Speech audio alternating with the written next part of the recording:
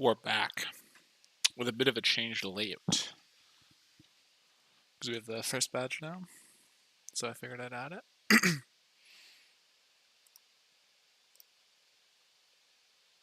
Yep, everything's good here. Yeah, the House of Commons is done. That's the Power and Politics episode we're watching. This is a CBC podcast.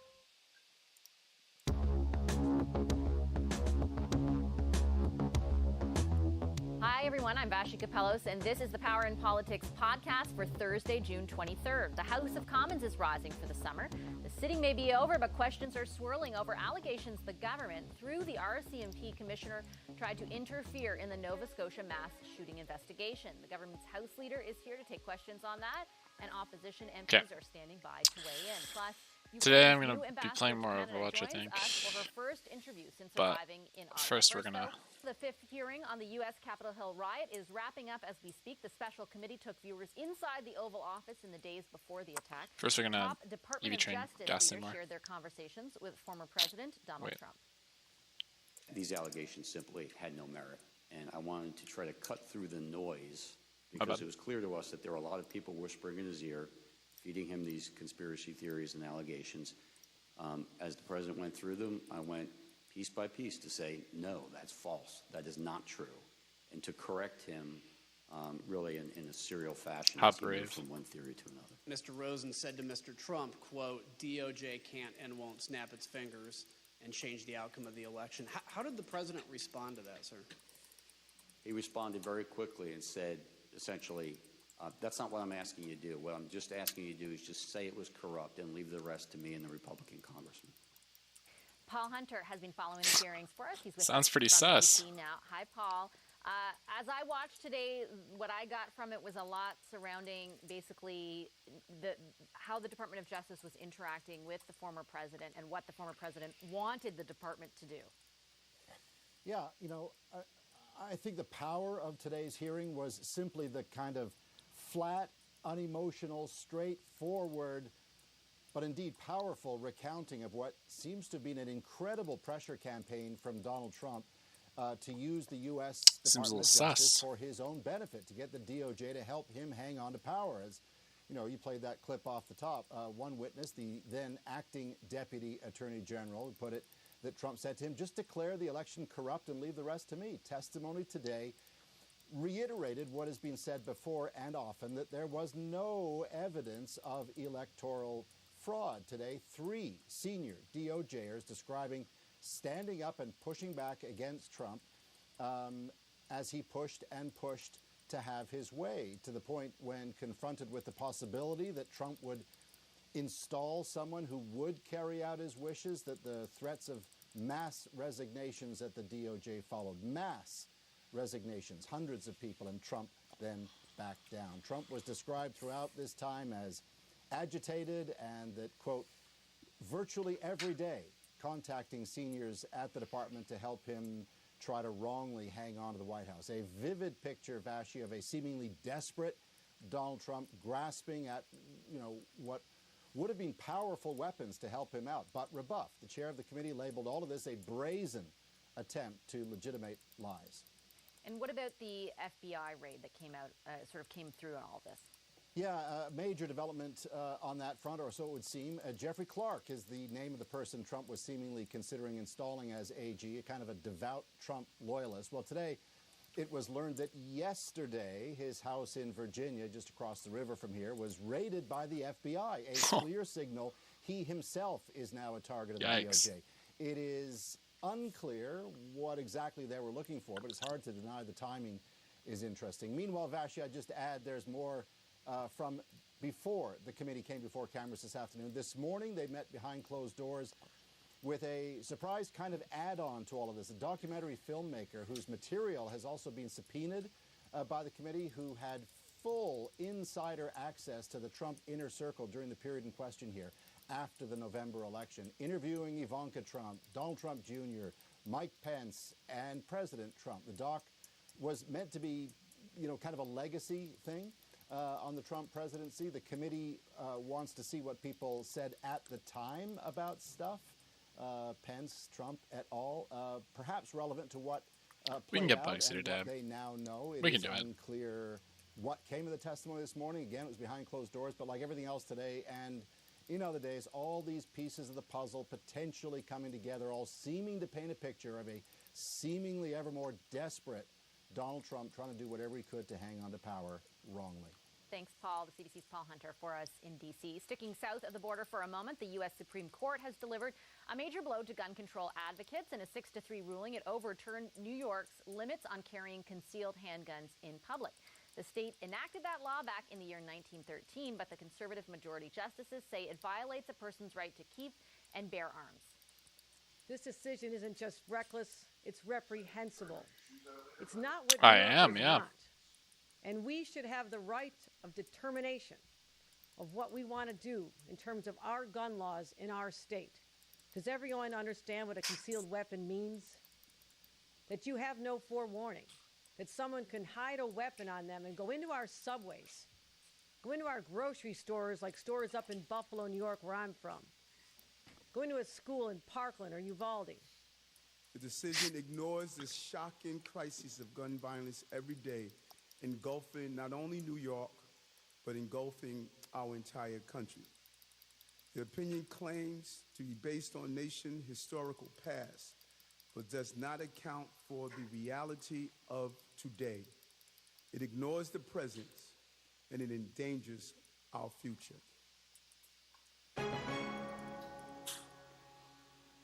Given the gravity of the situation, will the minister admit the political interference and stop this shameful performance? Of course not, because it wouldn't be true. There was no interference in this matter. I would also take the opportunity to remind this House that there is currently an independent public inquiry taking place. If there's truly nothing to hide, will this minister submit to an in-depth investigation? Yes or no? There was no interference and no pressure brought to bear. That's the facts, Mr. Speaker. But I'd also remind the member opposite that we have initiated an independent public inquiry that is examining these very issues.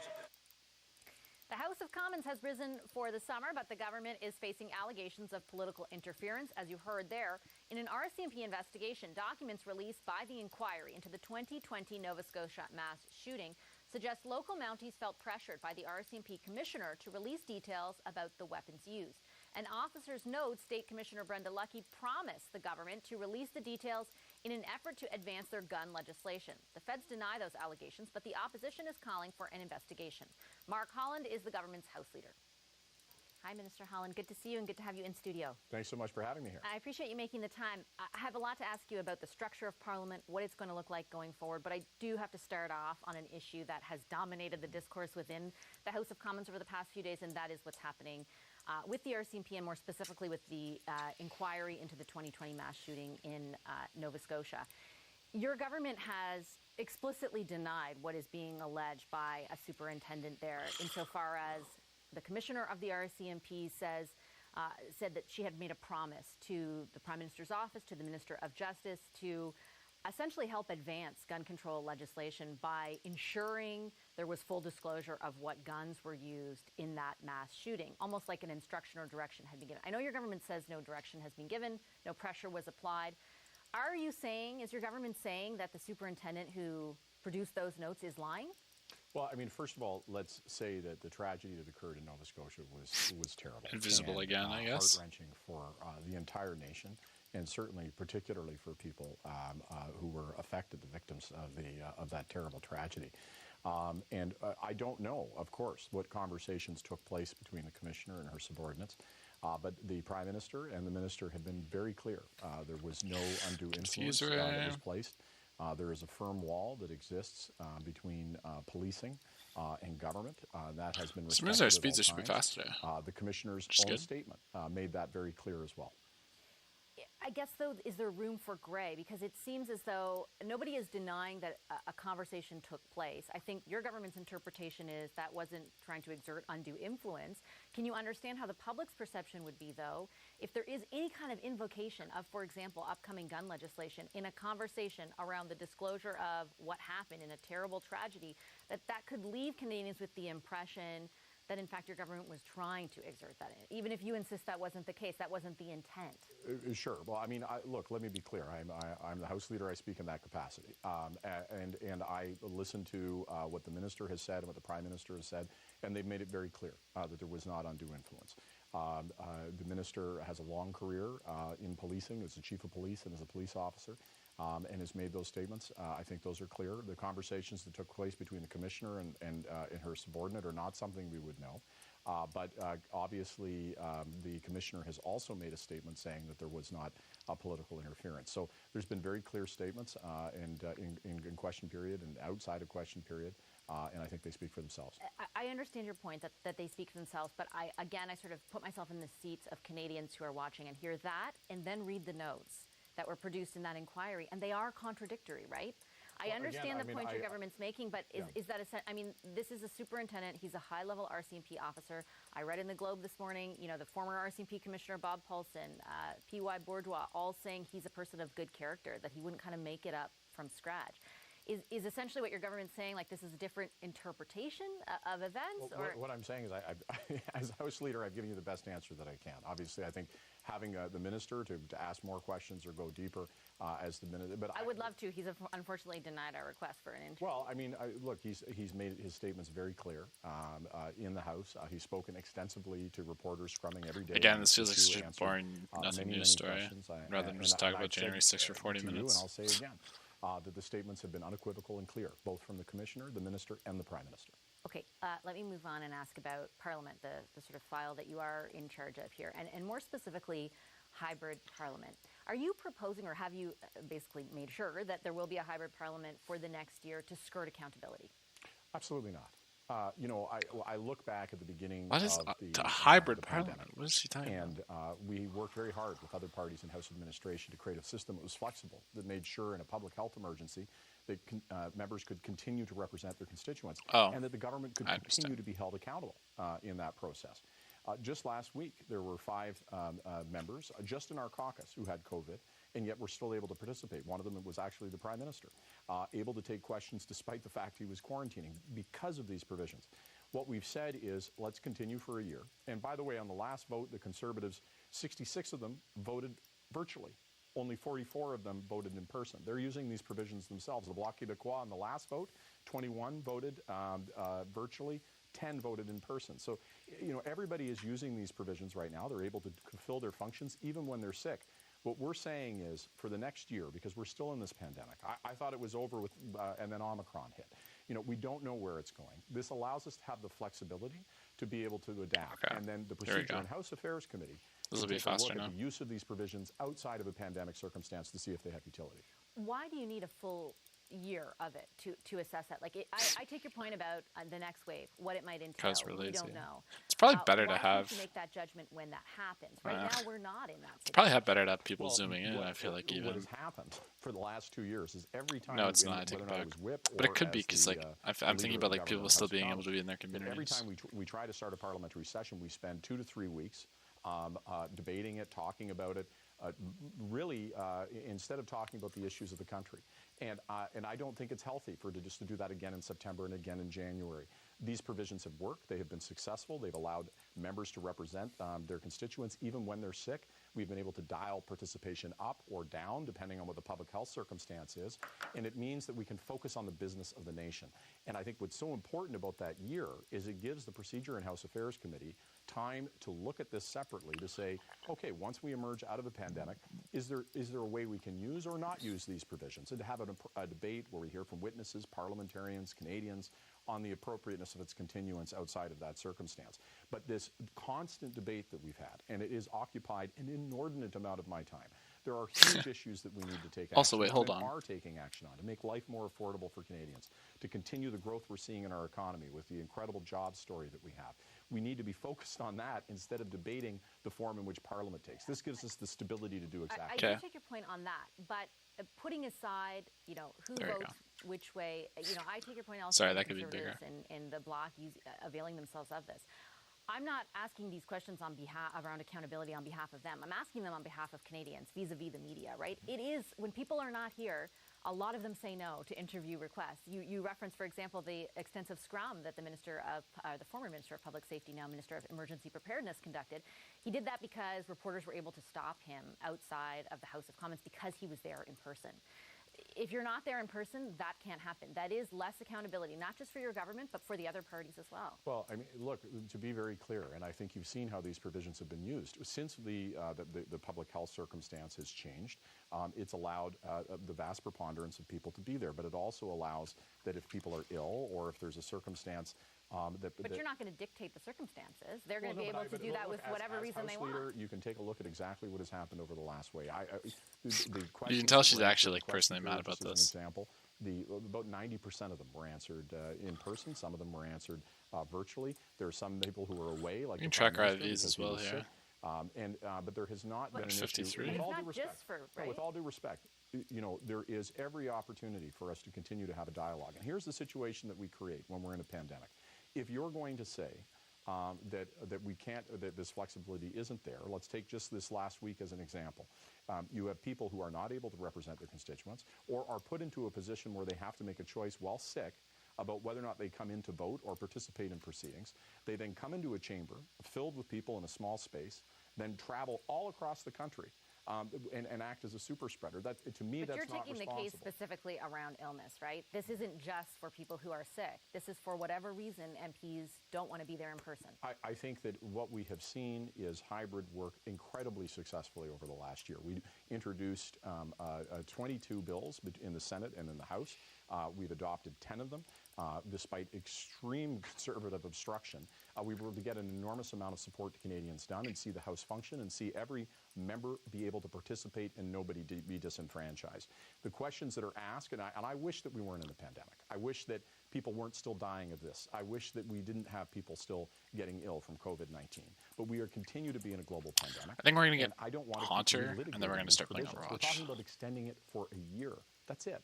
And at the same time, using a parliamentary committee to say what is the best way for this to operate, to answer all the questions you're asking once we are outside of a public health emergency, to make sure that, that we both have the flexibility for Parliament to function, to have the stability of Parliament, but then also have a process to review all the questions that want to be asked once we get into an ideal world where we're not dealing with a continued public health circumstance. I have to leave it there, Minister Holland. Thanks very much for making the time. I appreciate it. Thank you. Now let's get the opposition's perspective. John Brassard is the Conservatives' House Leader. Peter Julian is the House Leader for the NDP. They're both here in studio live right now. Hello to you both. I appreciate you making the time. Great Thanks. to be Good to see you in person. Mr. Brassard, I'm going to start with you, and I'm going to flip the order because the audience just heard about hybrid parliament, so we'll start on that and then move on to the RCMP. What's so bad about allowing MPs to vote virtually when they can and ensuring that more of them can do so? At the height of the pandemic, when everything was unknown, Vashi, we went to a hybrid parliament. We considered the options. There was a lot of uncertainty, a lot of fear. At the time, it worked well. We're actually at a point where we're past the pandemic. We've got public health agencies across the country that have limited restrictions. They've got mandates, mask mandates. There's no other legislatures across this country, provincially and territorially, nor are there any legislatures around the world that are in a hybrid situation. And so, we need to get back to some sense of normalcy. The problem right now, and I think Mr. Holland, and you were quite right to question him about it, on the issue of accountability and transparency, making sure that Parliament functions. We are an outlier. We will be the only legislature in the world and in this country that will be returning to a hybrid system in the fall. And so we think that it's time to get back to some sense of normalcy. We need to signal to Canadians that, as many people are going back to work, businesses are opening up, there's no reason why the Parliament of Canada can't do that as well. I just want to challenge you on a couple of points there. The first, the idea that we're past the pandemic. Certainly we are not in a wave, and you're right to say that all the restrictions, that so many of the restrictions are being lessened. But there is the possibility of a new variant and a new wave, and I don't think the conclusion has been reached yet that the pandemic is completely done. Is it not prudent to sort of, plan for that possibility? And the second challenge I have for you is if you're so against the idea of this being done virtually, why did your party avail yourself of voting that way? Okay, so I'll address the first issue. we are looking at the fall. Parliament resumes on September 19th. Why we're dealing with this issue, I don't buy the argument that Mr. Holland is making that we have to provide some sense of certainty. I circulated a letter on May 31st to all of the House leaders, including Mr. Julian, coming up with what I thought were reasonable and practicable solutions. We spent the last couple of days dealing with an issue that we're precluding is going to happen in the fall. Why can't we revisit this in August or in September? That was my proposal to them, to not make a decision now, that we can actually flip a switch if we need to. If there's some sort of new variant that's coming, and I haven't seen any science or I haven't seen any evidence of that fact. As I mentioned earlier, many of the public health agencies across the country have actually seems fairly reasonable the mandates and the restrictions. And why to are just we do it later? availing ourselves of this? Because Like, just take the vote later. Broussard's probably right here. The government made a decision with support of the NDP that they were going to have a hybrid parliament. So I'm not going to apologize for our members because today is the last day of that order, that House order. So our members but were... If the idea is if you're challenging the government on not sending the signal that things are getting back to normal, I mean, your members could have done the same thing. Well, I mean, they were using a system that had already been agreed to in November that expires today. Our argument is that we don't need to prolong this any further into September, and that's why we voted against it. Mr. Julian, I want to get you in on this, and because you actually support it, and I want to put the question to you. You know, Mr. Broussard raises the point, and I asked the same of Minister Holland. Why does this have to be predetermined at this juncture? Why can it not be sort of an ad hoc thing that happens as soon as, cross your fingers it doesn't happen, but as soon as a new variant appears, or if health and safety... See, there you I feel like there's a good one. Let's look at Omicron last year. When it hit, there was a lot of objections from the Conservatives. They said it's not coming, we shouldn't be putting in place the hybrid parliament. There were a number of days of parliamentary debate. We finally managed to get it passed, and then we had to reinstall all of the equipment to ensure that we had the hybrid parliament in place. What I saw there, at a time when Canadians need their parliamentarians to be looking at their issues, making sure that we're getting affordable housing out. Okay, we should be close to max Canadians are living through. Instead, we spent days and days and days. Wow, what a great HP stat. Wouldn't agree to putting in place a hybrid useless. parliament. It wouldn't be different in September or October with a new variant. It would be the same time spent, and time has a But is that a function of debate, or is that a function of capacity of the House of Commons technically to get up to speed? Both. You take it down and then you put it back up again. That doesn't make sense. We have more important issues. Canadians are living through high inflation, high costs. They're having difficulty putting food on the table. We have an affordable housing crisis. We need to be focused on those issues. But there's a virtual parliament right now, and even with your support, the government hasn't announced anything new to deal with inflation. So what's the guarantee that with confidence in supply, we have a new dental plan for kids that will be rolling out. We have massive investments in affordable housing for the first time after decades of inaction. Yes, and that's what the confidence in supply agreement forced. My question is really these make a difference for Canadians. But I'm saying you're saying that you have to be have that arrangement for virtual parliament in order to ensure that business gets done, and that's the point that Minister Holland is making too. Except for right now, Canadians are asking for some more stuff for inflation. So is your party, in fact, and it's virtual parliament, and nothing's happening. What I'm saying is, rather than having this debate take weeks in the fall, it makes sense to have that decision taken now. We know that it's set up, and we can now focus on issues that are important to Canadians. And the reality is, if somebody falls sick, and 150 Canadians died last week from COVID, so for folks to say, no, it's over, I certainly hope it continues to go down. But the families that are mourning the loss of their family members don't see COVID as being over. So we have to make sure that we are putting in place provisions that don't disenfranchise Canadians. If a member of Parliament falls sick, like the Prime Minister did last week, if without hybrid Parliament, it would mean that their constituents have no voice and have no vote. And this is a smart way of ensuring that every single constituent, every single Canadian has a member of Parliament representing them in the House of Commons, even if they're sick. I know you want to jump in really quickly. Can you make a quick comment? I want to get to the argument. Is that hard to get the equipment back up? I don't know the specifics, but that is that there should be nothing that not allows the House leaders in August or September to have a simple phone call to say this is happening. Let's go back to hybrid. Mr. Julian's point is it's never been simple. But it is simple. But it is simple. I mean, we're not unreasonable people because if there's something that's happening, no, you're pretty unreasonable. then, I'm not unsympathetic or unempathetic to the situation. If there's something that happens in September, then we can flip the switch. We've proven that we can do that. But why we're doing it now in advance of something that has not been given to us in any evidence at all?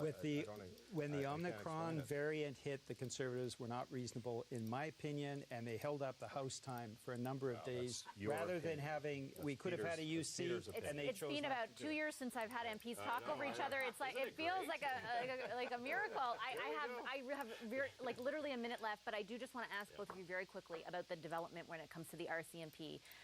The fact that the Public Safety Committee will be meeting and it looks like we'll conduct an investigation into what's being alleged. Is that the appropriate way to deal with this? And, if you do hear from the superintendent that perhaps he made a mistake or the interpretation was different, are you open to the idea that it could have been? Look, by all accounts, this is a professional police officer who took meticulous notes. There is no reason to believe somebody's lying in this situation. I don't believe it's the Superintendent Campbell. I believe that he was being pressured. There were other people in that room.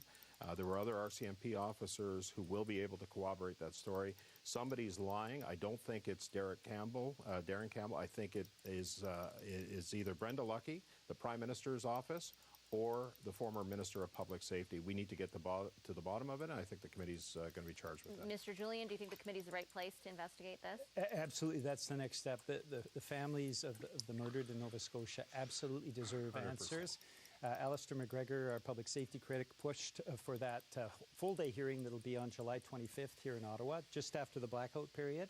And the minister will be convened, the commissioner, and I hope that those families and all Canadians get answers. Okay, we'll certainly follow that. 100%. I do appreciate you both making the time for the conversation tonight, John Brassard and Peter Julian. Thank you to both of you. Always great to be with you. Thank you. I want to turn to some developing news. Ukraine has cleared a major hurdle in its long-standing desire to join the European Union. This political support is very important for the fighting spirit of Ukrainians. The EU has granted Ukraine member candidate status. It's the first step in the process to become a full-fledged member. We need 33 on Gasly Meanwhile, for Shadow Ball. Ukraine is now Then you just win. Fourth month. Or no, wait, you need. Is Ukraine's ambassador. You need Sucker Punch. Because it's quick tech. Good to meet you. Good to have you here in studio. No, wait, you don't. It's quick tech. That's stupid. Hello, it's my pleasure. I doesn't make any sense. I just said it's making any sense. For EU. I had heard in the past few days President Zelensky almost warn that if this does go ahead, and he had hoped that it would, that you can expect Russia to retaliate in some capacity. Is that your expectation as well? So first of all, I would like to say that it is a historical day today for Ukraine, as we were advocating for the candidacy to be EU members since 2004. So 9 years we are on the path, both for the reforms, but actually today we are fighting for the EU values. And, just before I was coming to your studio, I was talking with the soldier on the front line, and he was calling me and congratulating with this decision. But unfortunately, our conversation disrupted because of the new airstrikes started the place where he is on the front line of the East. And he said that we are here to fight for EU. We are here to fight for our country being a real EU member in the future.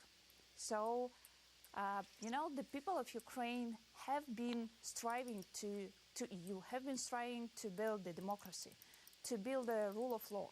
And this decision today, it's a recognition of all our efforts, but it's also being us Ukrainians paying a huge price of thousands of lives for these EU values.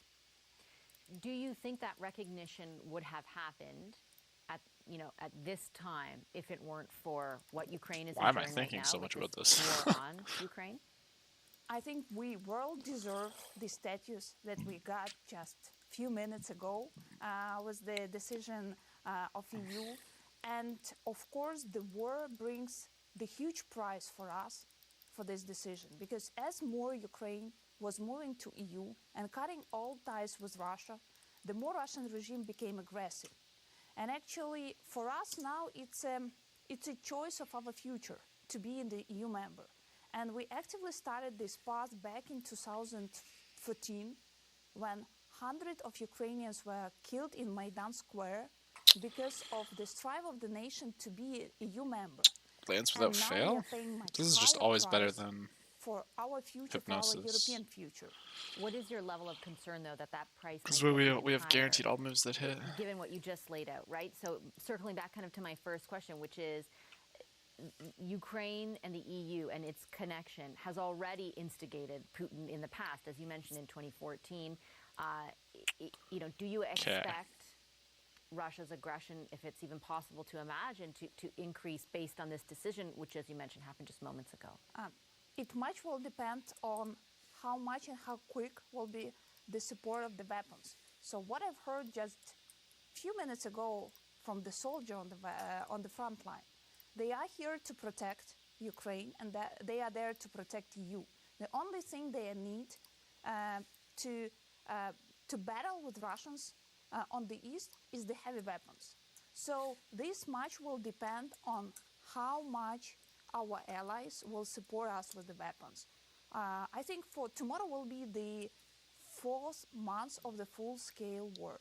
This is a very tough anniversary for us, as we've lost already thousands of the people. And we showed the world the courage. So everybody knows and sees the Ukrainian soldiers and all Ukrainian So 5 and nations, 8? which is bravely fighting for our country. And the only thing we need now is the more weapons supply. And that will help us to liberate the territories which were temporarily occupied. 77. Cannot even imagine. The Russians are torturing people there on those territories. So we need these weapons just to stop the tortures and the war crimes that they are doing on these territories. So for your question is, we are ready to any of the development of the situation, but definitely the military support of Ukraine will help us. Can I ask you in a specifically Canadian context about that? Because Canada has supplied, different amounts of lethal aid, different types of lethal aid. I was speaking to an MP, I think it was just last week. His name is Rustem Umarov, who was here visiting, talking to government officials. Okay, he cool. said that there is a request for What does Kulava do? labs from Canada. Can you confirm that, and can you update us on where the discussions are at? He was saying that he had not so far received a response. Actually, we have already got a significant part of the military support. And there is already in the budget committed $500 million for the military support of Ukraine. And yes, we do need loves. Loves, it's not only love as a feeling, but we also need loves as a heavy Light armored vehicles. Yes. But it sounds as a love. So we need these light armed vehicles. And Are you going to get them? Has the government said you will? This is under the consideration, and we are asking for that. And there are other types of the equipment. Usually that's not for the public, because as more we announce, Gaslight isn't Russia good. can No, attack it's their not. supply and so on. And there are other things going on. Both yes, for, it's just for the click left, flame the wheeler right, ember. There is a discussion. We are definitely need them. And we definitely We need 33 though, other so might as well types just max at of these the EVs. weapons and artillery, which we are constantly working with Canadian government on their supply. And what is your level of confidence? Punch I guess, like my feeling is, and my understanding, I guess, is a better word as I read through and listen to you. Time is of the essence, right? We know how difficult. I guess we can the get battle in the speed East EVs is right too now. from this Do you house, right? anticipate that you will have a positive response from the government soon? Oh, We shoot, do expect. hold on. This is actually our work on Like these with Rattatas. all of the partners and allies. Times matter for us. So each day of the delay, Like we can use Sucker Punch and unfortunately, Rattata to kill it. costs the lives of our soldiers on the front line. So we do expect. Yeah, none of these that, moves hit me. there will Doesn't be learn by more till support 10. and we do appreciate Okay. already committed the That's good. significant support Just of Sucker the Punch it. budget for that. This is a very crucial for us, and we thank to the government for that kind of the support. Okay, Ambassador, I'll leave it there. I'm out of time. Thank you very much for your time. I appreciate it. Yeah, one speedy EV. Let's turn back to our top story and questions about whether the government pressured the head of the RCMP to release information in the 2020 Nova Scotia mass shooting investigation. Those questions followed the Prime Minister all the way to Rwanda today. We did not. Rwanda. They're asking him about It is extremely important to highlight random schizo that stuff. it is only the RCMP. It is only police that determine Let me just what and make when sure. to Like, I'm release sure it's information. fine, but let me just like. The commissioner's statement, the minister's statement were very clear on that. And yes, I still Like very 5. much have confidence Yeah, okay, in we're fine. Commissioner Lucky. Documents released by the inquiry this week include a statement by the former head of communications for the Nova Scotia RCMP, Leah Scanlon. She had this to say about RCMP Commissioner Brenda Lucky's comments about the number of victims in the aftermath of the shooting. Take a look. She went out and did that and knew damn well, and it was all political pressure. That is 100% Minister Blair and the Prime Minister. And we have a commissioner that does not It's 50 push back. speed. Oh, this Let's is bring only in 50 the speed. power It's like panel 10. to talk about Oh this. my. Amanda Alvaro of Pomp and Circumstance is with us from Toronto. Over in Vancouver, former Conservative Cabinet Minister James Moore, now Senior Advisor at Dentons. Chief of Government Relations for University of Toronto and former Saskatchewan Finance Minister Andrew Thompson is in Toronto, and Le Devoir columnist Emily Nicolas is in Montreal. Hi, everybody. Okay, it's like 14 really good to IV see you maybe. tonight. Andrew, I'll start with you. Lots of back and forth in the final couple of days here of the House sitting Let's just call it around 14 IV. this. It looks like the Public Safety Committee, we just confirmed with two MPs who are here on the Man, it's show, will so actually slow. hold an investigation in July into this. Do you think that venue will be the right place to kind of hold that investigation? I mean, there were so many questions about how the RCMP handled this, and now questions about whether the government has interfered in the investigation. I think it does behoove the Parliament to ask some questions, to give Commissioner Lucky an opportunity to explain in her own words whether she felt pressured by the government or whether, in fact, she was, responding to what was both community and political oversight. Let's remember, It's kind of feeling like the attempt. I feel like we, although this is like our first like real run, so I probably shouldn't say that. Probably have to reset a couple times. Why is this? So, I think it's good that they're going to have a hearing about this. I think it's still really unclear whether there was anything untoward that was done, but this gives the commissioner a chance to explain what her actions were. And my understanding, Amanda, is also that superintendent whose notes are at the heart of all of this will also be testifying before the Mass Casualty Commission. Which I think will also be, something to listen to, because if you compare what the government is saying, which is we didn't pressure, we didn't direct, to what the notes say, It's always been like which that. is basically that Brenda Lucky said she made a promise to the PMO and to the Minister of Public Safety. I think mistakenly said the Minister of Justice earlier. There is contradictory information there. So somehow, somewhere, it has to get rectified, or somebody isn't telling the truth. Yeah, or we might just find ourselves in one of those he said, she said, she said, he said situations, which that's exactly what it feels like the wheel has been spinning over the last 48 hours, right? From the Prime Minister to the former Public Safety Minister to the Commissioner herself, all of whom have said there was no interference, we respect police independence, we will continue to respect it, absolutely no interference whatsoever on all three of those parties. And then we have these words written by one individual. So those questions, I think, could continue to arise, because at some point, did somebody receive some kind of information which made them feel like there was an ask that came down from PMO through the commissioner?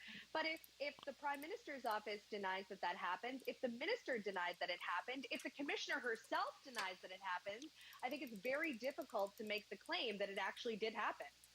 I guess it depends, James, on the people who were in that meeting, because it's not just that it will probably be pretty relevant. Amanda's right. We're back. Could be a he said, she said, they said, we said. However, what's at stake here is a lot. This is a critical investigation into the biggest mass shooting in Canadian history. A lot of families feel that this process has left them in the cold and left them feeling with a really deep and resentful sense of injustice towards their family members who were killed. And also, there's, I think, a real consequence here for the RCMP. In British Columbia, we're having municipal elections this fall, and one of the key issues is whether or not the city. Everybody's having municipal elections this fall, dude. So issues like this have a very long. Literally every single city is. Confidence into the RCMP and into policing more broadly, and specifically, I would think that this parliamentary committee, your first question that you asked Andrew, I think is the key one. I think this could be actually what is the best of the Canadian Parliament when it's done right, which is a proper investigation to unwind the who said what, when and where, have a proper paper trail, have a linear understanding in terms of timelines of who said what, where, and when, and hold people accountable, whether it's Minister Blair, whether it's the commissioner, or whether it's any of the actors that we've seen. I think it's speed IVs off their Rattata as well. Because not everybody can be correct here in what has been exposed so far, and it's time for clear accountability for those victims.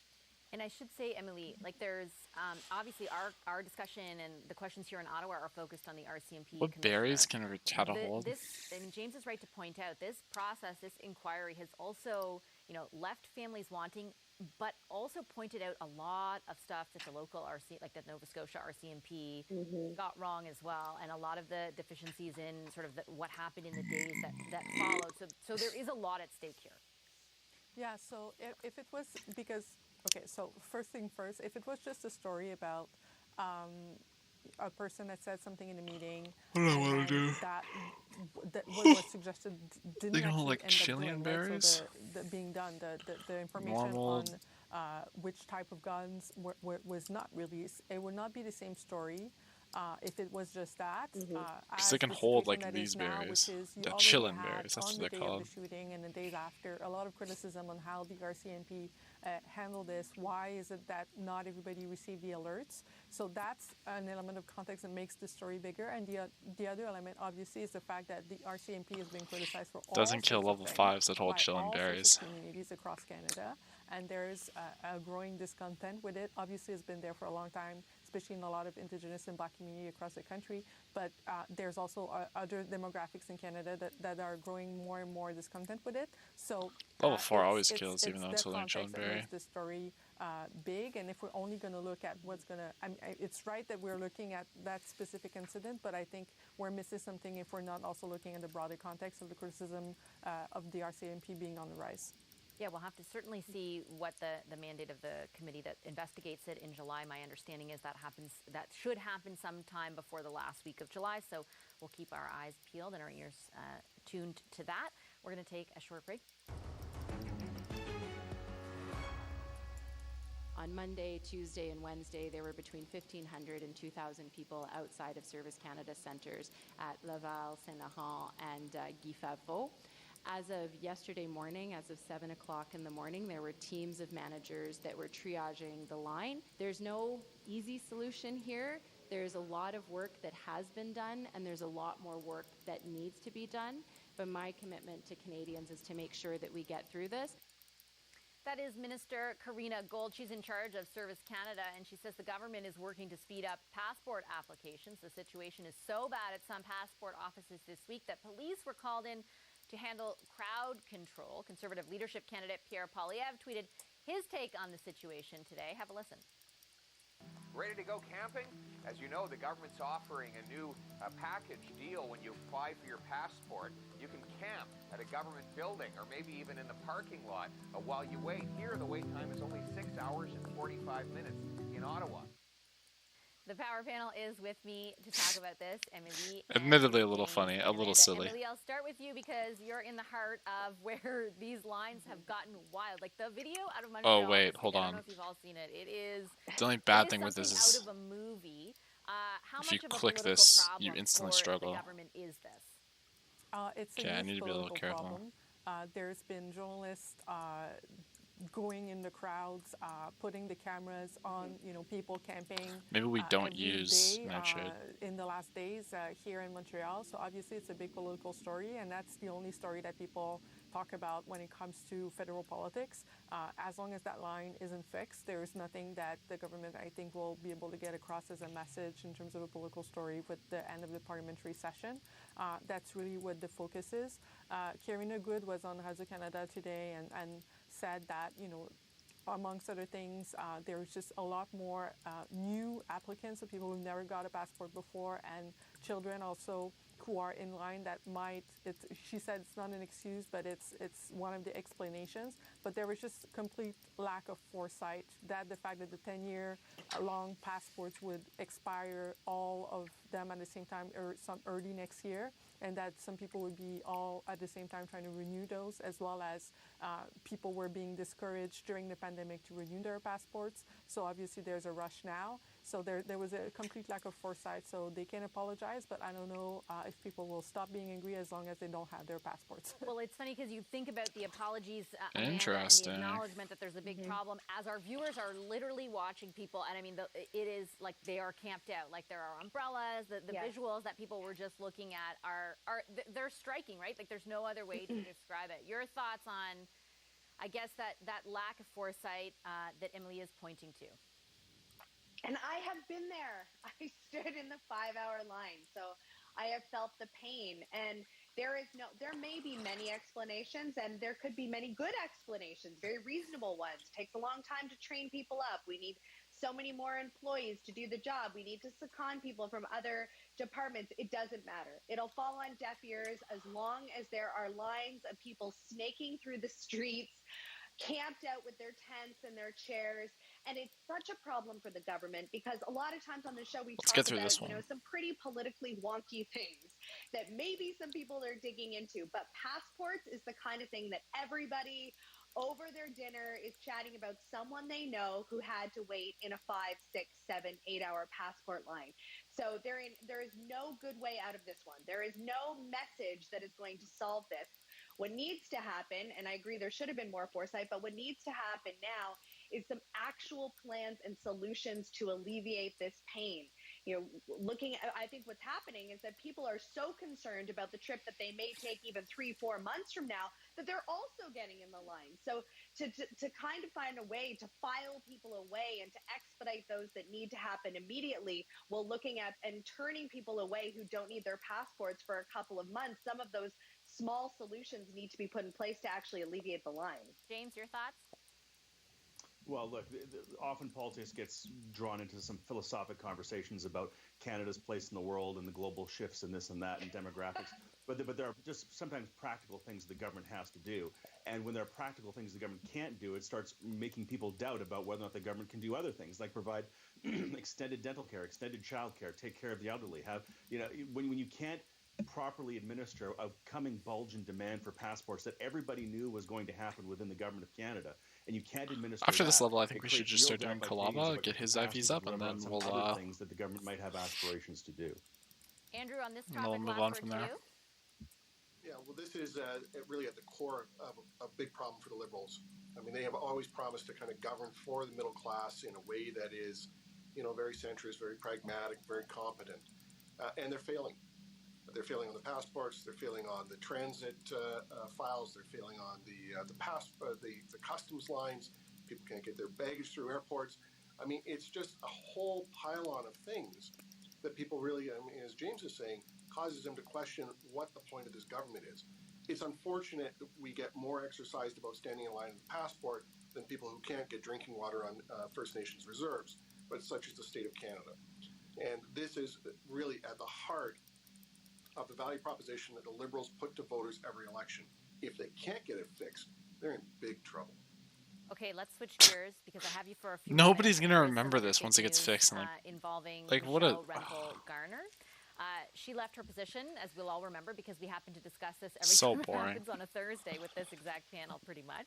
She left her position as co-chair of Patrick Brown's Conservative Leadership Campaign. She was considering a run to lead the UCP in Alberta after... it's Friday, by the way. Remember the guy in the strategist said she would do it? Has she done it? She tweeted today, "I just made a big decision," and linked to a long post kind of explaining why she's decided not to run. In part, she says, "I'm concerned about what would happen if I stepped in as leader under the present internal UCP caucus dynamic." James, what was your read on this? And I should say that according to Patrick Brown's campaign, she's not going back to the campaign either. Well, look, the fact that she was considering running to be the Premier of Alberta tells me that Michelle Rempel is not done with politics. She's got a lot of energy and she's looking to invest it. And the fact that she wants to run again federally, I think is good news for the Conservative Party, good news for Pierre Poilievre, who's likely going to win the leadership race, that she's going to reinvest herself back into the party and be, she's a former cabinet minister as well. So, talented people staying in federal politics is good. Second thing it tells me is that Patrick Brown's campaign is effectively over. I don't see a pathway for him to win, I don't think, unless something else speaks up. But I think it's good for Michelle that she has clarity, good for the Conservative Party nationally that she's running again. And I think, frankly, good for the people of Calgary that they'll have a hardworking MP refocus back on federal politics. Amanda, James answered my second question without me even asking it. I was going to ask what it meant for the Patrick Brown campaign. Your thoughts? Yeah, well, and I think that this, in many ways, also provided her with a bit of cover, right? Because she could exit that campaign that looks like it's a losing campaign anyway, and put herself potentially back into the good favor of the Poilievre supporters. And, you know, I haven't had a lot of time for Michelle Rempel, but I can tell you that I thought that her approach to this, how she communicated it, it was a long but very thoughtful approach. And you can tell that this is something that, you know, she obviously put a lot of thought into, but she also managed to throw both the provincial party in Alberta and the federal party, the federal Conservative Party, under the bus by saying how divisive, how ugly, how bad the politics are, so much so that she had to decide not to run provincially. And she's also signaling that there's a lot of work that needs to be done at the federal level. I just have a few seconds left. Do you have a quick take, Emily, and a quick take from Andrew? Well, what I take from her really long post is that she's saying the UCP is ungovernable at this stage, and there's not enough time for it to get back on track before the next general election. So it means that she's not running, but she's also saying that nobody should run or nobody's in a position to run. So that's, I think, the takeaway from her message, and I look forward to see how other potential candidates will react to that. Andrew, I might have to cut you off, but go for it. Your quick thought. Rachel Notley smiling. Rachel Notley smiling. On that note, I'll leave it there. James Moore, Amanda Alvaro, Emily Nicolas, and Andrew Thompson, thank you very much to our power panel this evening. That's it for us today. Make sure you follow our pod so you don't miss any of the latest political news. If you like this episode, we'd love it if you could share it with a friend. Thanks so much for listening, and have a great evening. Okay. There's nothing else, right?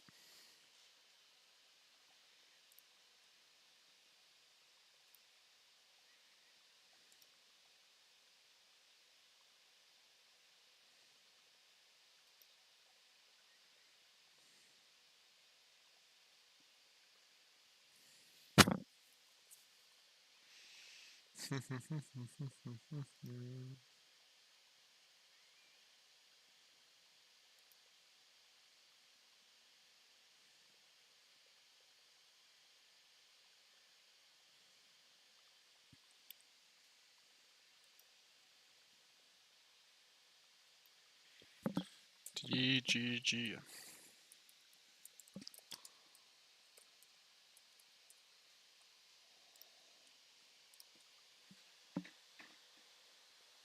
I have.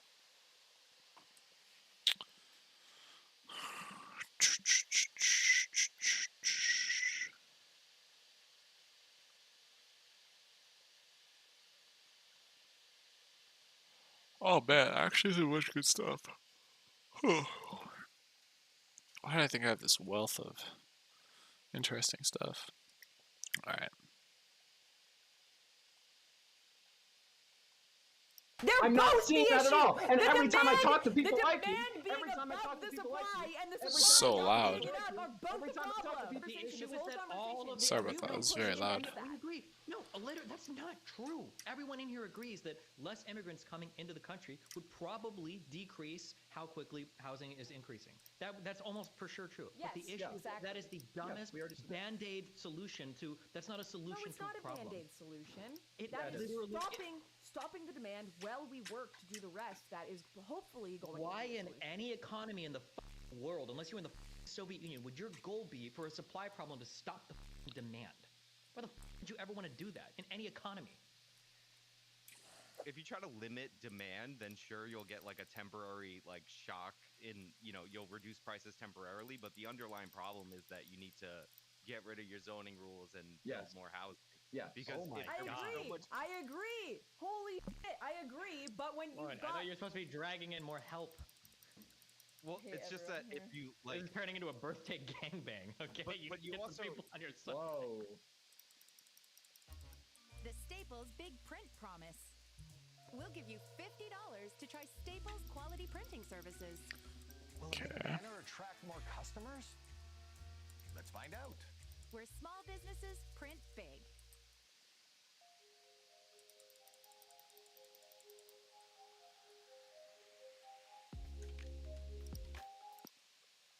The other day, we all got in a bit of a conversation on Twitter about housing. I was saying that the problems in Vancouver real estate, certainly real estate. Wait, before we get into this, can we Yep. get a temperature check? How's everybody's mood right now? How's my mood? Yeah, how are we all feeling? Are we all doing okay? I feel all right. Why? You Just pissed? checking. No, I'm perfectly fine right now. That's awesome. Are you feeling okay, Lauren? Are you feeling pretty I am grumpy or? 10 out of 10. I'm not even a little bit grumpy. I'm ready for this chat. Okay. I've heard a rumor on Instagram the last few times Lauren's had arguments. They've like been just very, very, very off the wall. So I just think everybody's okay. You got obliterated in that conversation over AOC. You're still coping here. Yeah. Okay. But yeah, we got in a little bit of a discourse One on more. Twitter.com, and I mentioned that there's a problem. There's a bit of a problem in Canada with foreign ownership of property, and the fact that we've got, like, in certain areas like Richmond, over 20% foreign ownership of these homes. They're renting them out. Some are keeping them empty, and it's causing a massive, increase in prices for regular Canadian buyers. Certainly people in the average salary in Canada, it's about 55 to 60K is the average salary, so you're only getting a mortgage of 300 to 400K. The average house in Vancouver is now way past $1 million, if not more. No one's going to be able to buy them, and part of this is caused by immigration, and another large part is caused by foreign ownership, and this really isn't debated in Canada at all. This is pretty agreed upon by most parties, pretty agreed upon by most academics, but for some reason you, Destiny, say this is not a problem at all, and the only problem is we need to increase the supply, which no one disagrees with, but isn't necessarily possible. Yeah, it is. It's possible to increase the supply. What do you mean? It's possible to try, but at the rates that we're competing with foreign buyers, and let me set the stage real quick for this conversation, and then you guys can go at this, okay? Because this is just like, when you say this isn't something that's debated among politicians and the people in Canada, I totally believe that, Lauren. Housing policy is one of the largest invitations for brain rot that has ever existed when it comes to people's minds. Well, because of you, though. You're the brain rot. Yeah. Okay? When people look at properties, it is the perfect invitation to come up with the most complicatedly horrible ideas that seem good on paper and never work. Rent control is one of them. Exclusively building low-income housing is another one. Publicly owned housing is another one. Yes. There are, like, banning FDI, foreign direct investment. It must be driving up prices. Well, who's paying the rent? They're not shipping in people to pay the rent, right? There's all of these horrible things that are blamed. But the reason why is because it's easy. I can throw in a vacancy tax and bring 20 more units online in Vancouver, and I feel so good about it. I can say, well, if you're an immigrant, you got to pay, I think it's 15, 20, 25% more in Vancouver, and we can all feel good about that. But at the end of the day, your housing costs are still going to go up because it's a very simple math or physics problem. There's a fuck ton of people that want to live in a very small area, and no amount of any absurd, politically feel-good fucking policy on Twitter or in your fucking legislature is going to change that fact. You have to build more housing. That's okay. Do you think that mass immigration in Canada might be exacerbating that? Everything will exacerbate. Okay. Immigration will be one of those things. Sure. Okay, so go. Yeah, I just want to chip in with that, though, right? It's not just so immigration plays a role, but it's housing demand. Housing demand is going up a lot, right? Yeah, but immigration demand is going to go up necessarily with immigration. Immigration contributes. So I just said immigration contributes to that. You're right. Okay, but like, the solution to that, to me, isn't to lower immigration. You shouldn't lower immigration for people. You shouldn't be lowering the demand for housing. What you should be doing is you should be increasing the supply of housing, because otherwise you're just kind of like we fucked up, right? Like, that's something that like city councils and like local governments are doing. Until you've met, they're not reforming their zoning laws. Shouldn't you like stop increasing the demand before you've met it? If you're like artificially increasing the demand, I'd say that's irresponsible to do. Right. If you are not bringing in those policies to build more housing, which I don't think Trudeau is. I think like the Liberals like kind of suck on housing. Holy shit! It's just like America. I've never actually looked at a map of Vancouver before. It actually is just as fucking. I have never seen. It's San Francisco. It is all the single-family housing. Yep. Holy shit! Yep. Right. That's what it is. So it's. Do you even have apartments in Vancouver? Do they exist? Holy fuck! They do. They're like this big, and they cost like $3,000 a month. They fucking suck. Yeah. Jesus. Yeah. And a lot of and I can like, here's something that Vancouver does too. They don't reform their zoning laws. They have a fuck ton of rent control, like layers of rent control. I'm pretty sure your boy there, John. I mean, not your boy. I don't know if you like him or not. You probably don't. But that John Horgan guy, the premier of BC. He has like brought in all of this fucking rent control, like more rent controls and shit. And he's doing what Destiny said earlier, which I totally agree with him on, which is like just focusing on like publicly owned housing or like co-op housing and shit, but not doing like any zoning reform when he has all the power to do so. And but this is the issue, and this is the paradox of housing, is it cannot be fixed. because your strongest voters that you have in an area are always incentivized against it. All of your NIMBYs will always vote against housing zoning reforms, and you will never get new high-density housing in any of these areas. That's why, and whoever you are, you're listening to me right now in any major city, I guarantee you that you are less than a 3-minute walk from some rundown fucking shit block of houses where every single house is worth over $750K because you need to put apartment buildings there. It's across the street from me here. The same thing in Glendale, Culver City, LA, every major city I've ever lived in or been to in my entire life is fuck tons of disgusting, horrible fucking houses. I can't walk to any stores. There's no commercial anything at the base of my apartment building. That, like, in LA, all the apartment buildings are 5 stories tall. I don't fucking know why. And then it's just rows and rows and rows of horrible single-family housing. No buses, no public transport, no fucking walkable stores. Your kids are getting murdered by gangsters because of this. So true. Everything is horrible. So true. But, okay, sorry. Okay, but do you acknowledge, at least before we bring actual Justice Warrior is going to join this discussion, before we bring him in, because this is what this all sparked, do you acknowledge that at least part of the exacerbating issues is foreign ownership? I think it is a small effect. Okay. Can I read you? The reason why. Can I read you just a brief piece from an article? No. I'm going to do it anyway. No. I'm serious. The issue is that, like, I can find articles from every single, like, big publication. I might even be able to find Wall Street Journal articles like, oh well, foreign direct investment is blah blah blah blah blah. But, like, when it comes to this thing, here's the issue. Okay. FDI will not buoy the price of real estate up past what people can afford to rent it for. If foreign buyers weren't buying property, domestic buyers would buy it. It's not like they're artificially driving up rent. You have a real demand for housing there that people will pay for. It's Overwatch time. Also, this sounds super boring.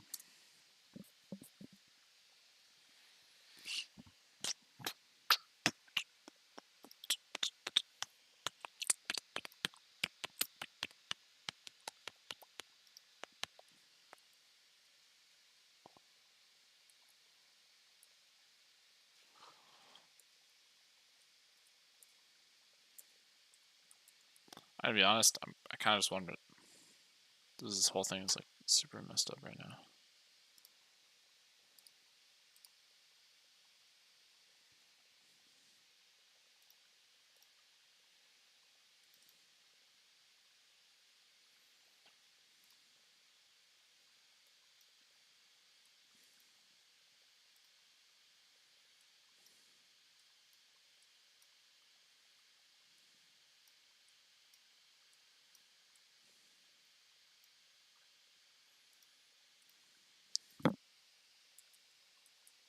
Hello?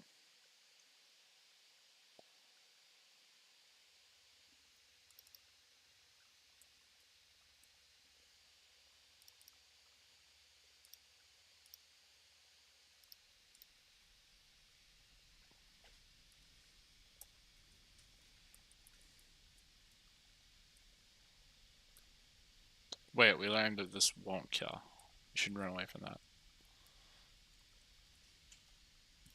But all this stuff will. Ember, Flame Wheel, all of it will. Okay.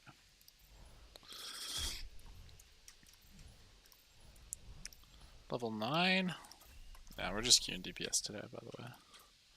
So prepare for this to take forever.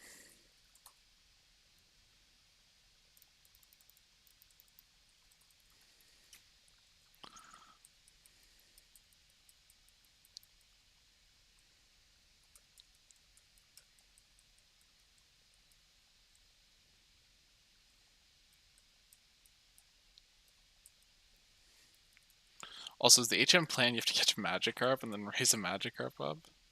Because that's a horrible... I hate that so much.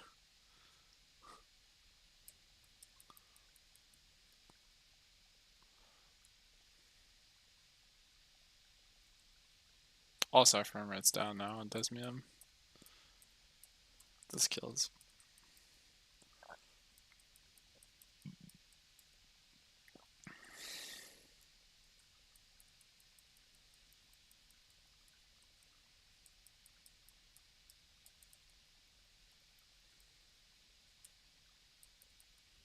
Hold on, we should check our speed on Kolava before we start here. Check those speed IVs.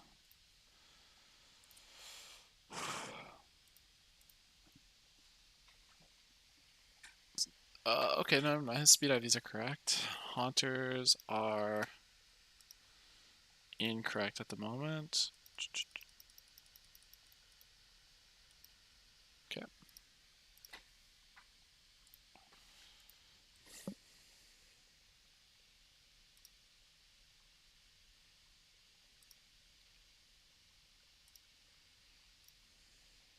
Afford to live in an area.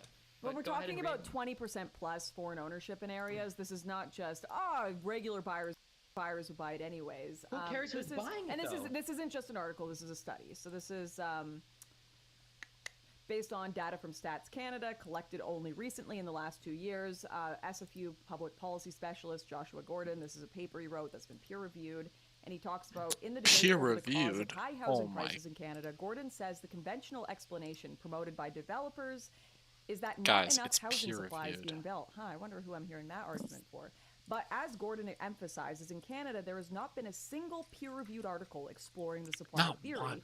In contrast, Gordon's paper makes clear the relationship between foreign ownership and decoupling is very strong and stark. The areas of Metro Vancouver with the highest rates of foreign ownership are the areas with the greatest decoupling of prices from homeowner incomes.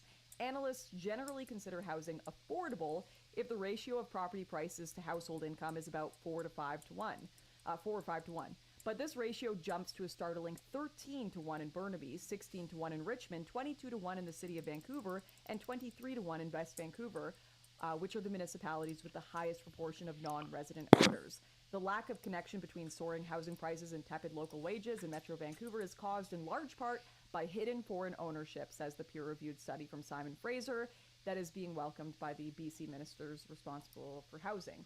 Gordon's research set out to solve a puzzle in Greater Vancouver and to a lesser extent Toronto. How can tens of thousands of owners who tell Revenue Canada that they are low income, earning less than $44,000 a year, consistently afford homes valued in the $2 to $10 million price range? The new data revealed that Richmond, West Vancouver, and the city of Vancouver and Burnaby were epicenters of the foreign ownership phenomenon. They have the highest housing prices, low average declared incomes, and the largest proportions of non-resident owners. This is a powerful corroboration of the idea that the substantial amounts of income are not being declared in satellite family situations.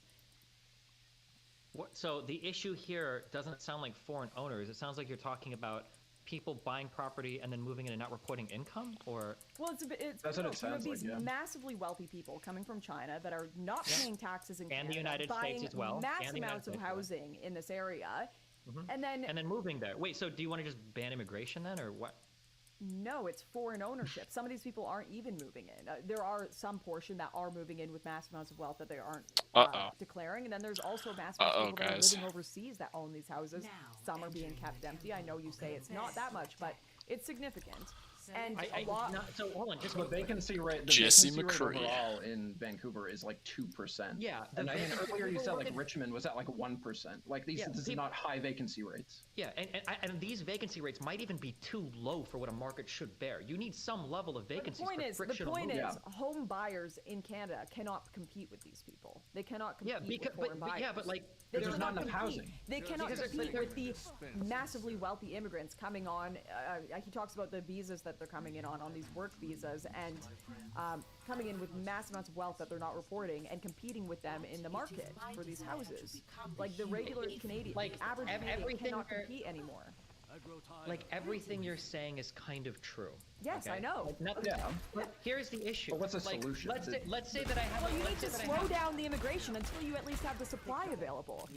We need to create more supply. No one disagrees with that, but until it's available, everybody disagrees, and nobody's talking about that. It's a bunch of people screeching about immigration and screeching about FDI. That's what people are crying about the hardest. Lauren, this is what pisses me off about your tweets, Lauren. Is like you weren't talking about zoning reform. You weren't talking about deregulating zoning reform or anything like that. You didn't talk. No, I know you agree with it. Stop the stuff that is increasing the demand before you of course you need to do that. We need to increase the supply, but we also need to increase the problem that is coming in causing the demand. If you got rid of all immigration, no way! I just got one shot by Torbjorn. Right now, your housing costs would still increase. That's the issue. You have to build It more would housing. be massively reduced though. The rate at The which increase might be reduced, but it's not going to make shit more affordable for people there now. But that's not a solution. But you That's need like to, saying if you I have need to if I- stop listen, the quick. problem that is flowing in. You need to stop the increase in demand and then meet it, and then maybe you can consider more immigration once you actually have served the people that live in your country The problem already. is when you start halting that immigration, now you are destroying other parts of your economy because you're too fucking stupid to build more houses. Why would you take all of the negative knock-on effects from getting rid of like high-skilled labor, foreign investment, and all these people that you probably do want moving to your country? These aren't the horrible Mexican people that you investigate in the United States. These are really rich fucking Chinese people that are coming to your country with a fuck ton of money. Why would you say, sorry, we don't want you, we don't want your investment, we don't want any of that? Because we're too fucking stupid to build houses. Like, you want to talk about how, like... We're not talking about all high-skilled immigration. It's not all high-skilled immigration. We're talking about Hold a lot on, of do you think people coming in. low-skilled immigrants are moving to fucking Vancouver and buying up houses, Lauren? They are increasing. We do not. Most immigrants that come to Canada are going to the cities. They're going to Vancouver, Toronto. What Maybe just- to do stuff like what Australia is doing, where when immigrants come in, they. What is happening? Puerto Ricans are competing with wealthy people from Beijing, buying up What? property in the wealthiest neighborhoods of Vancouver. Everyone in Vancouver is competing with each other. You've got No, like that's a not bunch how of that works. millennials living No, in that's one not house how together. housing You've works. got like Not everybody wants to live in every single area, Lauren. That is not everyone wants. Okay, please, layman, don't like. Please back me up on this. A lot of our immigrants are moving to fucking Toronto and Vancouver. Toronto Oh my- is a big fucking No, I'm city, done. Lauren. Have you ever fucking been there before? It's a big city. Yeah, New York immigrants are- City is a big place. Like Manhattan does not have the same type of demand for property as Brooklyn or the fucking Bronx, right? These are different areas that have different like needs for different people. Sorry. But when you don't have enough, when you don't have enough housing in these areas, adding more people to exacerbate the problem when you haven't changed the zoning laws yet, it's a fucking problem. Of course, you need to stop that. And then you need to fix the zoning laws as well. We agree that it's a problem. We agree that it's a problem. But the solution is that this is what I was trying to say earlier. When I'm reading your tweets, I'm not seeing we need to reform zoning. We need to free up zoning. I'm not seeing I've anything said that like that. I'm multiple seeing times. look at I've all the said it- foreign owners. No, And look at all the that people was coming my in. first Look at how much tweet. demand is being increased. That's what I'm seeing, right? That was That's my what I'm first seeing. tweet. I'm I not agree. seeing you focus on the fundamental issue of supply. they're I'm not both seeing the that at issue. all. And The every time I demand- talk to people like you, demand being every time I above talk to the people like supply you, and the every time supply I talk not to being people like enough you, are both every the time I talk to problem. people like you, every time I talk to people like you who have this position, nobody fucking talks about the supply until you really press them, and then they'll say, "Oh yeah, I do you didn't care have to about the press me supply." at all. You You think didn't I'm have to against press me at building all. more housing? I do care about the supply. That's what happens. Yeah, and when I have to press also- for it, no one gives a fuck. This is the issue. It's annoying. If you talk about building more housing, there are 50 million positive knock-on effects from doing this. If you talk about we need to dramatically curtail immigration, you're talking about a 50 million negative knock-on effects from that to deal with the fact that you can't build more housing. Why would you fuck someone? We are accepting a lot of freaking immigrants in Canada, a lot. And when we've got when we're building only around 200 to 300,000 houses a year, and we're accepting 500,000 immigrants, maybe we need to consider, okay, let's be responsible and slow down the immigration acceptance, not get rid of it entirely, of course. Slow it down until we have fixed these zoning laws, until we have fixed. We're actually these kind of housing correct, Echo. problems, because 5 2 literal lives, people 5 that are deaths, you know. living here now Okay, to be fair, that's all I'm cannot agree. afford- The problem is that the types of people like you that will say we need to cut back immigration to fix the housing policies are the same types of people that go to their city council meetings and go, I don't want a high density building right next to my beautiful neighborhood. I want to preserve the character of what we have. That's the issue. And this is why I don't know what Layman, if you've argued with people, but it's the same types of arguments come from both people. And like Layman said, you can push people and you can say, okay, maybe You're arguing with a hypothetical me that you've made up to win the debate. That's not what I'm I'm saying. arguing Argue with me. It is the prototypical NIMBY argument. When did I? Wait, when did I make a single? Are When you did I getting say mad that? that I'm stereotyping your position? Wait, no. I know that that's not you. Are you about to attack me again for supporting BLM riots? Steven, when did I say that at all? When did I say that I don't want more housing? When did I say I don't want reform? When did I Well, say you didn't any say of that you wanted it, so the absence of a negative is the evidence of an absence. So I think we need more housing. That's all I've said. hold on, right now, making I'm up everybody a in chat, person- you not are included, making or up a anybody. person to do If it. she, has Lauren ever in her entire life on her Twitter made an account saying I want more housing, and then go ahead. I'm just Yes, curious. I actually did in our discussion in our Twitter. Okay, Steven, see, but you don't even have to do that, right? Because in the actual thread, this is what I was talking about earlier. In the actual thread, like, he never initiated any of those tweets by talking about increasing the housing supply. I'm pretty sure you said something like, we need to be like protesting in the streets because like all these immigrants are like filling up housing demand or something. I'm paraphrasing, of course. You can find the tweet, but like, and then you're sharing all this shit about foreign ownership. You didn't talk about building more housing until it was like pressed and pressed and pressed to build more housing, and that happens with everybody with the position that Stephen was describing earlier. That's what always happens. We are building more not housing in my right now, and it's not enough, and we need to do more. Because but you're not we are building not because we don't demand. because we The haven't demand fixed any of the keeps- zoning laws. The demand keeps going. We haven't done fucking up. anything about it. Well, That's we need to guess what? We need to protest fucking foreign ownership and zoning laws. Are you happy? We need to do both. Foreign ownership is good. You No, want that capital no, it's not. flowing in your I don't country. want to live in a city of eternal renters that are all paying money to people living in China. You don't want them. That's You don't. insane. No, she doesn't want renters. She only wants condos and houses, single-family houses. Boom, there it is. That's all. What are you talking about? People from China are buying fucking mansions on the coast here. It's not just condos that they're buying out everything. Isn't the majority of stuff being brought online in Vancouver common? I want the 50% of new people. houses. I want the people I live around. I want the people in my country. I want the people in my town to have wealth. I want them to own homes. I want them to have stability. I don't want everyone to be an eternal renter to people not even living in their country with no investment in the state of their town or cities. Okay, owning a home is a shitty way to build wealth, number one. Okay, it's just the only thing that people do to build wealth because they don't have any other fucking financial savvy doing that. Okay, number two. So it's not as shitty. It's a way. It's a much better way than owning nothing. Yeah, the same way that having a caretaker can help a retarded kid walk across the street safely. That is right, Lauren. It is a good way to really build people to build wealth. Are going to be able to build wealth with. No, there's plenty of other things. A lot of normal people. A lot of normal people. A home is the thing. They're like, I hope I own a home one day, and that's what they're looking for. Yeah, because they're dumb as fuck, and that type of mentality is. Well, that's the average person. That's the average person. Okay. Not everyone can be fucking wealthy. Yeah, but in Europe, people don't obsess about having to have a house. I need to have a house, or I'm fucking worthless. I don't want to be a rentoid. Yeah, that's an American idea. They don't want to be renting for the rest of their it. lives. They want to have some stability. I don't think that's like a ridiculous. What's you wrong? own a home.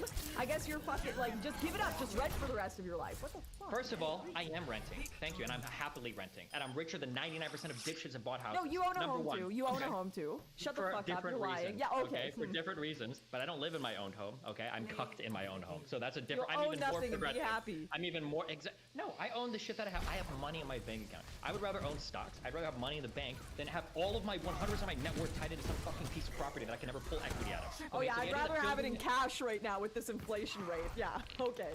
Oh boy. Oh, hey guys, make sure that you sell all your stocks because the market's pretty bad right now. Put it in NFTs, bitcoins, and gold and silver because you know those put it in are going to hold property. up over time. Put it in property. What do you think? What happened in 2000? I almost just messed up. You don't think It property, ate the you don't think bear. property could ever deflate? Wait, hold on. And Hold on, wait, this is actually kind of serious. It's better to have an asset than to have it in inflation. Oh my God, I have so many you tabs are open. suicide-inducing.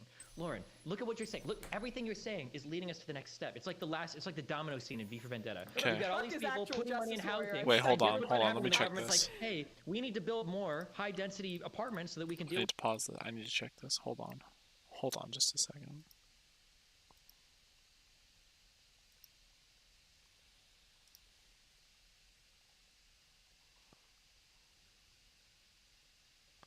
Rat shows up.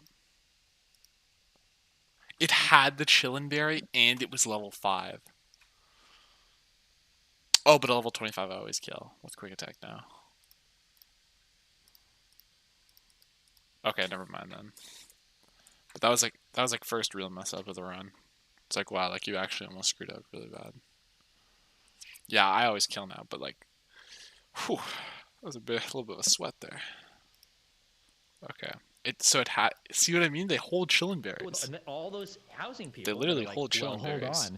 People like Lauren Southern told me to put 100% of my fucking assets into my told them fucking to put house. every I can't single vote bit for of their high-density assets, housing. everything It's they gonna hurt own. my property. All of Time it. to go to my fucking city council meeting and Literally, cry for 2 fucking sell hours. if they're everything thinking you about own. putting Sell anything. your children and get property. Like, no, that's not what I'm That's the saying. only middle ground. Property, That's it's exactly what I'm smart to own a home right now, especially because fucking rental rates are the same as a mortgage right now. It's Yeah, but absolutely rental rate. But if you insane. rent, you don't have to deal with any of the costs of home ownership. Wait, it's the fucking same right now. What'd you say? You cut out. You cut out. What'd you say? Rental rates are the same as a mortgage right now. You are mortgage literally is just part of owning a throwing. house. Yo, shut up. You are throwing your fucking right. money away by renting No, right but now. you're not right. Look Yes, at I am. How much money do you think you throw away in a mortgage, Lauren? The You know what same interest amount you're you're fucking throwing loan? away by renting in Vancouver or anywhere around it, even 3 hours outside of it right now. You're not throwing away money. You're paying money for a place to live and work. You get something for your money. Or you can and you pay don't have to money pay to something you own, and you're actually keeping that money in the value of your home. Sure, but when you're paying a mortgage though, you don't like just own the home right away, right? You're But at paying least, over like 20, 30 years, at least and that then wealth is something Here's my you guess. are adding up into some ownership. It's not just but going yeah, into in oblivion like 30 to fucking some renter's years. pocket. Okay, I'm not going to be able to pay off the mortgage on my place. You're not even going to live long enough to have your house. Okay, I'm going to be retired when my mortgage is paid off. Like, I wish that wasn't the case, right? But if we were able to actually like reform zoning and build, well, look, if you build enough housing, maybe things will be affordable enough where people don't have to fucking be on a mortgage for like 30 fucking years, right? I agree. But it's better to have a mortgage than tweet renting about right it. now. After 10 years of paying a mortgage, I think you've probably got 10% equity in your home, maybe, assuming the price hasn't moved. Something like that, yeah. It's so front loaded on interest plus escrow. You think that paying rent, paying rent is bad? Look at like fucking insurance you have to pay. Look at all the if you have PMI, you've got like a whole bunch. Look at any major repairs you've got to do. If you need a fucking new roof, that's 15, 20, 30,000, or in Canada dollars, 50, 60, 70,000. Like, Jesus fuck, Lauren. Like there's so many costs to go into homeownership. If there's someone that's renting right now, it's like $3,000 to rent a decent like sized apartment or anything in Vancouver. Someone's paying $4,000 for a mortgage probably. Who's better off doing that for 20 years? The person who got the mortgage? If you're going to stay in one place for 20 years, if you're going to pay, first of all, you're saying that the mortgage payer is paying $1,000 more over 20 years. If you put that is paying off the fucking mortgage. There are other things you can do with your money than just dump it into a house. So you would have to calculate the total cost of the upkeep of the property. I'll give you this. After 30 years, if you're in a competitive market, the mortgage is probably going to be better than otherwise. Maybe. But that's after 30 fucking years, okay? And how many people live in one house when they buy their first house? They're going to stay there for the rest of their fucking life. What if you're... fuck's sake. You know what? You're right. You're right. You should just rent. Thank you. I am. I want it. We won. Don't vote. Don't buy houses. That's my new prescription for all women everywhere. Rent. True. Pay the same in rent that you would pay in a mortgage, guys. Just no, hold on. I am giving you a lot of shit, okay? Because to be honest, like buying stocks is for cucks. Why would you rather have like diversified investments across entire markets that you can sell immediately to pull out cash if you need to, that can be tax advantage, you can like slowly get money out of over time, when you can have all of your money dumped into one asset that might depreciate? Get stocks. Don't get a home. Don't buy. Don't own things. Get stocks. Put your money in stocks. Keep your money in cash, everybody. I'm sure that's gonna go. You can get one of those home equity lines of credit. You can take money out of it. Where did you go? Oh my God. Where did you go? Where did you go, actual Justice Warrior? You just bailed on me? Should we be debating her when she's drunk? Is that ethical? She basically, I think she's perpetually drunk. So she's probably not even drunk right now. When people drink that much, I don't think they actually feel it. Or they feel it all the time, so it's hard to say. Yeah. Okay, sure. Sajay says, property can be worth $0, but you'll still have a place to live, grow food, raise a family, and don't owe anyone anything. So true, Sajay. Don't owe anyone anything? So true? Lauren, how much do you think you're paying in property tax every fucking year in Toronto? Property tax is really going to be the killer on you compared to someone paying rent eternally. That's right. I hate you. I actually do. Where the fuck did AJW go? I don't even have much to add, really. It's just so chaotic. Housing policy is where all good conversation goes to die. And everybody with their own little pet project. On the far right, it'll be fucking people talking about immigrants because that's what they like to obsess over. On the far left, it's people talking about affordable housing and fucking rent control because that's the things that they love to obsess over. And publicly owned housing. But like when it comes to actually tearing down the dilapidated disgust that is the single family housing plight that is plaguing every major fucking city across like I think I'm just gonna play Echo from now on, man. See, but like I don't care if people live in single family homes. Personally, like live in a single family home if you want. I just don't want like municipal governments like cowtailing to just like a personal lifestyle choice. And move them away. Go live Like, 3 you- hours out of Vancouver. If you want to live in your own perfect little fucking society where you have suburbs, go do that. But get the fuck away from any city because you're ruining everything for everybody. Everybody hates themselves more because of the people that have the houses there. All of you should feel the hatred every day, seeping into your body. I think this is an interesting point. So a lot of people who they're born in like Vancouver, born in Toronto. Their family is there, their grandparents are there, and then a ton of fucking immigrants come in, boost the housing prices. I'd like to think at least we agree that a ton of immigrants coming into an area is going to increase the housing prices. Do we agree Same thing on with that? migrants too. Sure. Yeah, but same thing with migrants Okay, too. for the right? guys listening at home, listen to how Lauren is about to perfectly justify Indigenous peoples in Canada getting really mad about the people. Okay, keep going. What were you saying, Lauren? Do we agree that a bunch of immigrants coming into an area is probably going to increase the demand for housing? Do we agree on that? Yeah, we already agreed on that. Okay, so we agree. We already agreed. Yeah. If you are, a lot of people just suggest, okay, you can't afford the housing prices anymore. Move Oh. out of the city. Just fucking move, right? I did get Who's called gonna out for have that. More mobility. Someone with no ties to the area, someone who doesn't have grandparents who potentially care for, tons of family living in the area, or a random migrant that has no one, no ties anywhere coming into the country. Oh, I need to Who's pause gonna this. have more mobility? Wow, Lauren, that's such a hard. The way you Depends on set the that one person. up is so hard. Probably the person with no ties, I would imagine. Yeah, probably. So is it Yeah. a bit of a problem that we've got no real policy other than let's accept a ton Sorry. of immigrants, and who cares if they go to the mass cities and increase the prices there for the people who don't really have a whole lot of mobility? Is that a problem? I don't know, Lauren. Do you think that, on the other hand, do you think that people should be allowed to live in the same place for their generations before them for the rest of their entire fucking lineage? Is that a thing that we should be protecting? Your children and your children's children and your children's children should all be able to live in the same fucking place for the rest of eternity? Seems like a shitty way to That's not what I'm construct saying. cities. I'm saying there are simply people that, yeah, I'm not saying that. I'm saying there are people that live in these areas already that have ties. It's more difficult for them to have mobility and move, whereas it's easier for a lot of the immigrants that come in to disperse and go to different areas. But the way that wait, let me finish this. There are countries that have good policies around this. I know Australia has policies where a lot of the skilled immigration they bring in, they're like, okay, you have to move to a smaller town that has less population. You can't just move straight to the city if we want to accept you here. You can't just go straight to Toronto or Vancouver or whatever, or Sydney or Melbourne. You have to go and work in a small town. I know they do this for. This sounds like the doctors that they dumbest bring thing in. I've ever heard in my entire. Why would you bring an immigrant to your country to purposely make them less productive? This is the No, dumbest idea it's I've ever heard in actually my not making them less productive. They look at, hey, It is we've got a in need terms for of- doctors in this sector, in this area, and it's not a major city where we've already got a fuck ton of people living.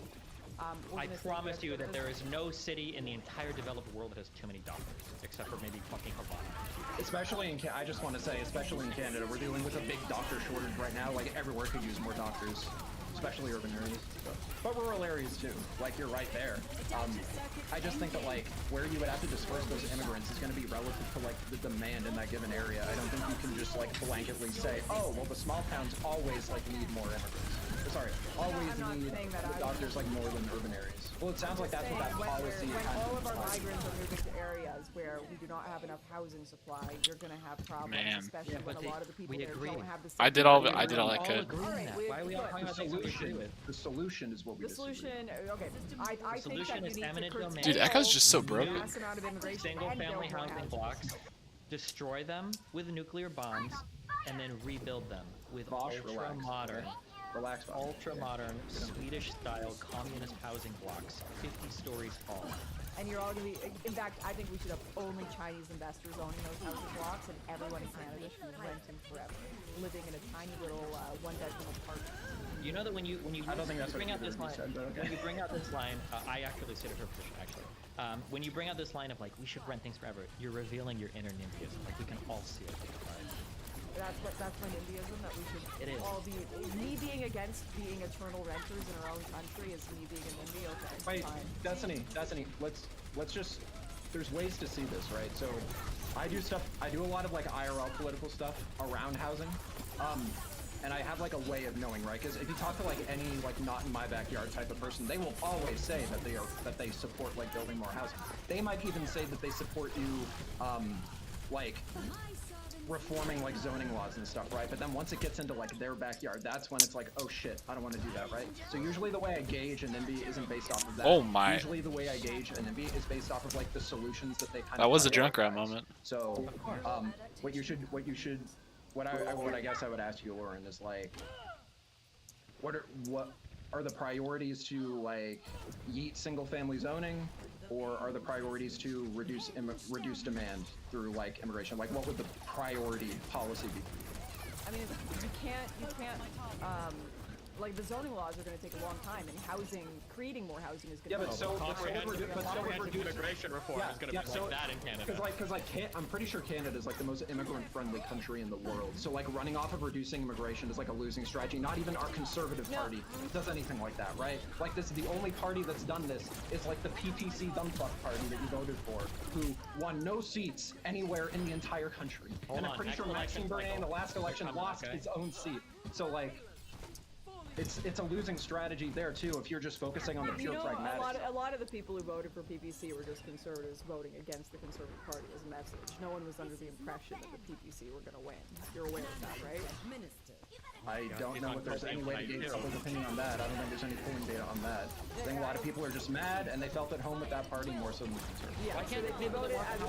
It wasn't even a vote against Go. It was a vote against the Conservative Party. People saying the Conservatives don't actually represent conservatives. No one was under the impression that the PPC were going to win. My only point was that they didn't win any seats. Okay, I'm gonna copy Reinhardt and we're gonna win this. Ran off of reducing immigration. That was my point. They're a new party. Saying... They're a new party. It's like saying, oh my gosh, the Libertarian won no seats, no shit. Like it's not one of the two or three, I guess. He's not trying to brag on the party. He's just saying that position of like comprehensive immigration reform doesn't seem to exist. It doesn't win elections. It doesn't win any seats anywhere. It doesn't win any seats in the House. Nobody can have any say on it, right? And neither does building more housing. True, which is why we need Antifa to get up there. True. So what we shut the fuck up. So if we have two policies that are very, very unpopular right now, I think what we should be doing is setting this pragmatic bullshit thing aside and just saying, hey, which policy is better on its own merits? Is building more housing better, or is reducing immigrants better? What should we be putting that political capital into advocating for, right? If you could snap your fingers, Lauren, which one? I'm not going to pick one because it's both. It's obviously both, and you can do more about this. And it's not even just immigration, it's foreign ownership as well. And there are it's actually a. Why can't you just be honest about it? No, it? It's actually a bipartisan issue. The NDP are for reducing foreign ownership and putting taxes on it. Conservatives are for it. Yes, the NDP in your own province put a foreign buyer's tax, and it didn't do anything to reduce housing prices. It did nothing. It had no effect. So like, need to do fucking more. Clearly, let's just do the same thing again and hope it works this time. Like, no, I'm not saying let's focus on thing.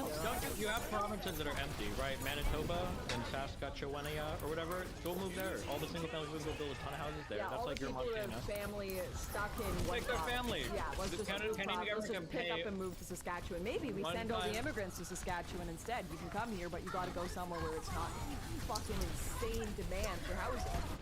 Where our locals can't even get homes, where locals can't afford anymore to get a mortgage. Oh no. Yeah, but we support helping those locals do that, right? Like nobody's because she doesn't want condos and apartments built. Build more condos in Vancouver. Absolutely, build more condos. We've got houses that are burnt down in Vancouver selling for $3 million. Fucking wipe that out and build a condo there. Absolutely. That is a Vancouver moment. If yeah, no, but yeah, I just think this focus on like, I know that you said that you support both, but like, yeah, it doesn't have can to you just be like, you can make multiple policies. Say that. No, which hypothetical we're gonna know. Not even know yours on No, but you said this after we debated you a fuck ton on this already. We had to like scream our lungs out to get you to say like we want to build more housing, right? We had to like scream, and fucking Destiny had to do his Eminem rap god shit, and I also did some Eminem rap god shit to get you to say this, right? So like, it's great that you say that you support that, but you're not going to be taught. But like, I can guarantee you that after this stream is done, you're going to go on Twitter, and every time you talk about housing, you're not going to talk about building more. You're not going to talk about more upzoning. You're not going to talk about getting rid of single-family zoning, legalizing building on like single-family zone land or anything like that for like multi-family units. You're not going to be talking about this on Twitter. I can guarantee you. And if you do, I would love to be wrong. My echo's so correct. I just have a hunch that you're going to go on and you're going to keep talking about the foreign owners and you're going to keep talking about the immigrants, and I fucking hate that. It drives me fucking insane. Because it's everybody with your position. Everybody. Here's the problem. You're acting like you had to like force this position. You're fighting. No, the second it was brought up, I literally just said, I agree. Most people, if you ask them, should we build more housing, except for these NIMBYs you're talking about, that I don't really see having this discourse online much, because they're probably... Yeah. You are the No, NIMBY. I'm not a NIMBY, and I've never made a single NIMBY comment. When you said we have to buy things, we're going to be rentoids forever, that's a NIMBY comment. Okay, fine. I guess I'm a fucking NIMBY then, if I don't want to be Thank a renter you for being forever. honest about it. Now admit you used to be a Nazi. I think most people watching this don't want to be renting for the rest of their life. So I guess we're all NIMBYs. But no, that's not true. The problem. I love renting. No, the problem is not me not saying that I don't want more housing, because I haven't said that once. I've been saying this whole stream, and everyone can watch it, build more housing. We need to fix all these things. The problem is that you guys are only saying build more housing, and you are unwilling to accept that there are other policy issues here too, including immigration and foreign ownership. Because and you guys, this whole conversation, you've been pushing against that. We agree. No, that's not true. Everyone in here agrees that less immigrants coming into the country would probably decrease how quickly housing is increasing. That's almost for sure true. Yes, but the issue exactly. that is the dumbest Band-Aid solution to. That's not a solution to a problem. No, it's not a Band-Aid solution. That is stopping the demand while we work to do the rest. That is hopefully going. Why in any economy in the fucking world, unless you're in the fucking Soviet Union, would your goal be for a supply problem to stop the fucking demand? Why the fuck would you ever want to do that in any economy? Why? You would always try to increase the supply. Like, imagine you had a restaurant and so many people were coming in, you didn't have enough cooks to cook enough food. You didn't have enough servers. Like, would the people be like, okay, guys, well, here's what we're going to do. We're only going to let, like, 10 people into a restaurant a night? No, you'd hire more workers. Wait, actual Justice Warrior is trying to join and having issues. I feel like he's going to say some base shit, so... You brought up Houston zoning laws. I don't know if you ever heard about the clusterfuck that is the free zoning Houston. So I don't know what we're about to get. Let's go. Sean, you're already in the group. Why are you messaging me? Amazing. Sean, you're in. Can you guys hear you're me? in the group I call. can't hear We can hear you. Oh, I can here hear you are. Okay, great. Oh, okay. You sound great. Yes, I fixed my microphone. It was a whole issue. It was a tale as old as time, but now I'm all fixed. Okay, I'm losing it, man. You got. So what are you guys even talking about? Something about how Houston's awesome? If you want to fix problems anywhere in the Western world right now, we have a huge problem with the density of housing in our countries, in the United States and Canada. We have a huge problem with housing density. The supply. And instead of ever doing anything, well, it's not just supply, because we can keep infinitely building suburbs, but that suburban sprawl is fucking cancer. Right? We need higher density housing in our cities, but we can't do it because of zoning laws. And people try to make all these dog shit Band-Aid ways to get about it: curbing immigration, rent control, the APUs, you build like more, like in your basement floor, you can have like rent out to people. Yeah, vacancy taxes, FDI penalties, like all these weird. And the reality is the only way you're ever going to actually bring down housing prices, the only way you're actually is to increase your supply of housing. That's the only thing you can do. Wait, why is suburban sprawl cancer? Wait, before we reply to that, I was. I want to let them debate. Super Chatter says, Marushia, Destiny, economics aren't the only consideration. If these migrants are such a boon to the economy, why weren't they a boon to their home country's economy? Mass migration is exploitation. What a great question, because in economics, we've got this concept known as productivity. And productivity can be understood in one way as combining labor with highly productive capital. You can be the best computer fucking programmer you ever want to be in your entire life, but if you live in a small no-name fucking village in Sudan where they don't have any computers, you're not going to be a very productive person. So taking high-skilled immigrants and putting them in high capital areas that can efficiently utilize their labor is going to produce more economic value for that person and for that country than if they were in some other country they didn't have access to capital that made their labor as productive. Okay, whatever you were going to say. Sorry, Sean, to interrupt. I was saying, why is suburban sprawl bad? It's awesome. It sucks. It destroys society. Nothing is walkable. You need a car to go any fucking place you want to ever. The traffic is actual. Cars are AIDS. They're cancer. They're so bad. Cars? Are you like anti-American or something? Yeah. Good, true, based. Trains are awful. Have you ever been on a subway? You know what I like to do? Nasty. I like to leave my car idling sometimes in the garage just for like 5 minutes so that the exhaust gets nice and hot, and then I just fuck it because I love cars so much. I want to fuck my car. Yeah? Don't you drive an electric car anyway? No, There's I no drive a exhaust. Ford Focus RS, a 4-cylinder, 350 horsepower, all-wheel drive monster, painted nitrous blue. I love my car, but I also hate cars. Okay, it's a love-hate relationship. Yeah, cars are awesome, trains are lame, and suburban sprawl is good. And the people who don't like it really boil it down to aesthetics, and a lot of times it's aesthetic from overhead. Stop being a plain elitist. It's not about elite. It's just the fact that living in cities increases your quality of life 50 million times over. There are so many positive benefits to high-density areas. Being able to walk outside and go to any restaurant you want. Being able to walk down real quick to a corner store buying a thing of milk. Being able to travel to any part of the city anytime you want without having to worry about a DUI. You can go out and drink and come back on the public transit. You can go out and visit any friend you want. You don't have to pay a car payment every month. Not having to worry about Biden pushing the up button on the gas prices. There are so many things that increase your quality of life when you live in a walkable city that has tons of public transit. Well, first of all, don't have a car payment. Pay that off right away and own your car. Duh, obviously, number one. And I'm the one that's out of touch. Wow, just buy your cars in cash, guys. I'm the elitist. Come on. Yeah, buy a $5,000 car. What's wrong with you? Not everybody has the money to just buy a $5,000 car. Also, that car's still going to require upkeep, and it's still going to leave you liable for other things. Which is why you once spend a lot of money on once I moved into the city, I sold my car just to avoid that shit. My car was like $3,000. So. I live in New York City awesome. and I drive everywhere. What? I would never do such a thing if I lived in New York. Amazing. What is it? To each their own, man. Listen, if I can do what you want, I don't care. I think it's dumb, but You kill them. Huh? Now, so back to this whole foreign investment thing. I think the problem that you run into, Lauren, when you try to build a wall to keep Chinese people out, is that Mongolians are going to come along and tear that wall down. I hate you, Sean. I bring you in here to help me out with these insane people, and we just start talking about Mongolians, but true, also true. Well, look, if you try to limit demand, then sure, you'll get like a temporary like shock in, you'll reduce prices temporarily, but the underlying problem is that you need to get rid of your zoning rules and build more housing. Yeah. Because I agree. Holy shit, I agree, but when Lauren, you've got... I thought you're supposed to be dragging in more help. Well, it's just that if you like... This is turning into a birthday gangbang, okay? But you also... people on your side. Whoa. But you also have to limit people's ability to vote on things like that anyway. Because we live in a weird country where if you currently live in a place, then you can vote to rig the rules so that you have higher property values, which violates the rights of anybody else who wants to move in. He's so right. You definitely got to get rid of democracy completely.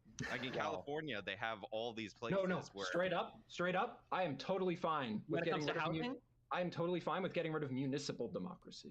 Fuck that. I don't even think that's... When you have that, look at fucking Prop 13 in California. How is this shit even fucking real? On paper, this looks unbelievable, right? Like, the idea that homeowners are infinitely incentivized to fuck over their housing situation for anybody else coming in is a little bit fucked. I think there's something that you need to do to deal with that. Yeah.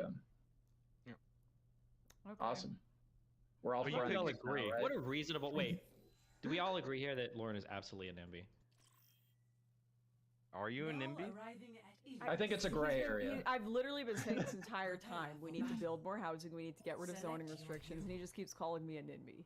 If you could snap your fingers and do one thing, either if you could reduce all immigration and reduce all foreign investment, or you could build enough houses for everybody, what would you do, Lauren? Pick one. Build the fucking wall. Build the wall. You're coming to me with the border. All of you, I got extra flare guns for all of y'all. You did it. It's good. Wait. No, but okay. Let's operate within. Lauren agrees with zoning reform. More upzoning. I missed half the. More lax zoning regulations. Base. Epic. More suburban sprawl. I need the white woman rose spray. Okay. Now here's the fun hypothetical. Bunch of everybody who moves in around you and all the apartments that are now built around your nice little house with the white picket fence and all that shit, everybody's Chinese. Everybody's Pakistani. Uh-oh. How do you feel? Is this a hypothetical, or are you doxing me? And they all know about your YouTube channel. True. No. Seriously, what answer? How would you respond? No, I want to be around a bunch of people that speak the same language and have the same culture as me, absolutely, like every other fucking person on this planet, unless they're lying. Okay. They learn Pakistanis and Indians and Chinese people can't speak English. Crazy world. In Canada, absolutely not. You can't even speak English properly. We literally like the thing with Canada. It's like a joke. Hey, I don't say drama. You failed your English test to go to Australia. You go to Canada. That's what happens. Yep. Okay. That's fine. Okay, so you answered that question. Now the second question is, do you want the government to do something about that? Do I want the municipal government to do something about mass that? immigration? Yeah, I do. No. I mean to prevent them from like living around you in some way. Like, she didn't know you were still talking about housing policy. Do I want? Do I want?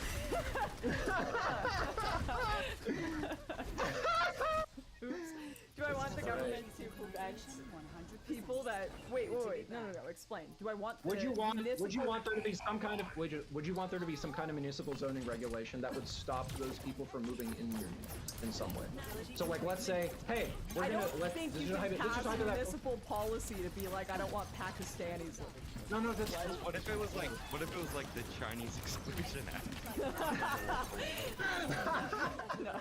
Or maybe they could just call it the Chinese Language Exclusion Act. Would that make it okay for you? If it's based on language, absolutely. If you can't speak my language, I don't want you. Absolutely. I don't think that's that hot of a thing. Yeah.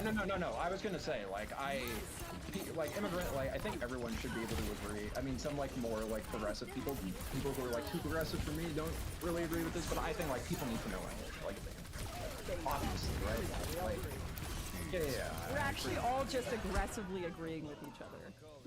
No, I don't think that's what's happened here. No, I hate the focus on immigrants when it comes to housing. It drives me insane. Well, because housing is just a vehicle for their other bigoted policies. Well, I mean, if you live in a country, you should still be able to determine who moves into your country. I mean, you know, what is a nation without borders, right, Lauren? Shoot a flare gun. All right, yeah. Finally, you step up to the plate to do something useful, Sean. Well, I'm just saying, as far as housing policy, I mean, a lot of these people aren't even moving in. I just need to Omicron. Like foreign nationals, and part of that is because we have so many tax credits and incentives for homeowners that they can actually use this to dodge taxes in their country. Actually, totally agree that we should. just put like a 25% tax, I think, in Vancouver for like foreign buyers, didn't they? Yeah. That's what I was saying earlier. Like, they tried to put a tax on foreign ownership, and it didn't really do anything. But I agree with Sean that like there are a lot of like tax credits and like just straight up, I just call it what it is. Like, it's welfare. Like, it's welfare for homeowners, and like it just drives money more into like equity markets, and it just makes shit balloon faster. Like, it doesn't actually solve the supply issue. But also, owning a home is how like the middle class becomes millionaires. If you look at the steps to become one of those everyday millionaires, like buying and paying off your own home is like number one. So Yeah, but I think that's because people don't learn how to build wealth in an appropriate manner. I think people rely way too much on housing to do it because they're not taught financial responsibility otherwise. Because a house is like one of the worst assets that you can have a lot of wealth tied up in. It's one of the most illiquid things possible, and it's not really a wealth asset. It's a place you live, right? But when has housing gone down besides 2008 in like the entire history of America? Plenty of times. And nationwide. But you don't, that's the issue. You don't buy housing nationwide unless you're investing in REITs or something. You're buying that's like saying the markets have gone up all times. That's why I'm going to invest all of my money in PepsiCo, right? If you're buying a house, you're buying That's one a blue chip company. It is a blue chip company, and so is real estate in Detroit. Right? So there are places in the United States where real estate is no longer existent, where you and I can walk down the street and buy a house for $50, depending on what's going on in any local area. Especially, I don't want to trigger anybody here, but if the sea climate change stuff, if that does happen and some places become unlivable or sea levels rise or fall a little bit in different areas, like depending on where you've bought real estate, you might get fucked. Your house is going to get flooded. It's going to be gone because of climate change. Don't buy properties.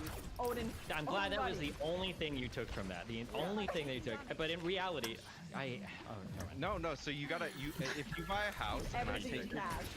I take your Detroit example. I'm so wealthy. I have a big house. Like, oh, cool. What are you gonna buy with it? Oh, well, you know, I'm not, but I have a big house and I'm so wealthy. And now my property taxes are higher because it's like a wealth tax on my fucking one asset that I own. And like, good. Well, you can. I'm gonna put my kids through school by selling my fucking bathroom. Like, good one. How does everyone feel you about could actually tap your home equity for some money, but like, so Detroit is your example. So don't live in a city where the police are just going to allow rioting. That's going to ruin your city. That's not the only reason why Detroit. It's because that literally is the reason. The Detroit it is not riots the only reason.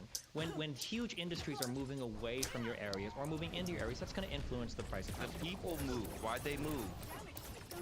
Because there was economic opportunity. Rioting is getting out of hand. We need to get out of here.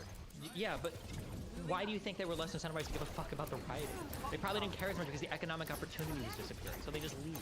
Because there's not as much. Like, if rioting were to become a serious thing in like a massive tech town or whatever, or in areas of these, like, people are paying way more fucking attention to it. There's a lot bigger of a fight over it. Nobody gives a fuck what happens in Detroit because there's not a lot of economic opportunity there compared to where it was like 8 years ago. The Midwest when the rioting happening. What are you talking about? What do you think happened first? Do you think people left Detroit and then manufacturing died, or do you think manufacturing was dying and then people left Detroit? People rioted, then they moved out to the burbs to get away from the rioting. The rioting I'm talking about is in the 60s. The decline of Detroit is around the 70s when transportation. What is it? I'm not American, so what is this? Just so I can look at. Detroit was one of our major Oh, the manufacturing. MLK riots. That's what you're talking about. Okay. Yeah, it killed Detroit. You and then factories moved closer to be with them first before they moved to the south. I do not believe it is the case that Detroit died because of rioting. I'm pretty sure Detroit died because manufacturing left. I'm sure rioting had some negative impacts and then knock-on effect on the city. What do you think white flight was all about? They left because of the rioting. White flight happened for a lot of different reasons in a lot of different areas. It might have been because of black people moving on their blocks. It might have been because of the fall of unions in certain areas. It might have been because of the Civil Rights Act. It was like there was a whole bunch of different things that caused like white flight. It wasn't just rioting. Right. I mean, again, the Martin Luther King riots way more coincide with white flight than the Civil Rights Act passed in '64. I mean, it might, but again, so your contention is that had manufacturing remained the same, you think Detroit would have died in the same way because of rioting? Well, people moved out first because they moved to the burbs, and then factories moved to more in the burb areas because that's where a bunch of their workers were. Like, suburban sprawl happened, and then businesses and all that moved from the city out to the sprawl. Do you think that there are like $50 houses available in Detroit right now just because of rioting? That if Maybe the rioting would have $2,000, but that's from like decades of policy.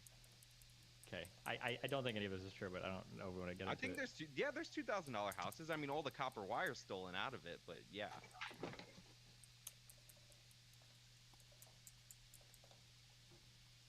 What's next, birthday girl? What are we all chatting What's about next? here? I got a great. I got a. Lauren. Thank you, Sean. I'm glad you're finally being useful in this conversation.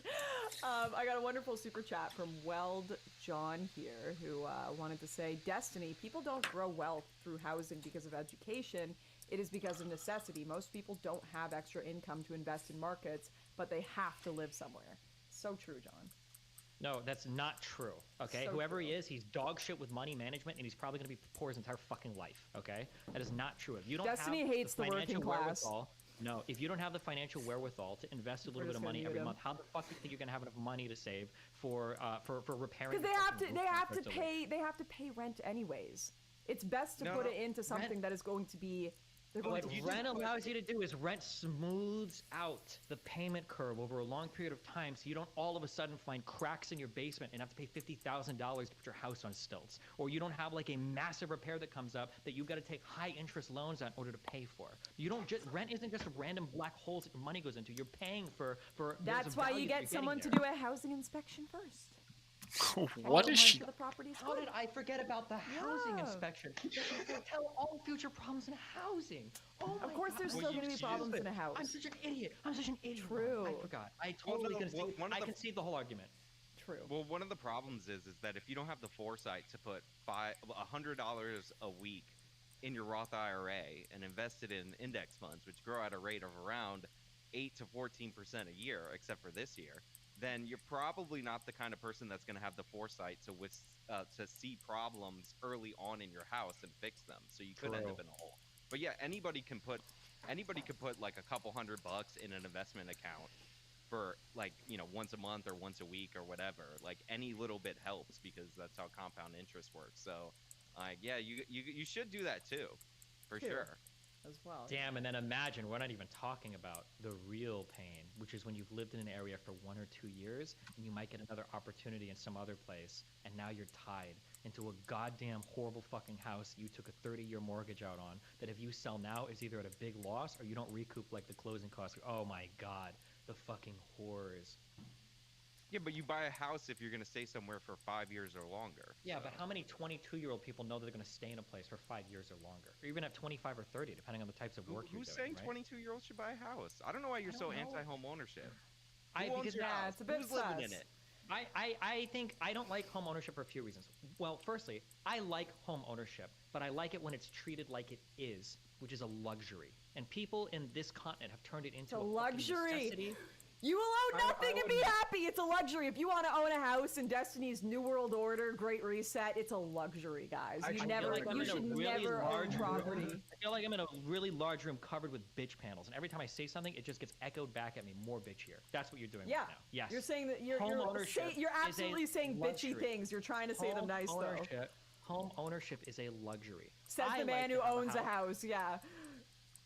Yeah, Lauren, do you think I'm having financial problems right now? Yeah, I own a house because I can afford it. It is a luxury. That is true. Okay, so yes, thank you for agreeing with me. Okay, the average person should be able to own the person with an average salary in Canada should be able to own a house. We have enough land. They absolutely can.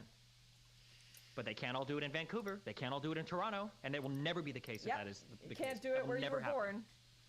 No, and you know, fucking 4 hours, 5 hours outside of Vancouver, the housing is also getting absolutely blown up in pricing. Now, Lauren, places like Kelowna, Kamloops, they're fucking going over $1 million for an average house. I just want you to explain this to me, okay? Because I want you to bring up on stream. Can you bring up paint?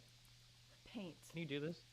Or can you just hold this in your head for me, okay? Think about this in your mind, okay? Are you ready?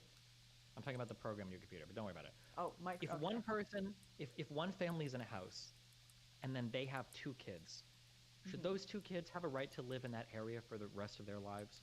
Well, God willing, they'll be able to buy a home what there, if those and then hopefully move into a home that their family already owns when they pass away. All that. Lauren. Okay. What if those 2 kids meet other people, and then each of them have 2 or 3 kids? Should all of those people have a right to stay there forever?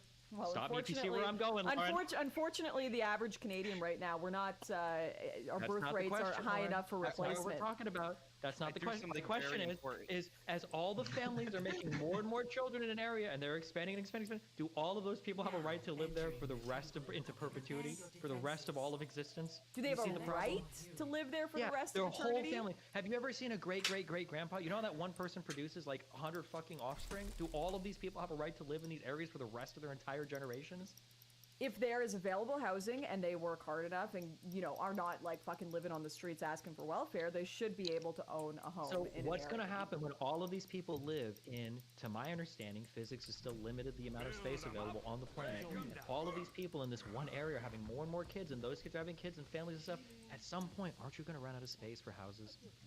True, especially if you're accepting hundreds of thousands of immigrants every year to come into Even these if you're areas not accepting it, I like the pivot. You should play in the WNBA, okay? Well, it's still protected from trans athletes, okay? True. Okay, your moves are very nice right now. But I'm asking you, there's going to be an increasing amount of people that are having families and more children.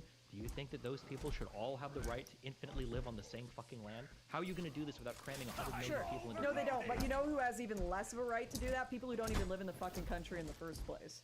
Well, that's not the person that lives in that house's decision to make. Unfortunately, decision to make, right?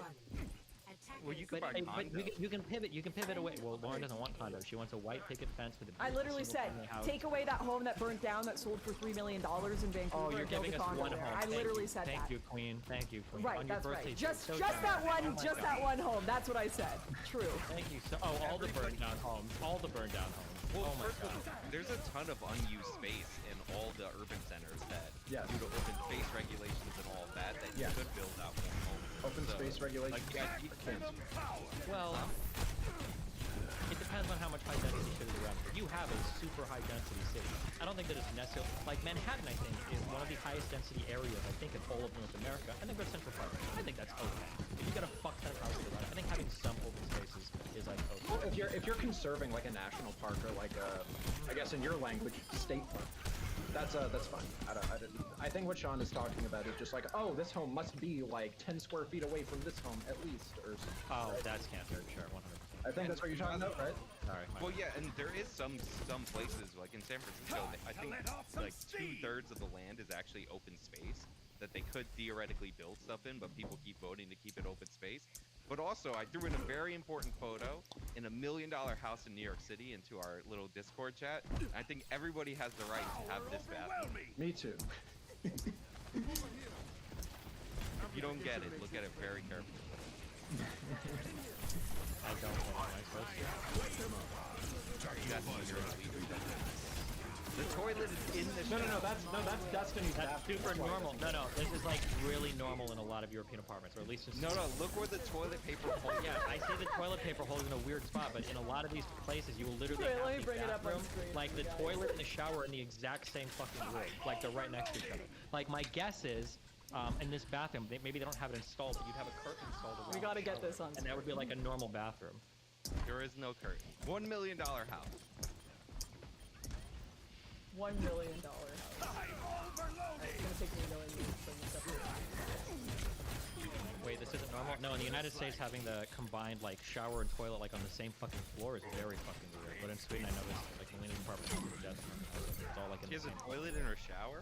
Yes, it's like literally So like it's peeing just in a the curtain. shower is acceptable in Sweden. You can literally pee all over the floor if you want and shower the whole room down. That right actually sounds sick. I'm not gonna. It's weird to me because I'm an American. It's fucking weird, but it sounds sick. I'm down. Apparently, someone said in Korea and Japan they do this as well. Look at this stupid bathroom. You just got a free Look at this bidet too, right? stupid looking bathroom. Unbelievable. It's gonna be 10 really out of 10 awkward design. It's gonna be really awkward when I buy this, do a podcast, and you guys are all guessing. You're gonna be doing a podcast while you're pissing and showering and shitting at the same time. That sounds awesome. Get the toilet paper back there all soggy and shit. Great. Great life. Okay, it's my birthday and I'm late for my party talking to you dorks, so I need to go. Do you guys want to make? Oh, I thought me, this was your party. True. This is actually my birthday party. You're my only friends. Laughs and Great. tears. Wait, can you tell me what state Pearl Harbor happened in? What state?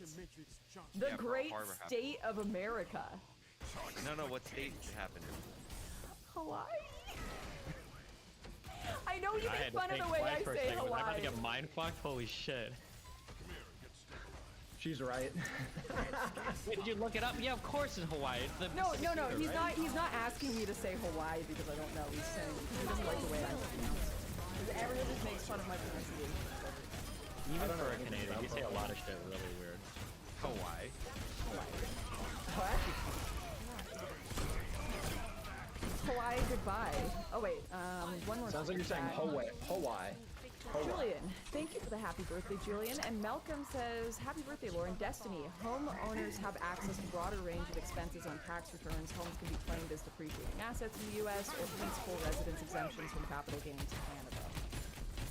Excuse me, you can claim depreciation on a primary residence in the United States? If you meet the threshold, which is over the doubled standard deduction that Trump raised, to itemize your tax returns, you might be able to deduct the interest that you pay off of your taxable income. But I don't think you can claim depreciation on a primary residence. I'm pretty sure that's only on an investment property. So whoever just said that, fucking off yourself in the video game. Yeah, most people don't. I love you, itemize their Malcolm. You're taxes. fine. Steven's Yeah, just hitting the like- itemization on your tax is also going to be that's a super garbage deduction. It is welfare for rich people. But Also, you're going to need a pretty wealthy property to do that. Also, the correct answer to my question was Hawaii was a territory, not a state at the time. I knew it was a trick question. I was like, he either wants me to pronounce Hawaii wrong, or this is some sort of trick question. It was actually both. When did Hawaii become a state? Oh my god, 1959. Destiny Google Ninja and found out he was also wrong. Holy shit, got him. Archeon says, Lauren, how bad is childbirth from ages 31 to 35? Is it too dangerous? That's not too dangerous. It's just, you're gonna have more complications. You're fine. Oh yeah, that was the guy who said that nobody could have kids after they're like 28, right? Something like that. We were having a chat with like a MGTOW guy earlier. Sorry, he's not MGTOW. I don't know what he is, but he's Stupid. It was actually a fun discussion, but I didn't agree with him I'm a just lot. being an asshole. I heard something. I also heard somebody. All right. Yeah, I'm wrapping up here, so. You're done? Awesome. I'm sorry. I'll have you on again, Layman. I'm usually. No, I'm not. Actually, I lied. I'm usually streaming for like 2 hours, then I piece it. I need to do more. You guys like live on stream. Layman, what do you even do? Do you just Twitter all day? Like I just see you on Twitter. Do you do like? Do you have like a channel? a YouTube channel. I just upload on it for fun. I'm on Twitter so much because I work from home. I've been working remotely since the pandemic started, and I just got on Twitter because I was fucking bored, and it's just like addicting. But I have a channel here. I'll link it to you. I post a lot of shit on there. For fun. There it is. Okay, so it's like. Oh fuck! I need to update that bio. Oh shit. I haven't updated that in so long. Where can people follow you on Twitter? Where can they go harass? At @lay_man_ on Twitter. Sean, everyone knows Actual Justice Warrior. Actual good content, sometimes. And then Destiny. Everyone knows Destiny. YouTube.com/Destiny. Oh my god. Yeah. Merch.destiny.gg, guys. Store.destiny.gg, I mean. Your merch is actually pretty cute, not gonna lie. It's actually yeah, it is. adorable. Okay. Destiny, can I ask? Okay, we did the policy questions for lawyer. I want to. Oh, let's see this big Torbjorn play. Love that. Bye. Look at this. Dude, I think that was directed that, dude. Oh no. See ya, loser. No, I have no idea what happened. Fucking kidding me. Anyway. Hit his corpse. Wait, does Lauren have to leave? Don't. Okay. Don't stay on our account. Okay, Destiny. So, housing policy, pick one. Temporarily reduce immigration or rent control. Pick one. Oof. Are we decreasing immigration across the board, or do I get to pick which immigrants to reduce immigration from? Which immigrant? Across the board. Well, because if you could reduce only high-skilled immigrants, then probably the immigration reduction would curb your growing demand in the most expensive areas, we might guess. If it's just across the board, I would have to look at the immigration policy, because I don't think poor immigrants are driving up cost of housing in like your most expensive cities. That would be my guess. Rent control, I don't know which one I'd pick. Rent control is such a dog shit policy. I'd probably go for the immigration curb one. Rent control has so many bad knock-on effects. Same. So does I would also pick the same. Awesome. What a base take to end on. What Shut a the birthday fuck gift. up, What a Lauren. birthday Shut gift. the fuck Aw, up. you guys do care about me. And I can't wait for the next time you talk about this on Twitter to not mention building housing at all and to just talk about immigrants. No, I've got a flare gun with your name on it. I've got a flare gun Lauren's with your name ice on cream cake is melting, guys. Like you gotta. It's so true. If you're ever Get out of curious, eating like ice cream. what policy Lauren will choose, it's like whatever one has like the least number of brown people involved. So rent control really Yeah, there's that's probably pretty a lot true. of poor brown people that benefit from it. Immigration control based, because you keep more brown people from coming to the country. Don't worry, I got it all figured out. Okay. Okay, bud. All right. Everyone in the chat, thanks for coming and hanging out on my birthday. Thank you guys for joining. And Sean, although you were late and had some bad takes, always love to have you here. Thank you. Everyone, go check him out. Go follow Actual Justice Warrior. Layman, don't follow Destiny. And I will see you guys. I'm probably not going to be streaming until next month because I'm supposed to be working on my manifesto. We'll see. We'll see how it goes. What? The manifesto. Manifesto for what? Oh, don't tell the FBI. No. It's my political manifesto. That sounds Does that boring. explain anything? Not streaming Nope, for 1 boring. month, working on a manifesto. That's a pretty troubling set of, given your history. Is there something you need to tell us?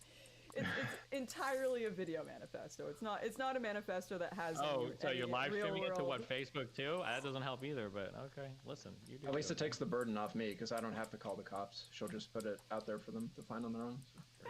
Probably already listening to this comment. I'm sure there's at least like 2 agents that are assigned. to Yeah, this the FBI and I have already had a few chats over. Some of them might be in this call right now. Who knows? They might. I mean, Sean has been the most quiet out of all of us. Sean is my personal FBI handler. He was disconnecting a lot in and out at the beginning. He might have been tapping into something. Who knows? It's the old clicking on the phone thing for the internet. They still in like questioning sessions with the feds. They still use like those giant like tape. They just throw it on the desk and they're like, say your name, say your birthday. It's like the movies. It's really fun.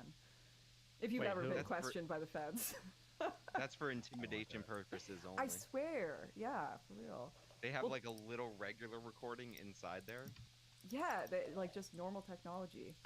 But they bring in all the old stuff, start screaming at you, good cop, bad cop, asking you how you feel about running Muslims over with a truck. Weird questions. Oh my god, that got too specific. Yeah. Don't you have to go? I want to hang. I'm sorry, I didn't hear that. What? Yeah, I gotta go kill some bears in the woods and have a party. Anyways, great chatting. Thanks for hanging out for my birthday, everyone. I will hopefully be back the first week of July for streaming. I might be streaming on another channel. Obviously, I'll keep you updated if that is the case. Thanks for hanging out, guys. Have a good night. What am I doing? I'm trying to end this Night, stream. everyone. I don't even know what I'm... This is Webflow. Meet the design tool from the future. The most powerful visual...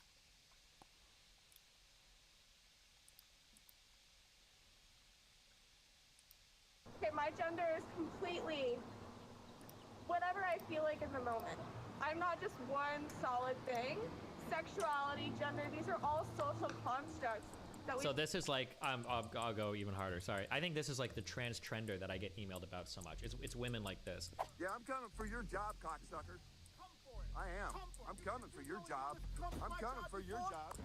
Oh, he's up. Now he's super up. Holy shit. I guess if they told me how many genders specifically there were, I can't think of anything that would change my opinion, I guess. You got some friends. Oh, you're giving me the finger? Hi. I'm standing in front of the social work building. Oh, it's the React thing. This doesn't really work. Is there more podcasts you're listening to? I'm harming individuals by asking that question. What did it? Oh, no. Well, you want to come down and have a conversation about it? And then we'll talk about the strategy related to what you do when you're inside a party and you're in one of these moments. Well, to Carter's point, I think if you were to run a news search for articles of this nature, you'd find that there's a big surge of them at this time of year. Parliaments get tired. It happens in legislatures. It happens in the House of... See it just as partisan back and forth. I like that explanation. Corey, for our final question, sticking with you, sticking with Michelle Rempel-Garner. This time next week, Corey, this time next week, is she in or is she out of the UCP leadership race? Well, in, for sure. For sure. I would say by this time Friday she's in. Ooh. Corey's actually taking a prediction question, giving a straight answer, and actually limiting the terms of the question. That was a poor guess. Okay.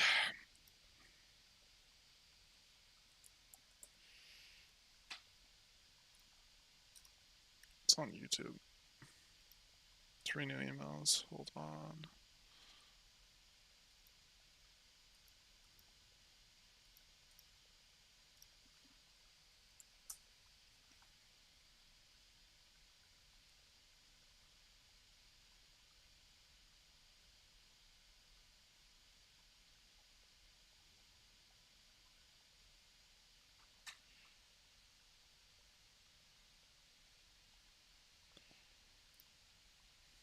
Why are grass types so bad? They're one of the 3 flagship types in Pokemon, yet they're so much worse than fire and water. Why? This is not fair! Oh, don't mind me, I was just reading a letter from my good buddy. Name and address withheld. And honestly, he brings up some great points about grass types and, being bad. The simple surface level answer is just too many weaknesses and generally being a type that focuses on slowly whittling down your opponent as opposed to just brutally one-shotting them like a lot of other types do, which, let's be honest, is just the optimal way of playing the game. But what if I told you the whole picture was way more complex than that? Here is the whole history of the grass type. And maybe we'll do all the other types at some point too. This could be like a whole 18-part series. But drop a like, let me know that you enjoy this type of content, and that's it. Okay, bye. Well, the fact of the matter is that most of these problems originate from the classic Gen 1 games, partly because the type chart is mostly the same now as it was then. It's just my EVs might be maxed on.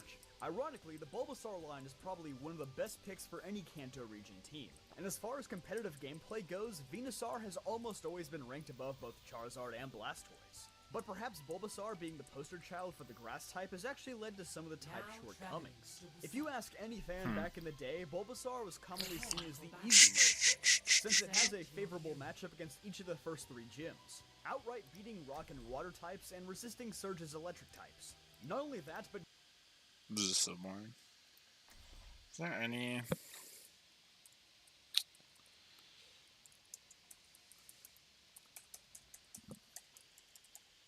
Oh, Overwatch, whoops.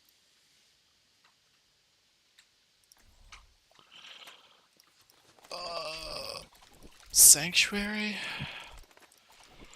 Which one is that again? Oh. I think Echo's good here. Personality synchronization 100%. Good to be back. 5, 4, 3, 2, 1. Round 1. Capture the objective.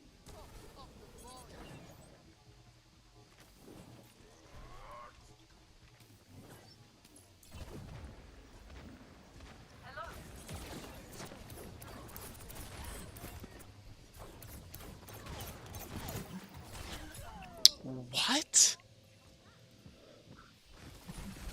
How did that even connect? How much damage did that do? What?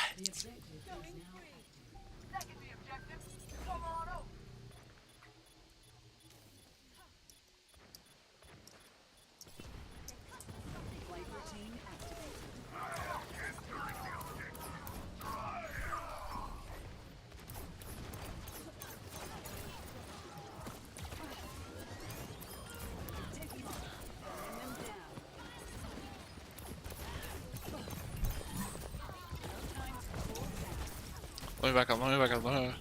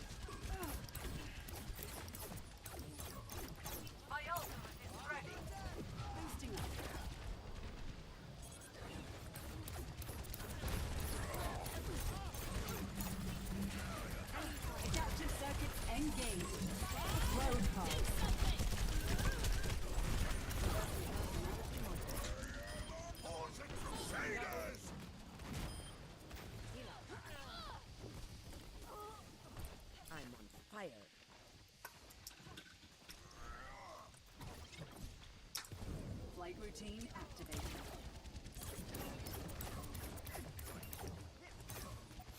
Not good. Mobility increased.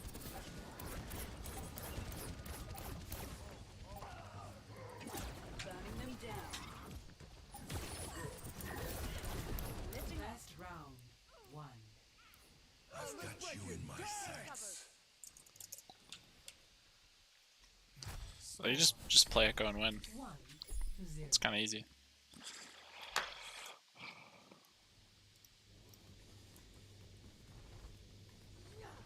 Reinhardt, you said you would arm wrestle me.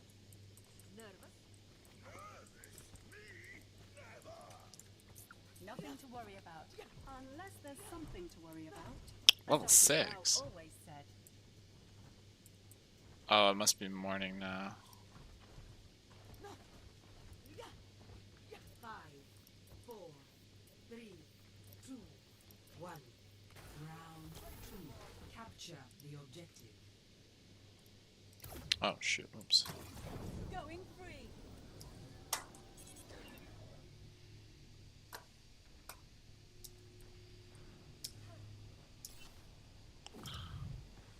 Walk it off. Boosting up.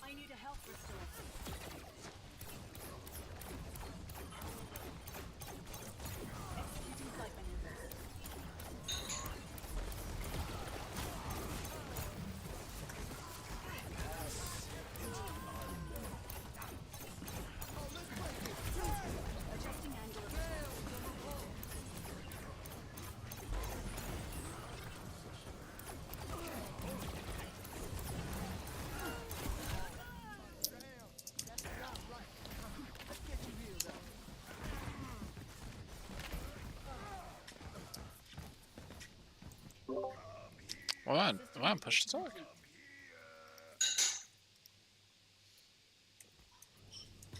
Flight routine activated.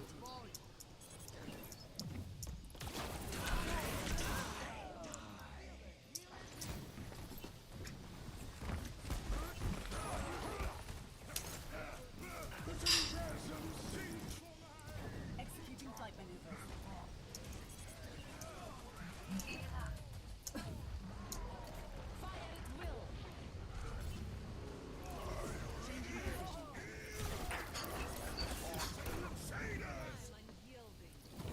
Taking the objective.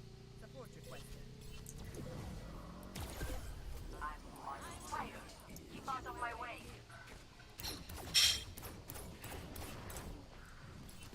Adjusting angle of attack. Adaptive circuits engaged. Signal. Activating the barrier.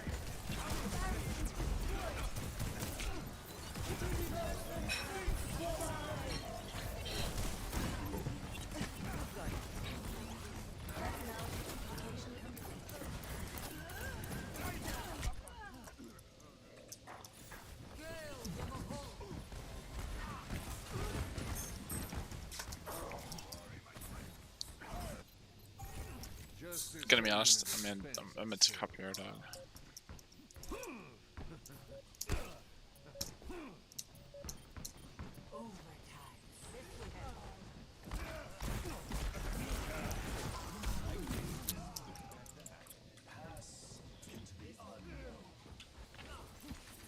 Oops.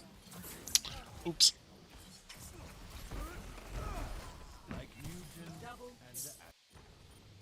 Wait, what? I thought we lost. Maybe we did.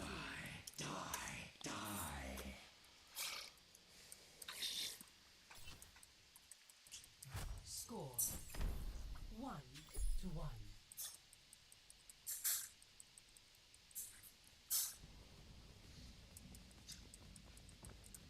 It's an honor fighting by your side, ma'am. Oh, you always wear a charmer. What are you looking at?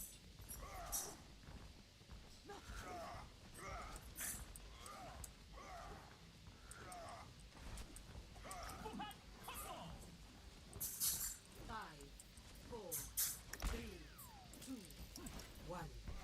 Round 3. Capture the objective. Nothing should have stopped.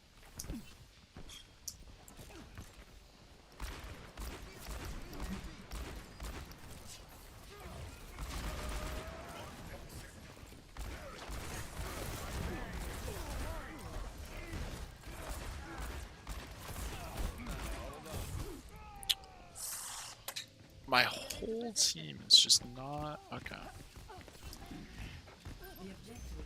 Okay. Back into the mix.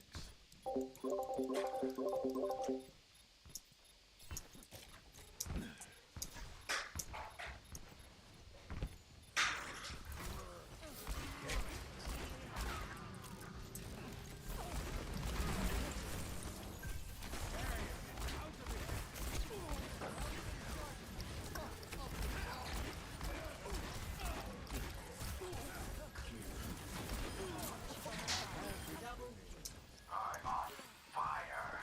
Better stay out of my way.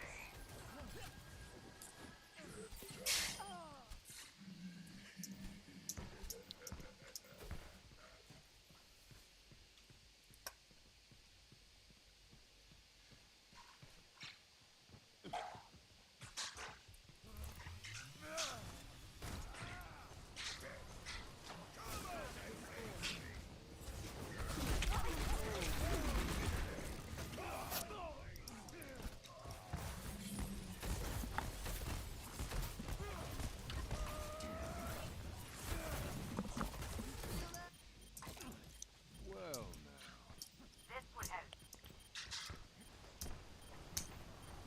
Meteor strike!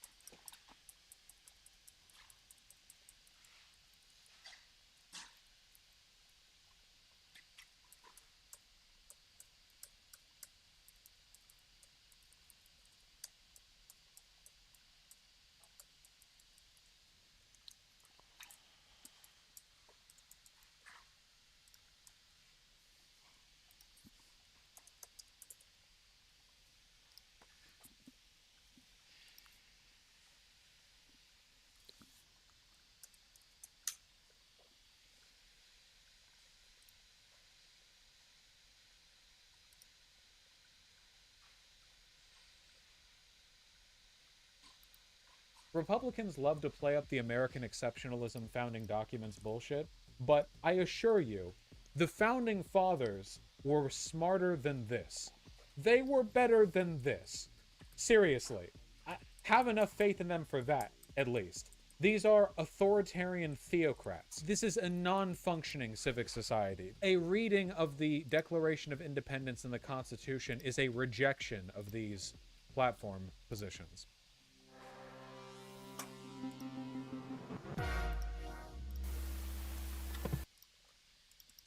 You know, this came to light just yesterday, and immediately I knew I would have to cover it on stream, but I wasn't exactly looking forward to it. So as you all know, parties, political parties in the United States are private organizations that emerge to support the interests of people with similar ideologies. You have, of course, the national GOP and Democratic Party, but you also have state-level orgs that do, you know, cool state-level things. They're quite powerful, especially in the state of Texas, which is, to my understanding, the largest red state. One of the largest states in the Union, economically productive, prosperous, and the Texas Republican Party recently came out with, what would you call it, I guess? Their platform list, the things they stand for. And it is psychotic. It is essentially openly anti-life. It is demonic. Yes, limit the Fed posting in chat, if at all possible. Texas Republican Party passes resolution denying legitimacy of Biden's victory in presidential election. So this is a platform position for the state of Texas Republican Party. Not just a thing they believe, it's something they're willing to put in ink, engrave in stone. The Texas Republican Party officially rejected the results of the 2020 presidential election, passing a resolution in its platform that falsely blames election fraud in 5 battleground states. The resolution refers to Mr. Biden as an acting president. They are literally claiming that he is not the current sitting president. An acting president is a president who is serving the roles and functions of the presidency but does not occupy the position in the most formal and official sense. That is what they're claiming. It goes quite a bit further than that, though. In fact, this article... Yeah, hold on.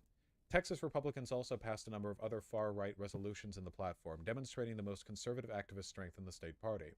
The platform calls for the complete abolition of abortion, prohibiting the teaching of sex ed, sexual health, or sexual choice or identity in any public school, in any grade, so abstinence-only education, no mention of gay people, trans people, whatever, at any point in any grade. So, guys, all the people who were claiming that the Don't Say Gay bill in Florida was like, oh, they're just keeping the crazy sex stuff away from 5-year-olds. Nope, this is what Republicans actually believe. The state-level Republican Party platforms have always been a more authentic representation of what the party actually believes, and this puts clear, like, yeah, what they actually genuinely believe. Refers to homosexuality as an abnormal lifestyle choice. In 2022, we're back to this. As I understand it, this wasn't in the last platform they put out there. This is new. They're moving further right. The platform also calls for Obergefell versus Hodges, the 2015 Supreme Court decision legalizing same-sex marriage nationwide, to be overturned. The platform notes Texas retains the right to secede from the United States. It doesn't. There's never been any legal ambiguity about that. It still doesn't. One resolution called for a referendum in the 2023 general election for the people of Texas to determine whether or not the state of Texas should reassert its status as an independent nation. Another called for the U.S. to withdraw from the United Nations. This is psychotic. And this is the largest Republican state party, as I understand it. It is absolutely, completely deranged. And it represents millions of Republicans. This isn't this can't be written off as like some batshit proposal from some state legislator or some individual, you know. This is the Republican Party. This is the direction that it's heading. This is where they are right now. There are quite a lot here. In fact, listen, let me ask you this. We can go over their platform. All right, let's get to it. Well, it's going to be a toughie, but we're going to make it through it together, okay? So, first, let me just lead this off. We, the 2022 Republican Party of Texas, believe in this platform and expect our elected leaders to uphold these truths through acknowledgement and action. We believe in, and then of course you have a list of basic principles here. These are pretty generic and what you would expect to see. What we're really interested in is what follows, and that's what we're going to get to. All right? Constitutional issues. You know, it goes over some more procedural stuff. I want to get to the... oh, wow, this is quite long.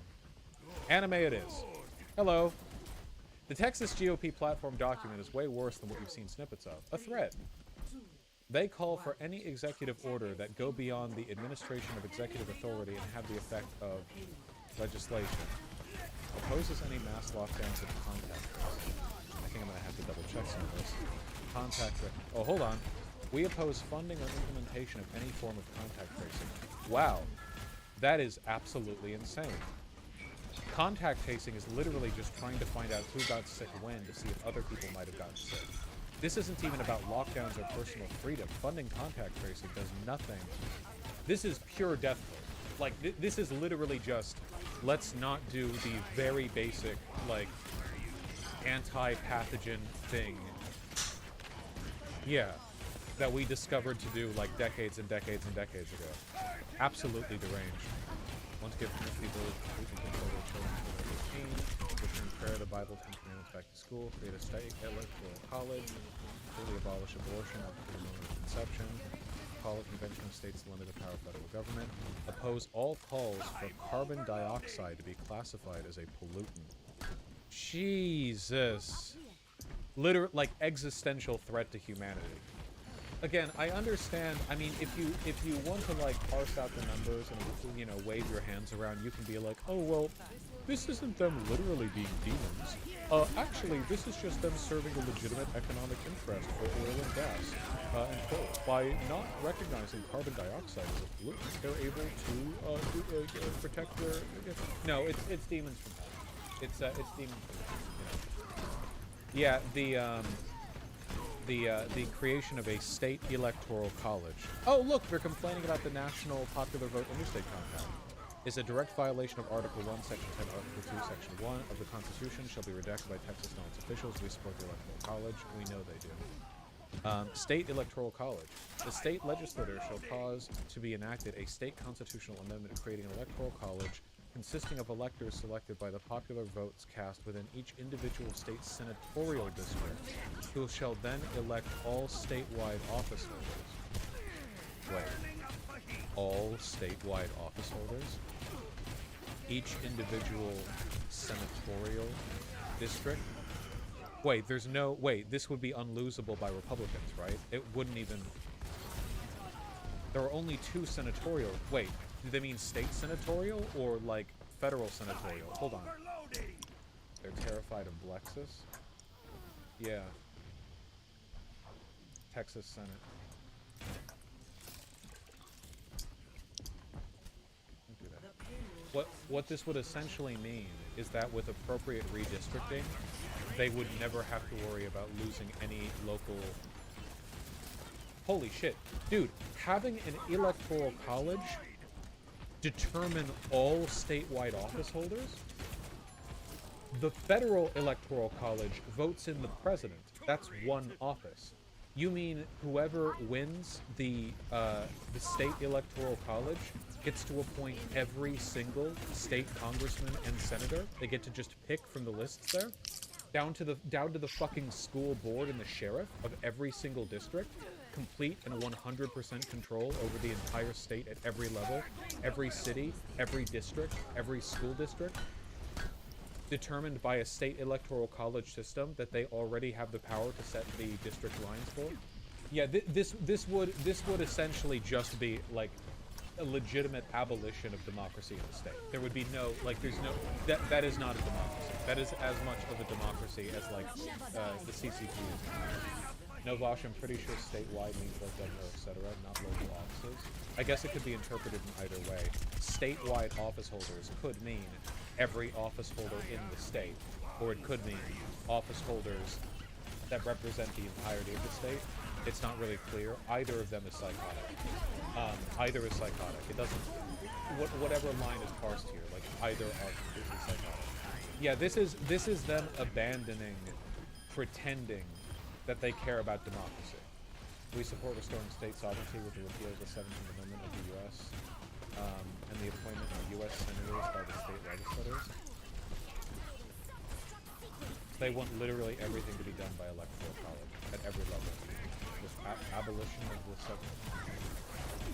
passed by Congress in 1912. The 17th Amendment allows voters to cast direct votes for U.S. senators. Yep. They just want electoral college to decide literally everything. But guys, remember, the abolition of the electoral college would be undemocratic. Never forget. Search slavery in the document. I want to see if they want to bring it back. Oh, we'll probably get there. Remove the Endangered Species Act. Abolish the EPA, okay? We oppose the abuse of the Endangered Species Act, confiscate and limit the use of personal property to protect livelihoods. We support the defunding of the Climate Justice Initiative, the abolition of the EPA, the repeal of the Endangered Species Act, and we oppose the America the Beautiful Initiative, also known as the 30 by 30 program. Literally just evil. Literally just evil. Just demonic individuals. It literally like Captain Planet villain evil. This can't be wrote the fuck. It's not only real. This is now the official party platform of the largest and most influential state Republican Party. We're not reading a manifesto of some school shooter or like the testimony of some like one person. This is representative of millions of Republican voters. Add penalties that hurt corporations that lead boycotts against Texas due to legislative action to protect the right of Texans? What? Add penalties in Texas law for corporations operating in Texas who lead boycotts against Texas due to legislative actions, protect the rights of Texans to decline vaccination, protect the unborn, stop the teaching of critical race theory in schools, compete in sports with those of their own biological gender, or to protect children and juvenile against sexual organ mutilation or hormones, puberty blockers, assigned to fake transition from one gender to another. This is literally like Facebook schizo posting. Like, this is indistinguishable from like, hey, what should we put in our party platform? And then they just put it on Facebook and a bunch of QAnon 70-year-olds replied. It's all buzzwords. This is also an explicit violation of the First Amendment, by the way. This is add penalties to any corporations who lead boycotts due to legislative action to protect the rights of Texans that decline vaccinations.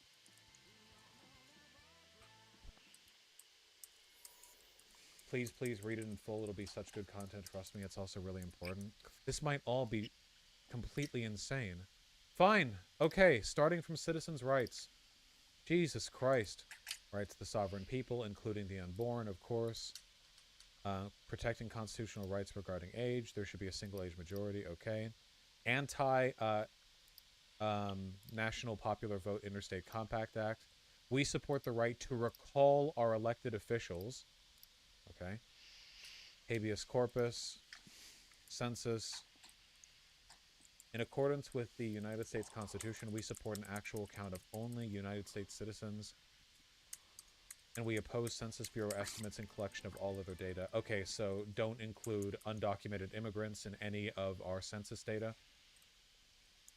Equal Rights Amendment. We call upon the 88th Texas legislature to adopt a resolution clarifying that the 1972 ratification by the 62nd Texas legislature of the proposed Equal Rights Amendment to the U.S. Constitution was valid only through March 22nd. What? We call upon the Texas legislature to say that the Equal Rights Amendment actually retroactively was only active for 7 years until March 22nd, 1979? This is like sovereign citizen shit. The Equal Rights Amendment... I'm just making sure I have all my wires crossed here. The Equal Rights Amendment...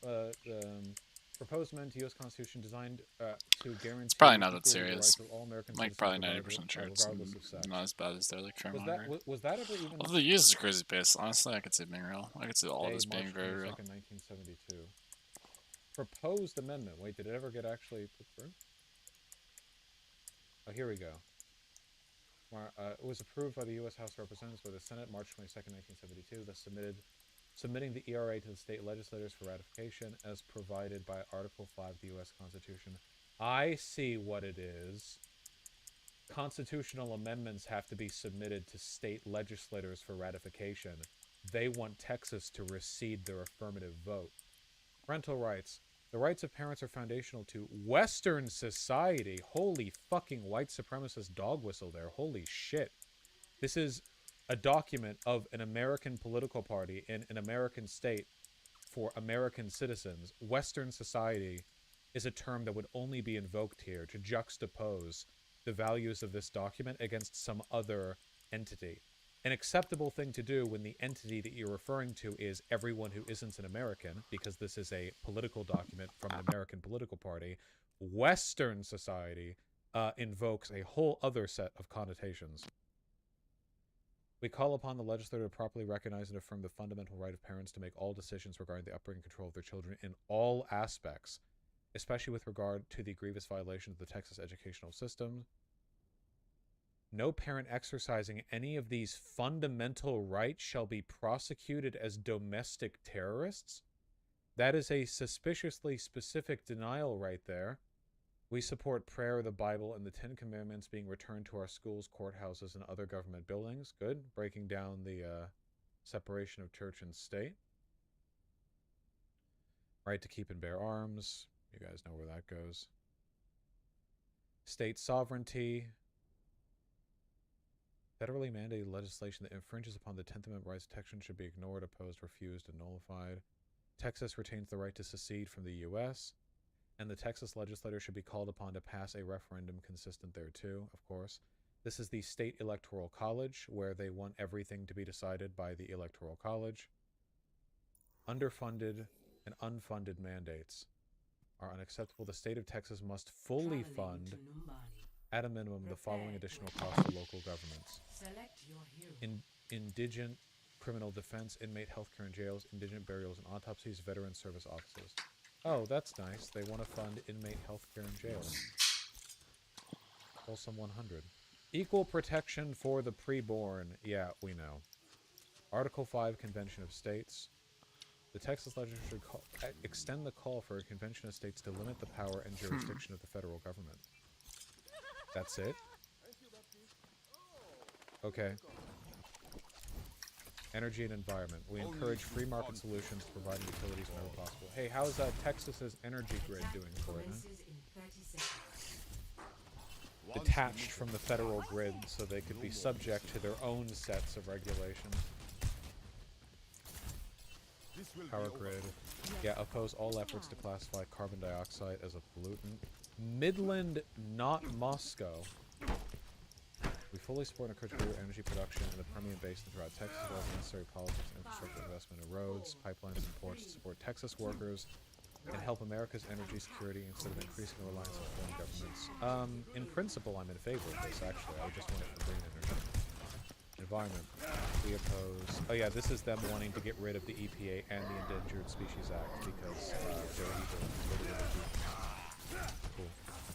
Flooding mitigation, hurricane, and early warnings of impending disaster. We support the immediate study, implementation, and construction of projects that will...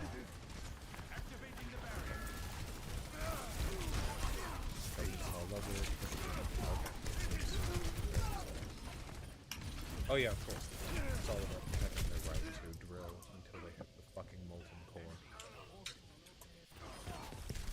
We assert the state of Texas and all coastal states shall enjoy and maintain jurisdiction and control over offshore waters up to the international water boundaries, while It'll take more than that. I think that's standard. Water resources.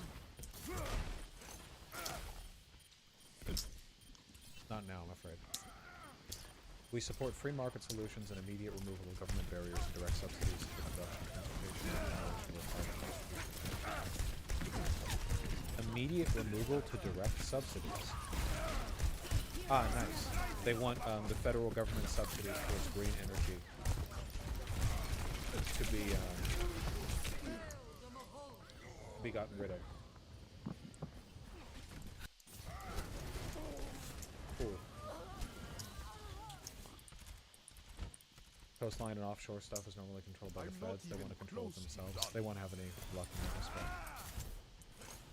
We oppose federally directed plans and proposals that favor renewable energy sources that may constitute a nuisance. What? Or otherwise have a substantially negative impact on neighboring landowners, including harming property values to our neighborhoods, farms, and ranch areas? Windmills. They mean wind power and solar power. That's what they mean. Not, you know, poisoning the ground, air, and sea with residue from, fossil fuel extraction. You know, not fracking, which can cause a variety of groundwater poisoning issues. They mean wind. Sorry, it's exhausting to look at this. It's very difficult for me to recommend any solutions to stuff like this that don't borderline. Suffice to say, the people who drafted this document are fundamentally evil, cannot be negotiated with, and their removal from power is necessary if this country is to maintain its existence. I've been knocked down. That is a statement of fact. There's no way around it. Texas should take advantage of independent grid of mines by encouraging providers to build and operate traditional next-gen nuclear power plants. Sure. Free of the red tape they would otherwise incur. Oh god, that red tape is regulation. It doesn't matter. There's no way the federal government would ever allow an abstention of federal guidelines in nuclear power plant production. Okay. To keep the federal government from interfering, Texas should also ensure the supply chain of components and fuel remain in-state and off federally claimed land. Are they trying to coup like double? They're trying to do a double coup? We will ignore federal regulation for nuclear power plant. Bosch, they're just gearing up to secede. Texas can't secede. It's a dream. Balkanize the U.S. I want to balkanize Texas. Markets and regulation, oh boy. We encourage the legislature to preempt local government's efforts to interfere with state sovereignty over business employees' property rights. This includes, but is not limited to, burdensome regulations on short-term rentals, bags, sick leave, trees, and employee criminal screening. Short-term rentals, bags, sick leave, trees, employee criminal screening. Okay. We support allowing any person to sit for the Texas State Bar exam, regardless of educational background, so long as criminal and ethical background requirements are met. We oppose mandatory state bar membership for Texas lawyers. We favor restricting those who may file grievances in the legal disciplinary process of Texas to those who are standing. Further, we support sanctions for those who weaponize and politicize the legal disciplinary process in Texas. The Saul Goodman Army. Yeah, no, they want theological lawyers. They want an army of ideologues, essentially. Reduce business regulations. We believe the following businesses should be minimally regulated at all levels. Repeal minimum wage law and prevailing wage laws. Repeal Dodd-Frank. Just to make sure my memory isn't failing me, let's know what these all mean. Dodd-Frank, Wall Street reform. Yeah, this was passed after the 2008 financial crisis to make it so that wouldn't happen again. Great. Sarbanes versus Oxley. I don't think I know what that is. Oxley, 2002. A federal law that mandates certain practices in financial record keeping and reporting. Okay, they want to get rid of some federal guidelines for record keeping and reporting. Okay. The Lacey Act, which came into beep boop beep boop, was put forward back in 1900. A law that bans trafficking in fish, wildlife, or plants that are illegally taken, possessed, transported, or sold. However, in 2008, the Lacey Act was amended to include a prohibition on trade in plant products such as timber and paper harvested in violation of foreign law. There it is. State laws. Eliminate blue laws. Texas blue law banned the sale of an odd collection of 42 items on both days of the weekend? Oh, this is one of those archaic... Okay, I guess I'm fine with those being removed. Yeah, this is one of those 200-year-old don't sell a fish on the third Wednesday of the month type deals. Eliminate the 3-tier alcohol system. I don't know enough about it.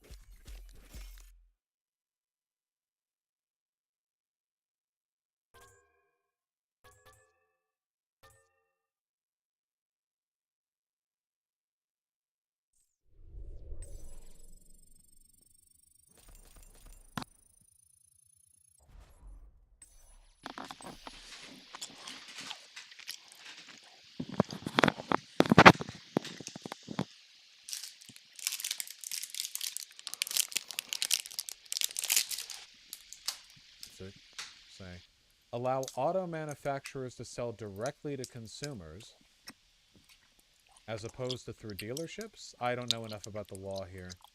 Business licensing. Wait, they want to repeal the concept of state business license. Wait, not a law.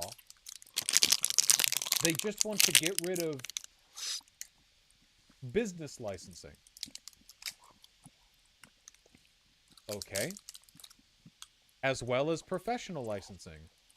Like being a doctor? Wait, how many Okay. Purchase of edible products from small farms. What? Use of hemp as an agricultural commodity. Minimum wage laws. Blue laws. Mandatory sick and family leave. So they just don't want it to be legal for a city to decide that businesses have to provide mandatory sick family leave. Do you remember what I've said to you guys about fascism and libertarianism being parallel in the United States? What we're seeing here is a massive revocation of civil and economic rights exclusively to the benefit of corporations, no matter how cartoonishly evil it is or how much harm it does. Trade agreements. We support free trade as a necessary component of American capitalism and of America's influence in the world, but all trade agreements between the federal government and other nations should strictly adhere to the U.S. Constitution and require approval by 2/3 of the Senate. What? Adhere to the U.S. Constitution? Trade agreement between us and other countries? 2/3 Senate? Okay. Origin labeling. I'm fine with origin labeling. Predatory towing. We urge text legislation. Increasing the criminal penalties resulting from predatory towing and decreasing the state allowed amount the tower can charge. I think I'm okay with that too. Predatory towing is a real issue. Yeah, they're claiming all trade agreements should be handled as treaties.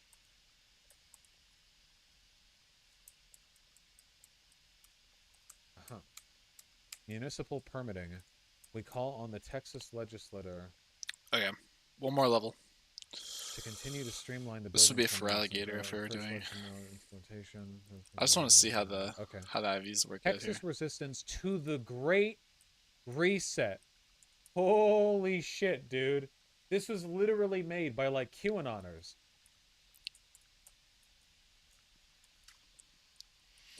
Okay, we can only click one move here, so I need to be pretty careful about that. The Great Reset is literally just a term that was bantied about by some like corporate and economic policy think tanks. It's not a policy. The Great Reset it's not a policy. It's not a set of things. It's not anything. It's a buzzword that was talked about, at the World Economic Forum for a bit to describe economic changes following the COVID lockdowns. It wasn't some big plan. There was no international effort made. It just, yeah. Ban corporations who attempt to suppress funding for tech industries by doing business with the state of Texas and its subdivisions. Wait. Ban corporations from doing business with the state of Texas? I don't think you read that correctly. As in, the state of Texas can't contract work? What? Make it illegal for banks and financial institutions operating in Texas to make lending decisions based on anything other than financial concerns? Okay. The model for such legislation should be that which was promulgated 66, by President Trump's office, 67. which was immediately suspended by the current occupant of the White House, who they refrain from calling President Biden because they don't think he's the president. That's a very normal thing for a state platform to do, by the way. Add penalties in Texas law for corporations. Yeah, I think we're past boycotts against Texas. Yeah, we've been over this one before. We've maxed our EVs Add somewhere. Protections Don't know where, but right of Texans we have. to keep in exchange and store their wealth in mediums of Freeland exchange, probably hasn't that, including digital currency, gold and silver coin, bullion, cash, and script of choice. The Texas Bill of Rights. This will help stop global institutions and the federal government from forcing Texans to use the financial services and currency dictated by them. These people are absolutely psychotic. Jesus Christ. Script? What are they going to do? Bring back corporate towns? Yes, they are. I'm pretty sure that if they got everything they wanted in here done, corporate towns would be the only kind left.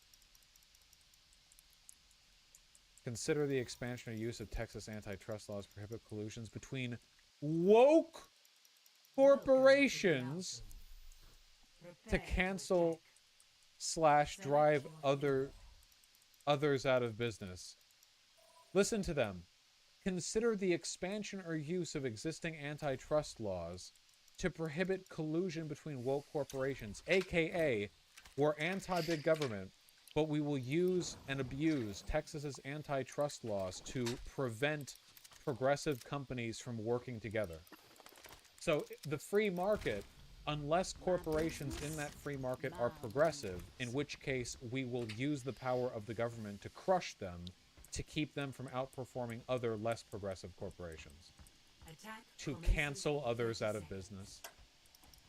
That'd feel win. So CCP. I'm actually going to drop a bit of a hot take here, and I actually think that if all of this was implemented, the state of Texas would be less democratic and less representative of the people's will than China. I actually believe that. The primary difference here is that the CCP ultimately organizes capital in the service of the interests of the state. They're not a democracy, but they do channel like corporate interest towards state interest, which does often overlap with some goods of the citizenry. In this case, though, there's no such guarantee. The corporations here are psychotic and completely uninterested in the well-being of the people beneath them. I mean, prevent recognition of carbon dioxide as a greenhouse gas?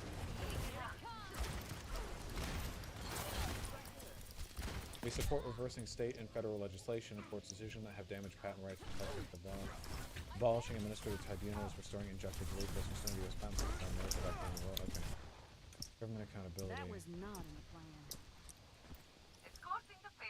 We oppose any distribution of taxpayer dollars to unions, okay? We support privatization of the Social Security system, of course. We urge Congress to overturn the rules of the U.S. Department of Labor restricting volunteerism by paid firefighters and emergency medical technician personnel. ESOPs. Republicans support maximum economic opportunity for all citizens and believe that legal limits on employee ownership of Texas firms by employee stock ownership plans should be eliminated. We support maximum economic opportunity, so we believe there should be legal limits on employee ownership of Texas firms. We also believe changes in ownership from private individuals to majority ownership by an ESOP should not create disadvantage in doing business in the state of Texas. Oh, they want to remove those limits. Okay, gotcha. Wait. Republicans support maximum legal limits should be eliminated. My bad. Thank you. Gotcha. Unions. We support legislation requiring labor unions to obtain consent of the union member before that member's dues can be used for political purposes. We oppose card check. Texas should prohibit government entities from collecting dues from labor unions for deductions in public paychecks. We also encourage the adoption of a national right to vote act. This is pretty expected. Freedom of travel. We oppose Biden infrastructural and energy plan that threatens our freedom of travel, imposes a federal mileage tax. Diversity, equity, and inclusion are other social justice policies on Texas taxpayers and their dollars. We oppose anti-car measures that punish those who choose to travel alone in their own personal vehicle, and oppose any measure to impose road diet mandates designed to shrink auto capacity or intentionally clog vehicle lanes. Highways forever, lads. We urge the Texas legislature to protect drivers from these California-style anti-driver policies in Texas. Never been on the 405. Toll roads. We believe tolls should come off the road when the debt is retired, and if the debt is ever restructured or refinanced, the payoff debt needs to be the same. I don't know enough about tolling to really have an opinion here. Taxpayer money should not fund or subsidize high-speed rail, nor should eminent domain be used in the construction of high-speed rail. Literally, like, flat out, we will just make it illegal. To build rail. Like, yeah. COVID response. Businesses should not be held liable for any customer because their business ends later from time to time caused by COVID-19. We urge the Texas state legislature to adopt legislation that recognizes and establishes all businesses and jobs are essential and fundamental right. Governments do not have the authority to determine what entities are essential during an emergency. By the way, that means the next time there's an emergency, all entities in Texas will be designated emergency by their employers. No government entity may require business to act as enforcement of the state of breaches action. Local governments require business to enforce mass mandates or be mandatory. Great. Privacy. Information freedom, the internet. Doxing and swatting. We recommend state legislators consider modifying existing state law to take into account the implication of doxing and swatting. Okay. Sure. Streamer laws. Fitting, considering the fact that this all reads like it came straight off 4chan. We oppose efforts to implement net neutrality on internet service providers, of course. All rights, privacy, individuals having a home should be all of data. We call upon Texas to prohibit vendors from selling or sharing data or capturing service in Texas. Okay. Social media freedom. Here we go. Here we go, lads. We call on our congressional delegation to push for reform of Section 230 of the Communications Decency Act to limit the ability of online social media platforms to censor the speech of citizens in the new digital town square. Once again, that is literally not what repealing Section 230 would do, which is currently controlled. We support Texas legislative efforts such as House Bill 20 that afford Texas residents the power to sue big tech companies for targeting and censorship. So they want people in the state of Texas to be able to sue Twitter for banning them. Gotcha? We support hackbacks, defined as counterattacks aimed at disabling or collecting information against a perpetrator as a legitimate form of self-defense of persons and organizations in order to ensure their cybersecurity. The right to defend ourselves in the current era must be expanded in order to... What the fuck am I and Capistan shit out here? Sir! You violated the NDP. Fucking counter hacking? What? Stand your ground with hacking? What? Is this a way of them saying they want people to be able to legally cyber attack social media companies if they're banned from social media?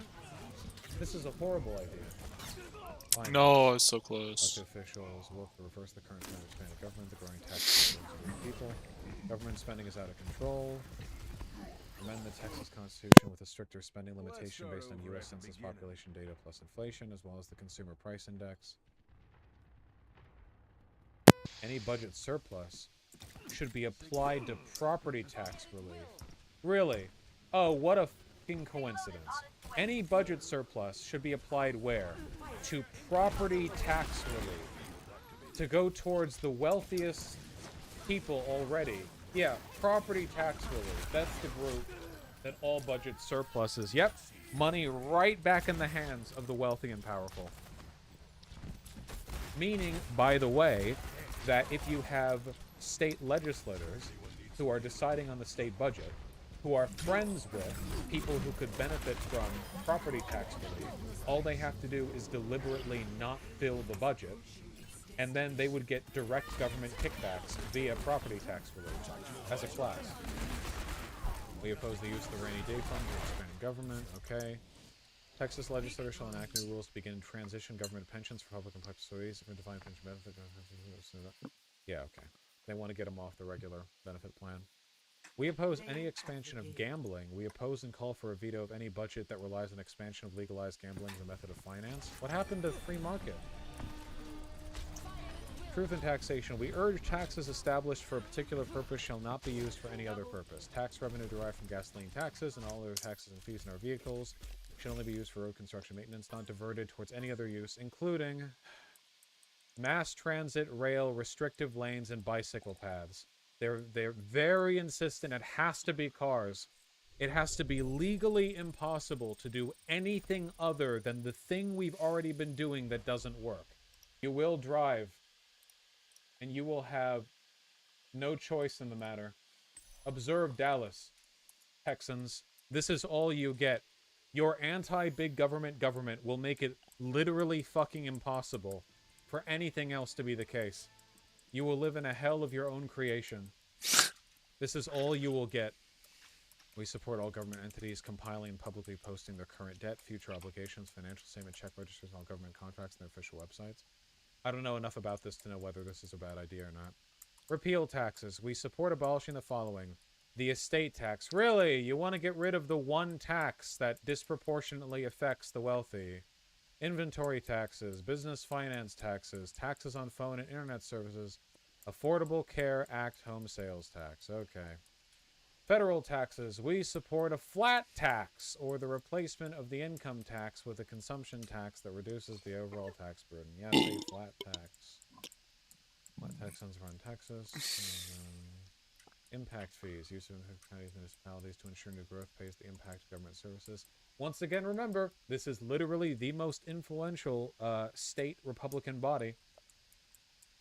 The most powerful element of the Republican Party in America is the federal one, and this is the second most powerful one. Are you kidding me? Freeze public spending on state higher education until waste and administrative costs are reduced. Freeze public spending? Wait, not just prevent budget increases, but freeze public spending? Oh, hey, and what a coincidence. Just today, the Supreme Court ruled, I think it was the state of Maine, is violating constitutional rights if taxpayer money doesn't go to private religious schools. It's all coming together. Defund big government, not the police.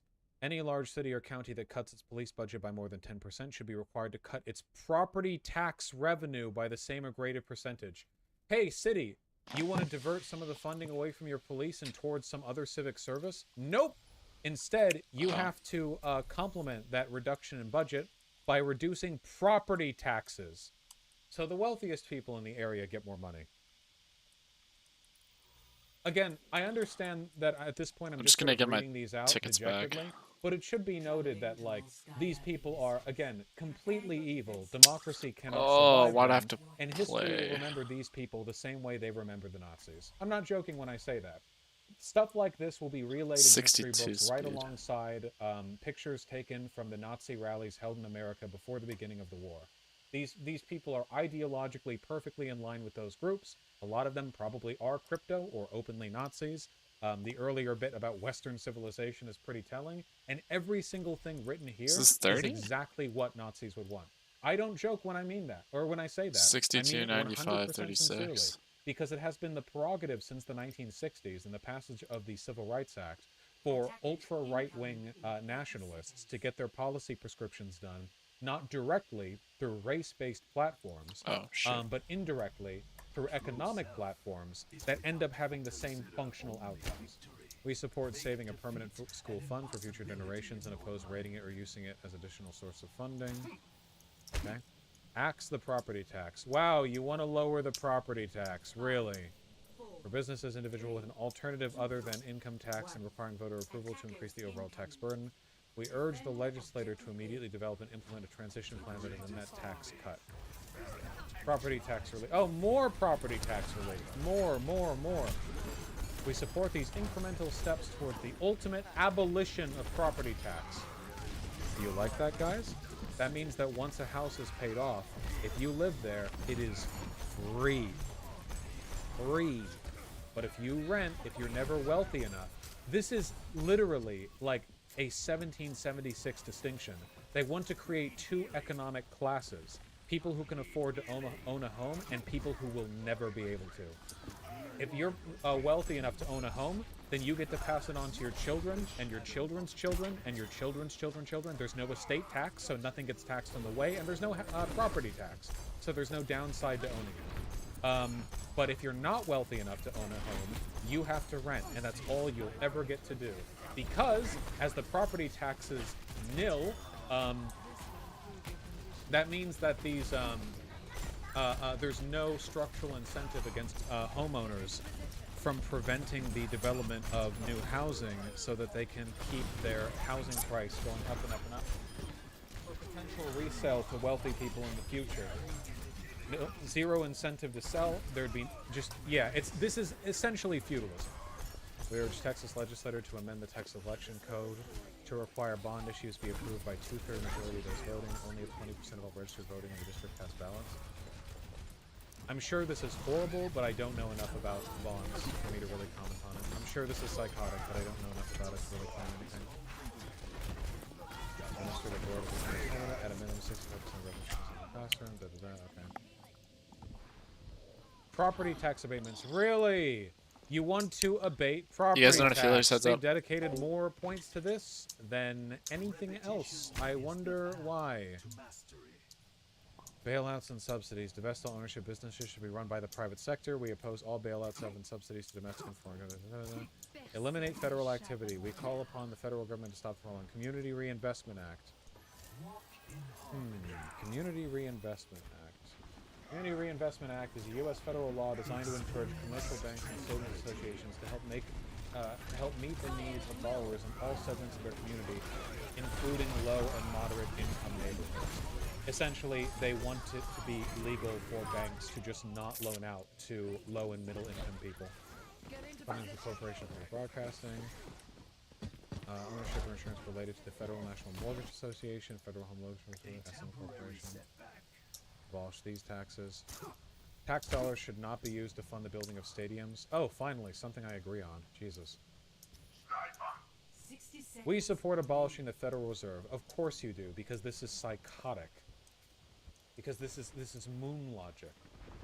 Yeah, of course they. Yeah, obviously, of course they do. Right to use cash and cash subsidies. We went over that. Education, parents' rights. Texas families should be empowered to choose between public, private, charter, or homeschool options for their children's education. The funding should follow the student. The funding should follow the student. So even if they go to private schools. Right. Or homeschool options, which incentivizes homeschool heavily because now the government will be paying them for it. So what are behind? We also support tax credits and exemptions for education and choice within the public school system. We oppose any attempt to regulate homeschooling or the curriculum of private or religious schools. Wait, so they have to provide federal funding to private or religious schools, but there's no curriculum standard at all for them? They could just go in there, sit in a room for 8 years, and then walk out? Yeah, okay. Or homeschooling. Parental rights and education. Parents are the primary educators and disciplinarians of their children, to which all other entities are inferior. The fundamental rights of parents to make decisions regarding the upbringing and control of their children in all aspects, but especially in regards to Texas educational system, shall be recognized, affirmed, and protected by changes to the Texas Constitution, Texas laws. Enforcement of parental rights. Isn't it interesting how whenever talking about what children need or what's best for children, it's alright. Let's just do one more game like that. That was actually Isn't that a little bit odd? Like, shouldn't it be the child's rights? We can probably summarize the upcoming paragraphs as they want to be able to rape children and get away with it. But I'll go through it, you know, just for posterity's sake. Parents need more effective mechanisms to enforce their rights in education. We support the creation of impartial ombudsmen in both general education and special education. We call upon the legislature to establish grace for appeals, parents' files. Enforcements must include criminal, civil. Okay, I'm just closing that for a second, giving the state and private citizens so I can reopen. Expedited enforcement? There we go. We call for development. Parents need to know and consent booklet. Parents say federal pupil protects right amendment and the Children's Internet Protection Act. Okay. We call for reforms to the disciplinary alternative education program. We demand the state legislature pass a law prohibiting the teaching of sex education, sexual health, or sexual choice or identity in any public school. So I'm pretty sure whatsoever, or disseminating Afner or permitting the dissemination by any party of any material regarding the same. All school districts, individual schools, or charter schools. It's literally straight into the rocket individual grants. School mean? Private school? Are prohibited from contracting with or making any payment to any So I can third theory party discussion for battles. material concerning any of the above topics. Until that's homeschooling? Gotcha. Okay, so no laws whatsoever on curriculum, except it will be illegal for private or charter schools to give sex ed. So no restrictions at all on curriculum, except they can't do this. Until this prohibition goes into effect, sexual education shall only utilize sexual risk avoidance programs and promote abstinence outside of marriage. Oh, so they actually want to go beyond abstinence-only education. The temporary holdover is abstinence-only education. They want complete silence on the topic. Forced to may be provided with human sexuality, family planning instruction. The district must obtain the written consent of the parents or the student's parent or guardian. We request the Texas legislature pass legislation that requires Texas school reminders to filter inappropriate and offensive content such as pornography for minors. I think they already do that. Operators of adult sex entertainment businesses and venues, they mean drag queen story hour. Adult entertainment of any kind, including drag queen story hour. How the fuck do I know? This entire document is purely filled by like outrage bait and like why am my movement's not? You know, like culture war buzzwords, of course. Cannot be part of educational programs. My movements aren't snappy at all. We support, again, no curriculum guidelines, except we support passive a law more comprehensive than the Florida law, which prohibits instruction in sexual orientation, gender identity in public school. We advocate for those who violate any of the above to have their educator's certification revoked and prosecuted to the fullest extent of the law where appropriate. Legislators shall prohibit reproductive health care services, including counseling, referrals, and distribution of condoms and contraception through public schools. We support parents' right to choose without penalty which medication are administered to their minor children. Without penalty, which medications are... Okay, prayer healing, faith healing. We support informed consent of parents before any school-based mental health assessments or interventions are performed. We urge school administrators and officials not to infringe on Texas school students and staff's right to pray and engage in religious speech, individually or in groups, on school property without government interference. We urge the legislators to end censorship of discussion of religion in our founding documents. End censorship of discussion of religion in our founding documents. You can... It's not there. The Constitution is quite brief on the matter. By founding documents, they probably mean like adjacent founding father stuff. And encourage discussing those documents, including the Bible as their basis. They just want all schools to be religious schools. Curriculum. I thought we weren't regulating curriculum. Okay. Hello? Language arts, phonetics, reading institutions, civics, which includes passing the U.S. Citizenship and Immigration Services test. A normal thing to require. Mathematics, which has correct answers and focuses on how to arrive at them. 1 typo, 2 what? D, science, E, social studies, here we go. Including geography, economics, U.S. and world history, such instruction should focus on American exceptionalism.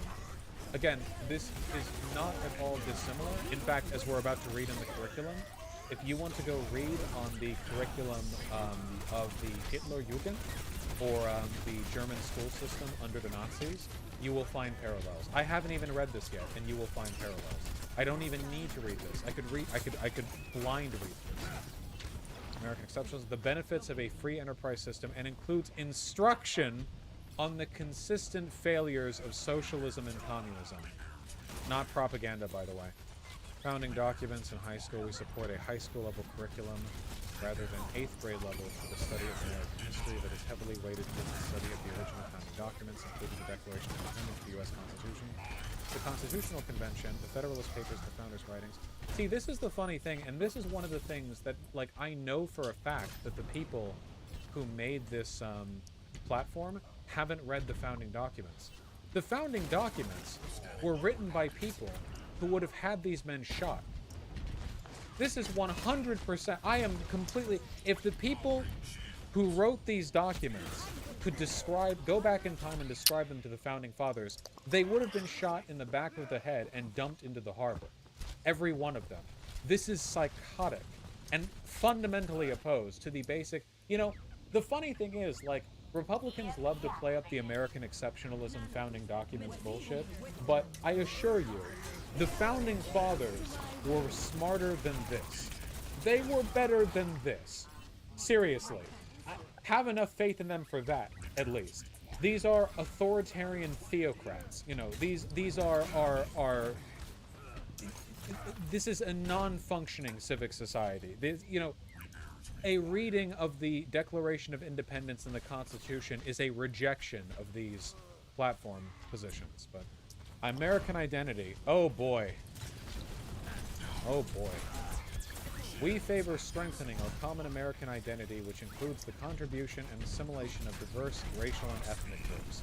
Assimilation being, I assume, the dominant term. We reject critical race theory as a post-Marxist ideology that seeks to undermine the system of law and order itself and to reduce individuals to their group identity alone. We support legislation to remove this ideology from government programs, including education involving race, discrimination, and racial awareness. So there you go, right there. Get rid of post-Marxist critical race theory ideology by removing any education on race or discrimination. You won't be taught on slavery anymore or the civil rights movement. That's very explicit right here. To facilitate the appreciation of our American identity, the contrast between freedom and the tyrannical history of socialism/communism throughout history must be taught. Students shall pledge allegiance to the United States and Texas flags daily to instill patriotism.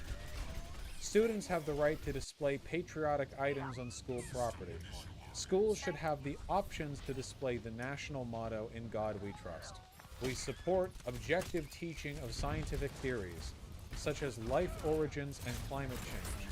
They already have you pledge allegiance to the Texas flag. The difference is, right now, you get to say no. These shall be taught as... hold on. We support objective teaching of scientific theories, such as life origins, read evolution, and climate change. These shall be taught as challengeable scientific theories subject to change as new data is produced. Teachers and students shall discuss the strengths and weaknesses of these theories openly without fear of retribution or discrimination of any kind. Would this also remove Holocaust education? I am very, very, very sure. You know what? I'll go ahead and say it right here. I genuinely think that the people who write textbooks under this regime would skip the World War II section except as a preamble to the evils of the Soviet Union. I really do believe that. I think that a history book written by these people would have more in it describing crimes committed against the Wehrmacht by the Soviet Union than it would mentions of the Holocaust. And if it does mention the Holocaust, it would be in the context of the condemnation of the Soviet liberation of the camps they came across first. It would all be exclusively framed in that context. Too late, that already happened. Oh, well, never mind. South Lake school teacher tells teachers to balance Holocaust books with opposing views. Okay, well, there you go. Oh yeah, this was from last year. I think I remember that. Buy guns. Buy guns. Buy ammunition. We oppose the use of national or international standards in the state of Texas. Right, Common Core. They hate Common Core. We also oppose the modification of college entrance exams to reflect any national core philosophies. Any school district that violates state law of any use of a national core curriculum standard shall lose all state funding. Okay, making it legally impossible for any school district to use a national curriculum for academic achievement, meaning they will have to use the Texas-based standard, meaning that people will get into college based on how they can haw, and how many black people they can curb stomp or whatever. We encourage non-English speaking students to transition via best practices to English within 2 years, allowing them to... What does this mean? Encourage? This means nothing. All instructional materials paid for by state funds should be vetted by the State Board of Education. We oppose appropriation of state funds. This approved process must continue to include education on humanity of the preborn child. Texas students should learn about the humanity of the preborn child. I like how that's in all caps, because they're not even hiding the fact that it's like an insane religious doctrine, including life-affirming definitions of life and the study of life. Life begins at fertilization, milestones of fetal development at the 2-week gestational periods, use of baby fetal models, witnessing a live ultrasound. Holy shit! Time for your fucking 3 weeks dedicated to why abortions are morally wrong. Holy fuck. Governance. Abolish Department of Education. Yeah, figures. Elected SVOE. Can this even legally be passed? Under the current law, no.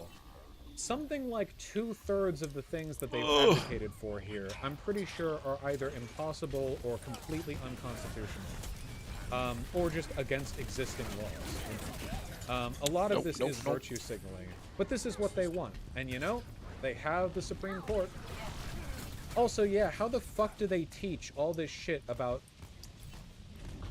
like, natal development without talking about where babies come from, which they're legally barred from doing?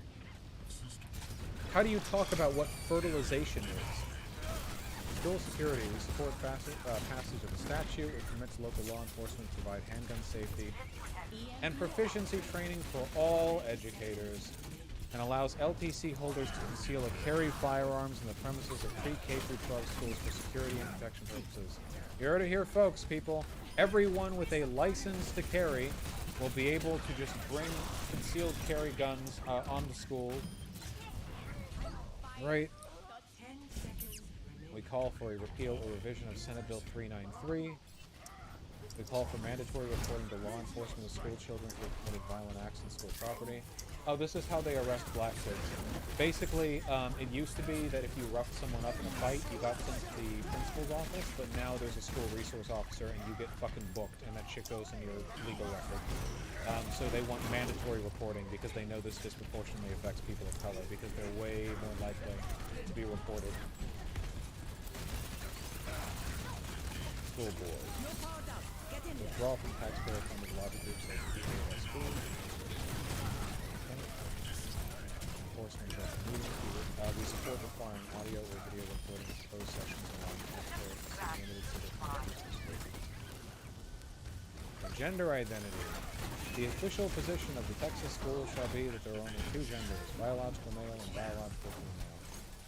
They oppose transgender normalizing curriculum and pronoun use. So that not only do they oppose its curriculum, the use of it, they oppose calling trans women her. Like, the state opposes correct gendering. And yeah, pronoun use, we know. Well, the biological men should compete against other biological men. Yeah, we know. Until the legislature removes sex education from the curriculum in public schools, the state of Texas should adopt changes to Texas Education Code 28004 to require every member of the school board of trustees to close loopholes in order to prohibit contraception distribution, demonstration, experience. Okay. Foreign charter schools. Charter schools should have accountability and transparency. Okay. Higher education. God, this goes on forever. How... I feel like the point has been well demonstrated. God. Fuck. Yeah, it just keeps going. It's insanely long. Where do you get the... completely unedited. No, keep going? Okay. This is gonna make for a terrible fucking video, you know that, right? College costs are out of control. Reform is... I'm, like, slurring half my words now. Reform is urgently required, including the following. We oppose mass cancellation of student loan obligation, but support tax credits and interest rate reductions to ease the burden of students deeply in debt, right? We oppose in-state tuition and financial aid for illegal aliens. Funds and support Western civilization instruction. Defend political correct... Oh, defund political correctness. So again, this is for higher education. Like Hillsdale College, we agree that state universities shall value the merit of each individual uniquely rather than succumbing to the discriminatory trend of so-called social justice. We oppose any state formula funding or graduation requirements for divisive curricula inconsistent with the above, including Marxist, anti-American, critical race theory, multicultural, or diversity, equity, inclusion courses. Of course, none of these actually mean anything. This is just any progressive courses would be banned. We oppose using public funds for homosexuality, transgender, or diversity, equity, inclusion centers. Public universities should be required to create a comprehensive program of instruction in Western civilization, American institution, and free market liberty principles with centers and funding dedicated to that task. Campus speech. We urge the Texas legislature to recognize the rights of those on campus to practice their faith and their right to free speech. We support withdrawal of public funding from any college or university within the state that actively or passively discriminates or permits discrimination against the free speech of either student or guest speakers. They just Milo Yiannopoulos, Berkeley shit. Student groups shall have the unfettered right to elect their leaders, choose their members, and set their organization's mission, purpose, and standard of conduct. Abolish the system of tenure and replace it with a merit-based system for teacher retention. Very specific, thank you. All Texas students shall have equal access to all state-supported university admissions, grants, scholarships, and loans. Support the medical students' religious liberties. Oh, God. All persons have the right of conscience and should be protected under Texas law if they conscientiously object to participate in practices that conflict with their moral or religious beliefs. This includes, but is not limited to, abortion, including any requirement for a medical resident or physician to perform an elective abortion on an opt-out basis instead of an opt-in basis, the prescription for or dispensing of drugs with abortifacient potential. Oh!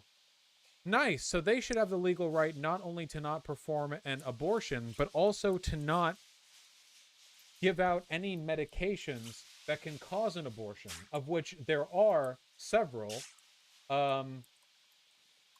are not like abortion medications. It's not just banning Plan B. They could be banning any medication, no matter how medically relevant, that has the potential to abort a life. This is already a law in Texas, is it? Human cloning, embryonic cell research, eugenic screenings, genetic engineering, euthanasia, assisted suicide, harmful, futile procedures. Harmful, futile procedures? They mean medical transition. That's the only thing here that makes sense. It's futile, not fetal. It could be a typo. There are typos everywhere, but... Vaccines, of course, and the withdrawal of nutrition and hydration. Why is Texas like this? Republicans. Republicans all over the country are like this. Texas is just they're just being more straightforward about it. You're not going to see the National Republican Party condemn this. Have they? No, they haven't, because they agree with this.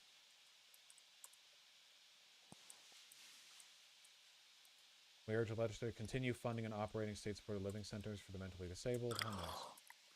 Support parents' right to choose or reject prior written each medication.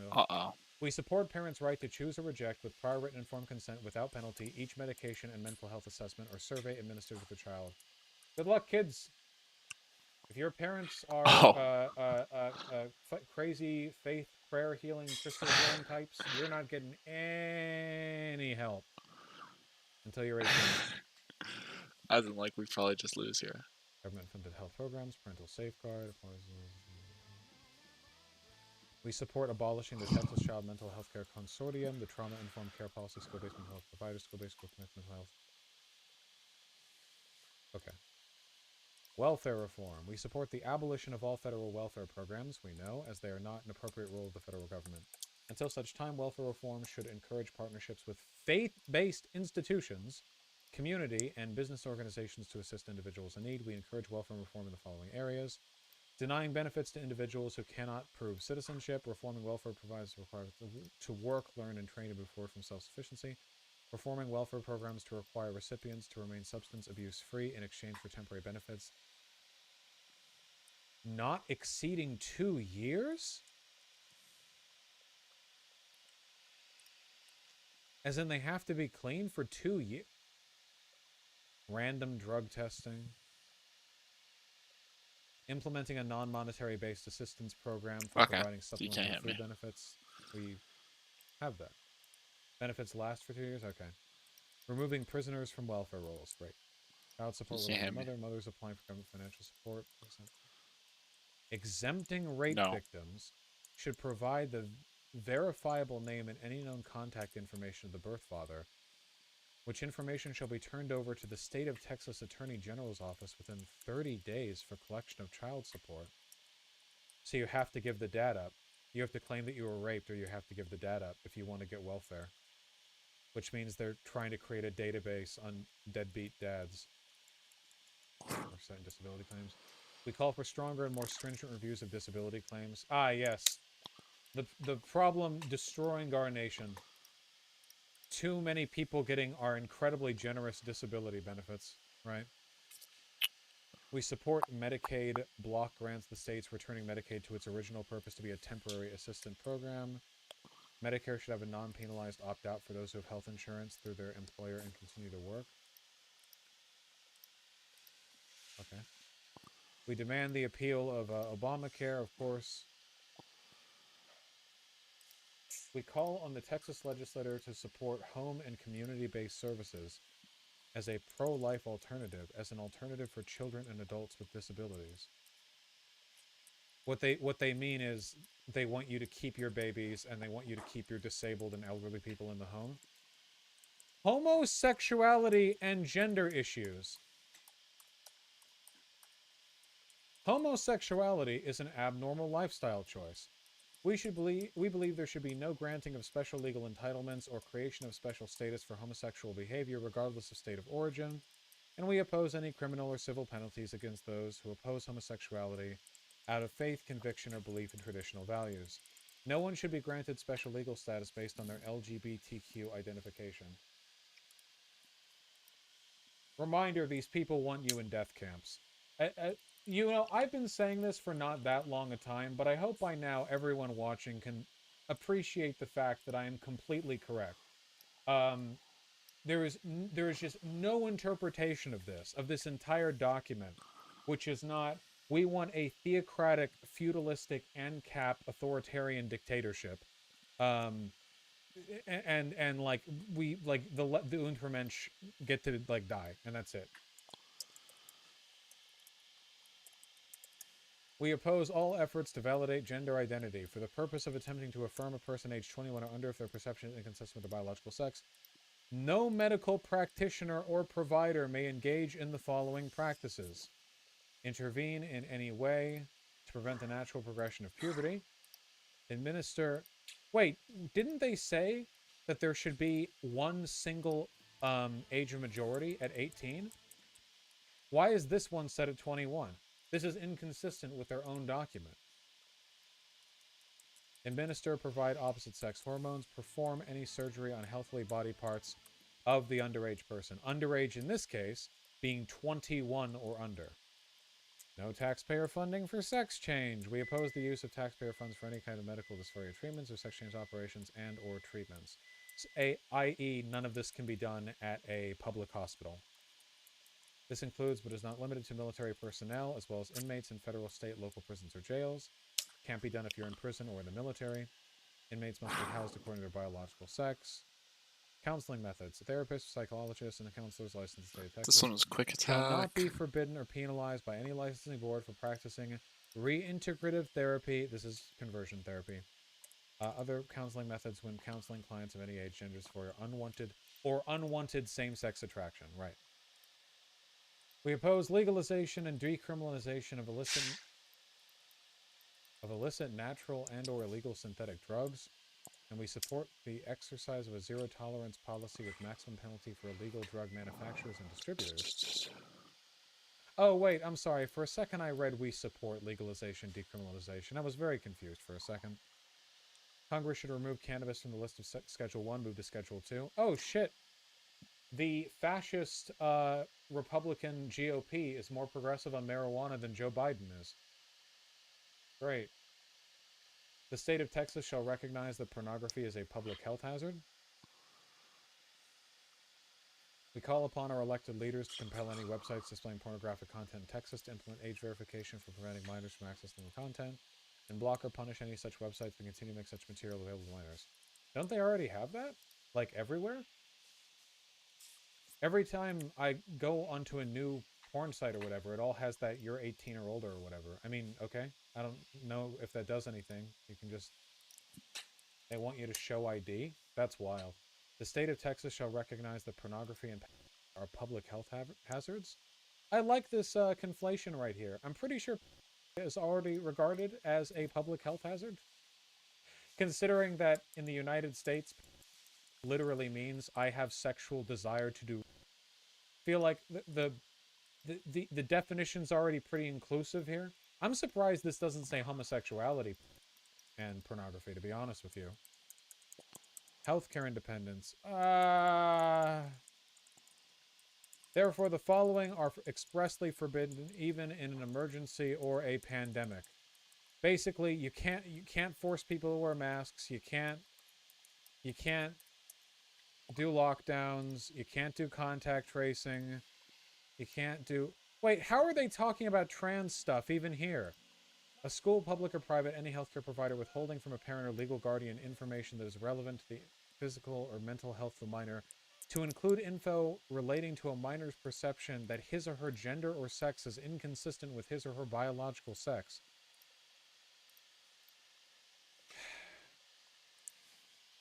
Vaccine stuff, guardian stuff, I get it. They want you to die. Any Nuremberg Code violations? No, guys, they're saying that you can't do a Nuremberg Code violation. It's just funny they would put it there.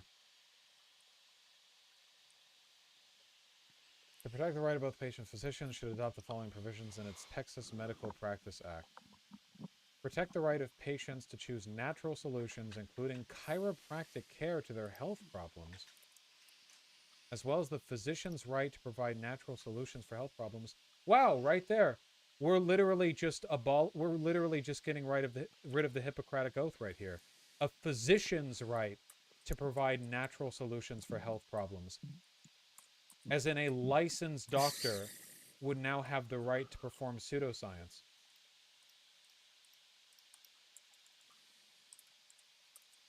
Eliminate confidential complaints against physicians. Eliminate anonymous medical witnesses against physicians. Mandate legal due process in all TMB proceedings. Allow physicians the right to have a complaint against them tried in a state district court rather than an administrative law court. Every complaint you file against a physician now has to be tried in a state district court. Texas, what are you doing? Guys, I want you to not think about this as a Texas thing. This is a Republican thing. Again, this has been made public for over a day now. It has not been met with condemnation from Republicans broadly in the country. They all want this to varying extents. It's really just a question of how well they'd be able to do it. They're evil. The GOP, the elected officials, are evil people. They like your suffering.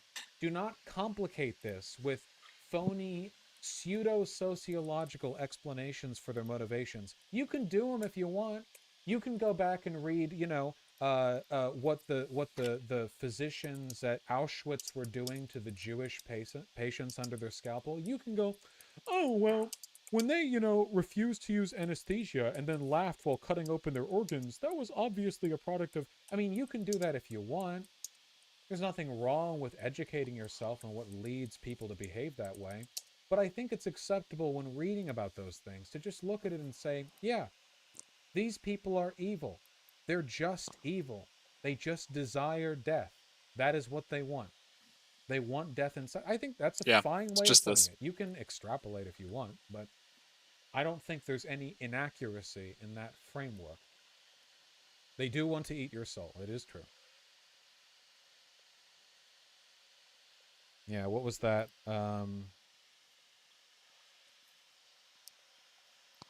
Yes, a proposition on my part so radical, so Marxist, that The Simpsons joked about it 40 years ago. It's a great bit. Any classic Simpsons. So radical. Is this being implemented? This is a list of policy positions the Texas GOP have taken to. Medicine manufacturing, make it in the U.S. Labels on manufacturing must show the country where it was manufactured or processed. We oppose any state or federal medical record computer database that stores personal identifiable records on citizens without their written consent. Okay. We urge to off-label medications, procedures that potentially life-saving. Okay. Healthcare savings account, Texas HSA. Okay. Toxic exposure. We support the immediate implementation of the Toxic Exposure Research Act of 2015, which will ensure that the federal government will establish a database on all exposed veterans and their families. What? Veterans and their... What? This is such a niche thing. Also, why are they calling for a federal database instead of a... What is this? Veterans Affairs Armed Services? This must be some... Oh, is this the burn pits thing? The burn pits thing in the Gulf War. Okay, yeah, okay, yeah. Yeah, I remember. It's like, yeah, basically someone did an oopsie and set some oil on fire and a bunch of people inhaled it. Not good. Not good. Parental rights. Haven't we been over parental rights? No wonder this is 40 pages long. We support the fundamental constitutional right of parents to... Wait, the parents don't have this constitutional right. To raise and educate their children, including the right of children to offering moral, religious training, medical care of their children. Local, state, or federal laws, regulations, or policies that limit parental rights in the rearing of both biological and adopted children shall not be enacted. Parents have the God-given right and responsibility to direct and guide their children's care and moral upbringing. Parental rights depend on adult children. Okay. Whenever children are on their parents' insurance, the parents must have access to medical information, grades, and other information normally afforded to parents of minor children. So as long as you're on the health care of your parents, which basically everyone is until you're 26, their parents will have unfettered access to your medical information. So guys, hey, yeah, grades, everything. Okay. Conscientious clause, life-affirming healthcare. I'm getting tired of this. They've copied and pasted this. This is the same as earlier. We support legislation prohibiting and criminalizing the harvesting, sale, and experimentation or commercial use of human fetal tissue, including for vaccines, blah, blah, blah. We encourage adult stem cell research using cells from umbilical cords, from adults, from... Alternatives to abortion. Ensuring women have medical insurance coverage up to 1 year postpartum, with making it safe for pregnant women to give birth in Texas. Oh, so that's when they're willing to give extended medical coverage. Okay. Discriminatory abortion. We support legislation such as the Preborn Non-Discrimination Act. Protect preborn children suspected of having a fetal anomaly or disability. Well, this wouldn't matter. If abortion's illegal altogether, none of this would matter. Planned Parenthood. We support completely eliminating... What? We support complete elimination of public funding for? Is this an unnecessary double negative? Am I having a stroke? What?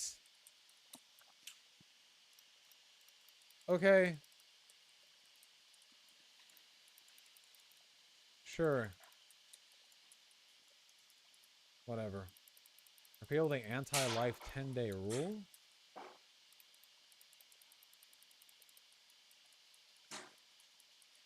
I don't know what the fuck this is. Criminal and civil justice. We support legislation providing for equal and consistent parenting for every child where both parents are fit, willing, and able as it is in the best interest of the child. We support reforming or replacing child protective services. We ask for any legislation to support due process. Law enforcement. Abortion homicide exemption. Oh boy. The physician homicide exemption for the Texas Penal Code section should be modified to apply only to non-elective abortions, such as requiring to save the life of the mother. Okay. Capital punishment. Properly applied capital punishment is legitimate and should be reasonably swift while respecting all due process. Police, firefighters, other first responders appreciation. Appreciation? Fucking cocksuckers. Jesus Christ. Mental health support backup. We support trained mental health personnel backup being provided to peace officers at all hours, day and night, in order to serve the public. Oh my god.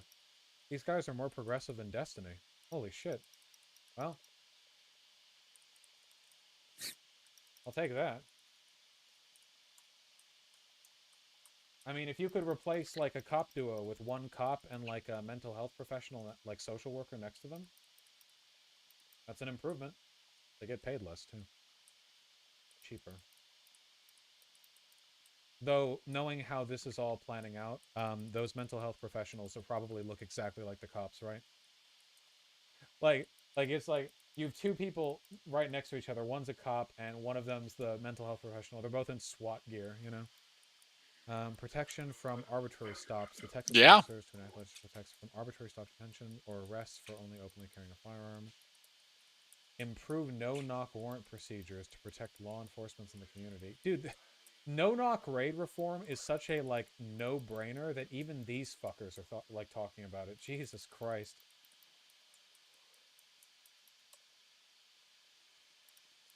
Oppose riots. Really? We oppose riots, vandalism, looting, and condemn any such conduct. We advocate each and every said criminal act be dealt with immediate arrest, imprisonment, and prosecution, full extent of the law. We believe laws should be enforced uniformly and that punishment should meet the crime. Law enforcement should never be used to target individuals for political purposes. Oh, nice. We oppose the targeting of police officers by progressive district attorneys. Thank you. Oh, we shouldn't deliberately target people for their political views. How are we going to substantiate that one? Ah, yes, the very real... What they mean, basically, is that they would have let Derek Chauvin off. We support automatic and prompt expunction of law enforcement officials' records who are found not guilty. Holy shit! Expunction of records when found not guilty? You don't even want to keep that shit on the record? Like, you know, in case a similar case comes up in the future, which might provide further context to previous... Okay.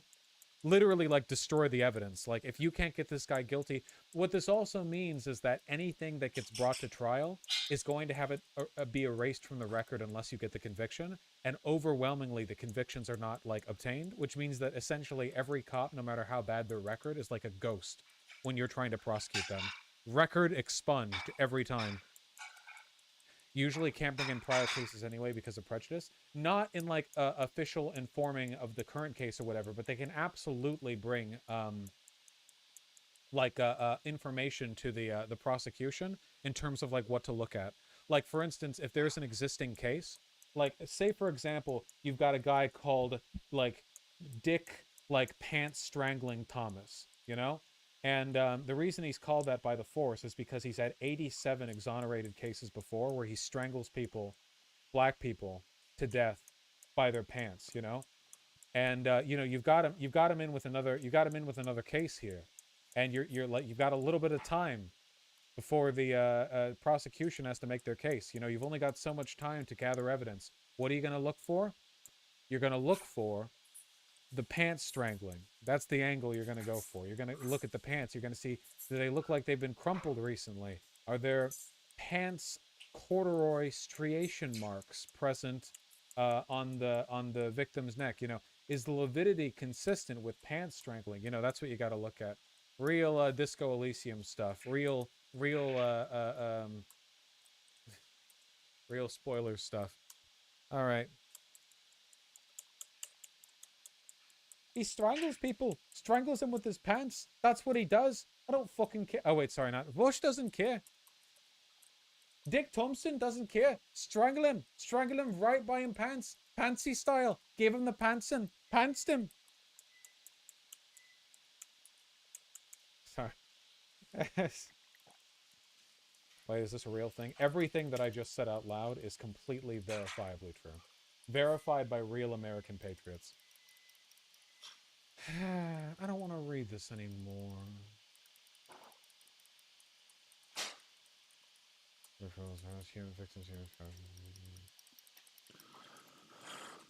Oh, that's nice.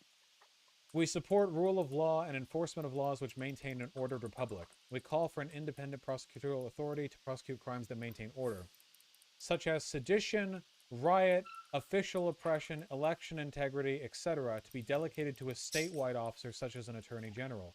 Remember, they want statewide officers to be elected via the electoral college, i.e., questions of election integrity, sedition, and rioting will be delegated to a politically chosen official handpicked by essentially the state GOP.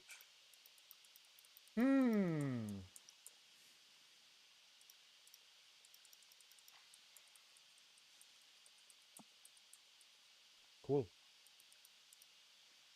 We urge repeal of the Texas obscenity exception that allows children access to harmful, explicit, or pornographic materials under the guise of education. The state of Texas should repeal all laws based on the fraudulent research by Dr. Alfred Kinsey. I wonder what their problem is with this guy.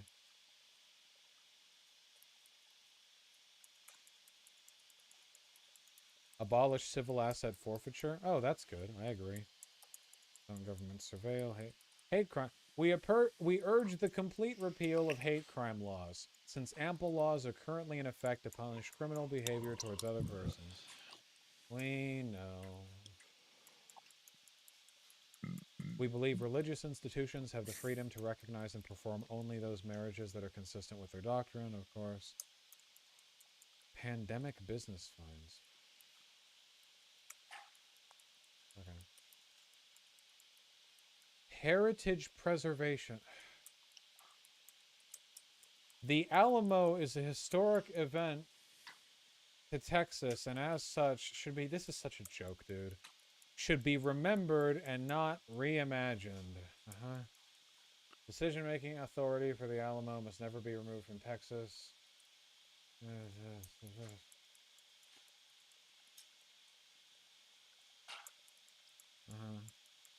We call upon government entities to protect all symbols of our American and Texas heritage, and therefore we oppose government action to remove the public display of 10 Commandments or other religious symbols. We support the Pledge Protection Act. We urge the national motto, "In God We Trust," and the national anthem. National motto according to who?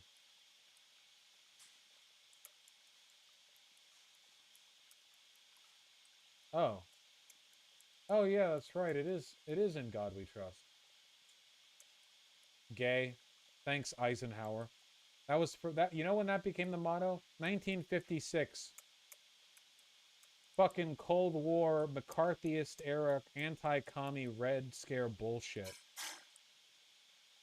It's not E pluribus unum? Wait, did I just read that wrong? Out of many, one? Wait. Then where is "In God We Trust"?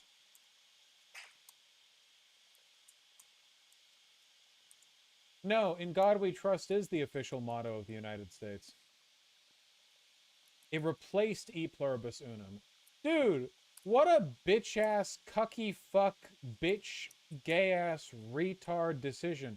You've got a cool-ass Latin term, E pluribus unum, out of many one America, out of many people. Like, you know, a symbol, a saying ratifying, like, the idea of the great melting pot. And then it's like, oh, dude, the commies are secular. We gotta own them. What about "In God We Trust"? Even though we know goddamn well that the fucking Constitution doesn't allow. Yeah, E pluribus unum just sounds too goddamn commie.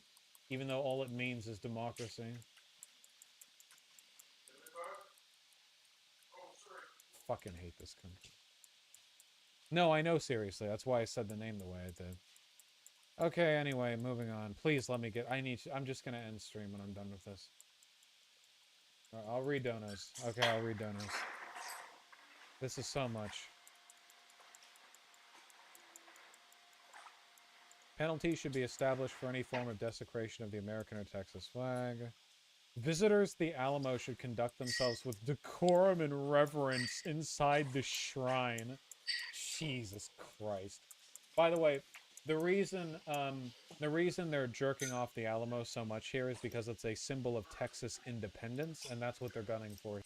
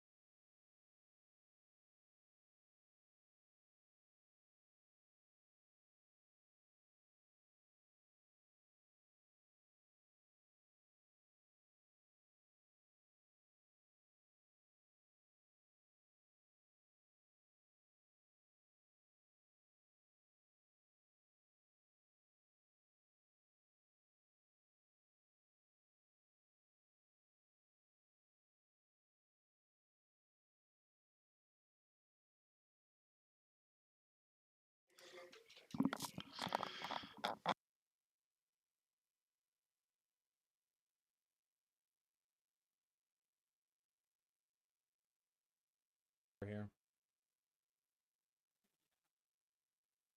We call for restoration of the plaques when pension fund were legally removed from the Texas Supreme Court building. Honoring the Confederate Widow Pension Fund. Okay, right. I noticed that every time something happens that they don't like, they say it's illegal, which were illegally removed from the Texas Supreme Court building. They said this a bunch of times. Whenever they don't like something, they say it's illegal or unconstitutional, but it's just like a normal thing that happened. They just don't like it. We believe all historical war monuments, including Confederate monuments in Texas, shall be protected from future removal or defacement. And we believe those monuments that have been removed should be restored to their historic locations.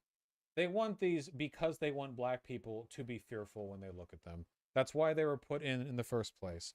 A lot of those Confederate monuments were put in not right after the Civil War, nor during the Civil War, not before the Civil War, but instead during the Civil Rights Movement. I wonder why. We'll support the contingency funds. Serve the USS Texas. Individual rights and freedoms. Have we not literally done this before? We have literally done this before. Religious freedom of speech and practice. As America is one nation under God, founded on Judeo-Christian principles, we affirm the constitutional right of all individuals to worship as they choose. We demand the repeal of the Johnson Amendment, which assaults the free speech of pastors and religious organizations. What does this one do?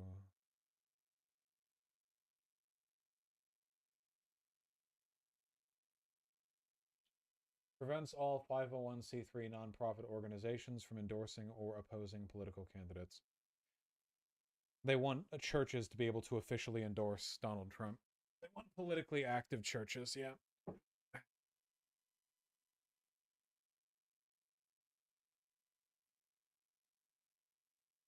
I mean, they already are functionally, but literally unconstitutional. Well, they want to get rid of that.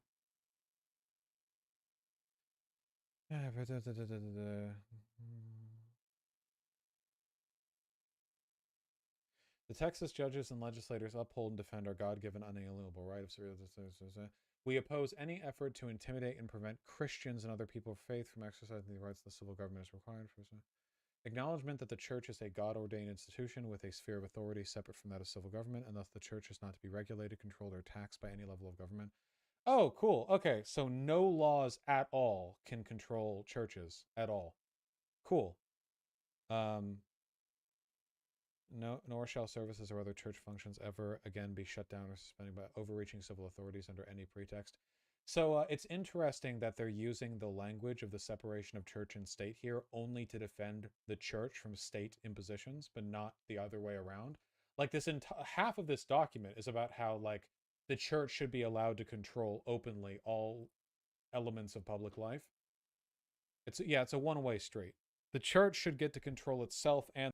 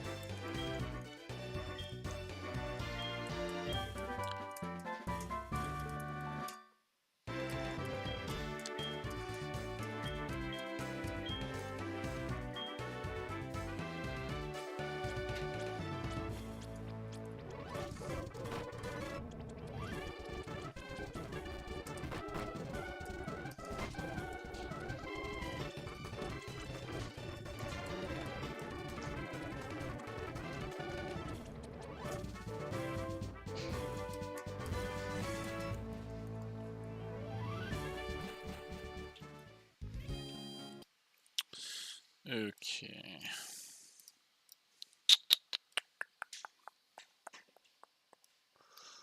Rylofight's just gassing Crocodile.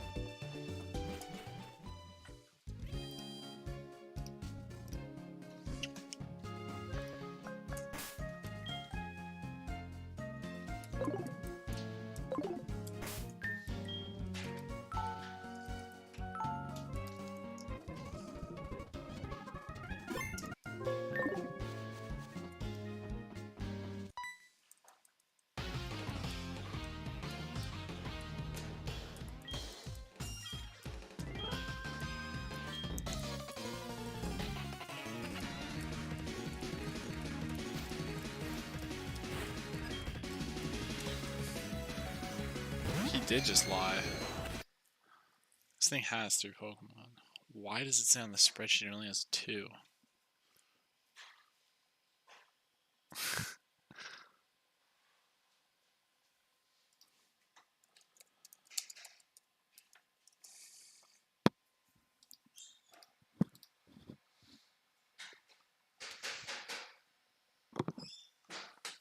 How's a Zubat?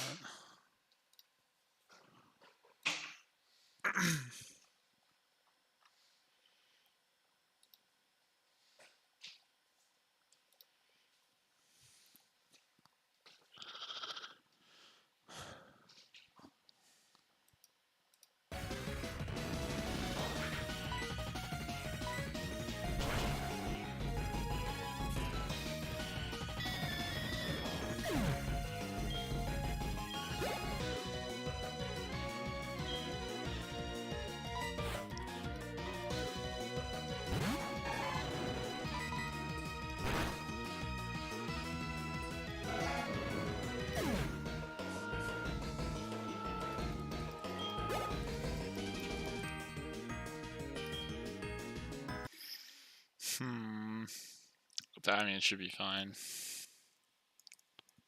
Zubat. What's 16? Is it 17? I don't know.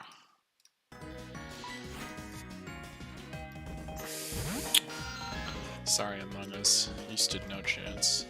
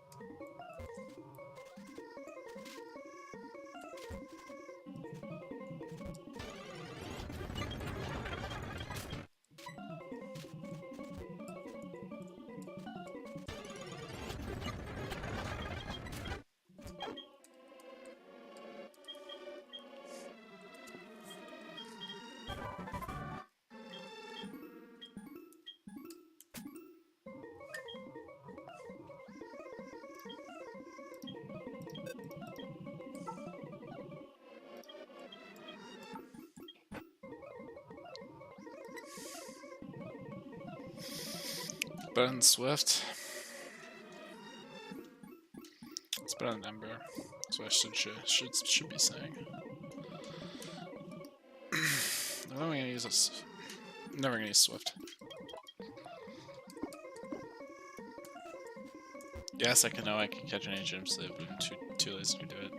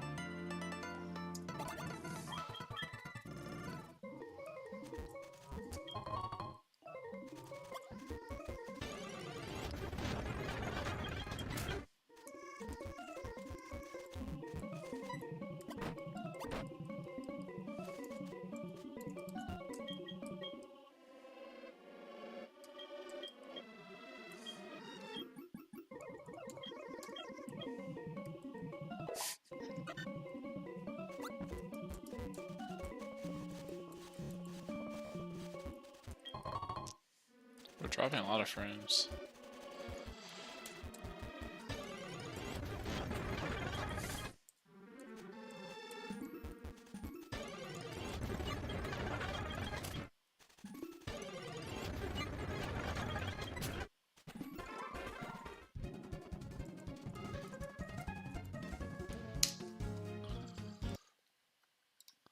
Okay.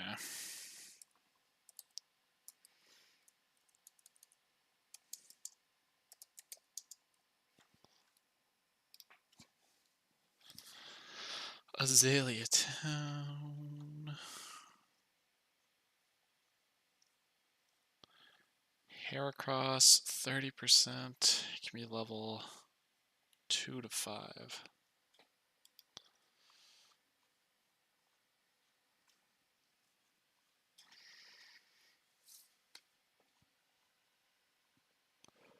But there's probably an exact level that we want. Oh. Oh, I remember this. It's like, it should just have...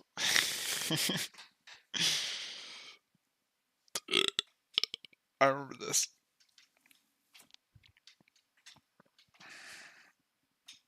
It shouldn't have Night Slash.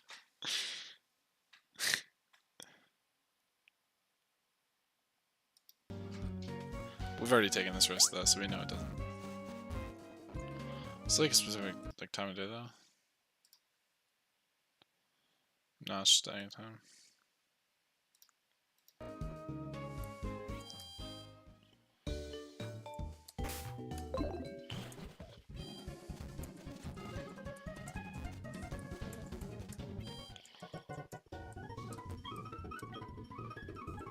Are you kidding me?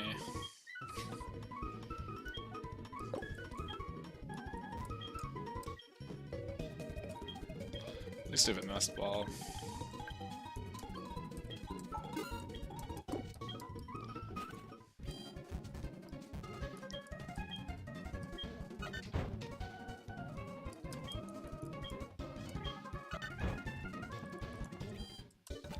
Isn't it like a specific tree?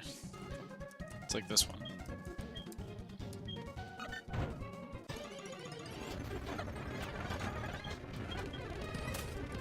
I lied, it's not that one.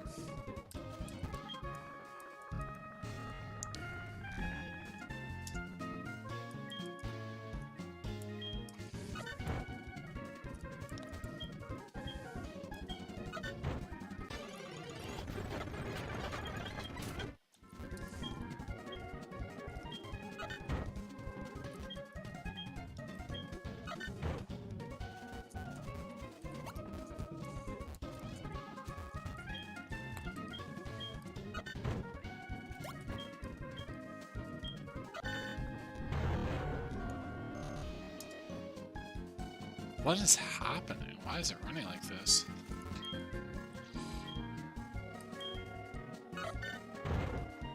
Oh, maybe I have to do this again. Hold on. There you go.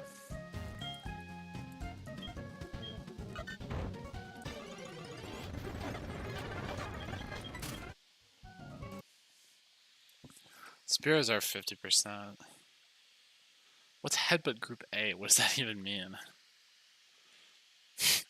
What does it mean to be in headbutt group A? Oh no.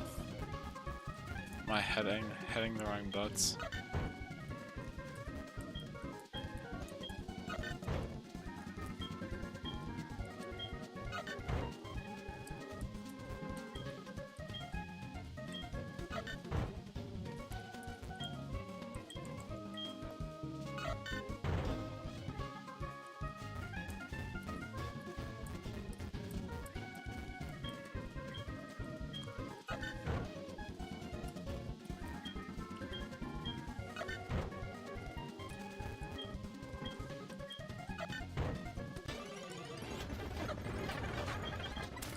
Let's have a group B. That's no good, we don't want that.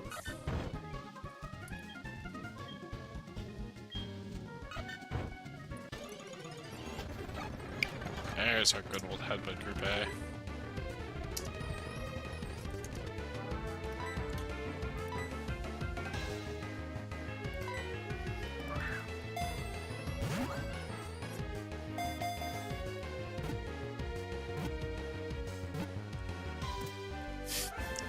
It's a male.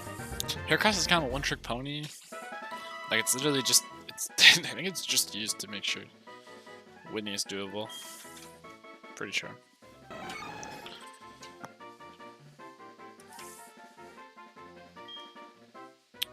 Well, we use it for the Elite Four, right? Wait, it's like. Yeah, let me check. Yeah, Haircross. We need Haircross. Audrey's level 68. It's kind of funny. Level 92 Ariados? What even? What? I got Ariados level 92. Oh, maybe you need like 60 something for other stuff.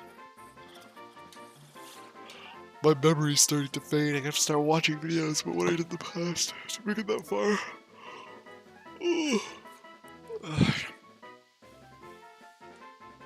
Hunter specs,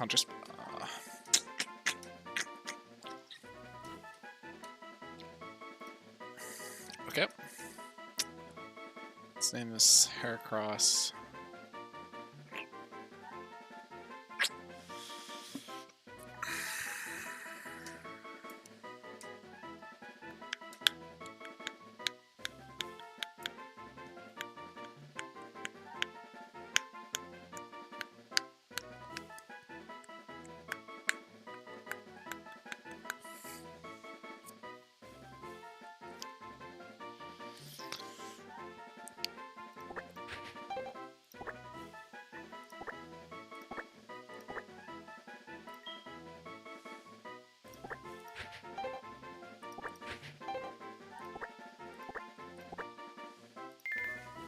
Yeah, that's a good name.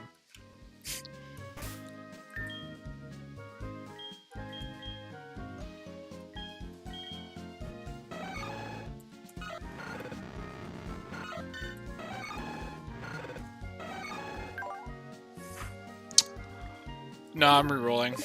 I'm not doing that. I'm not doing that. Sorry.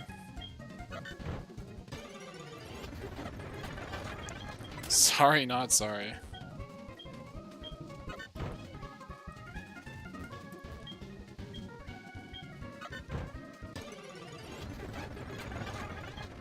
I kind of like to be higher level.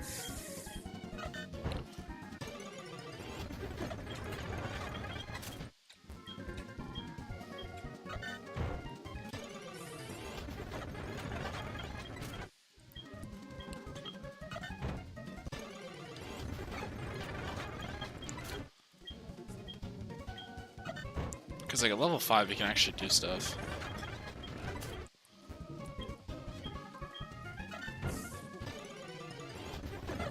Where do I get attack IVs from? Oh, bell sprouts.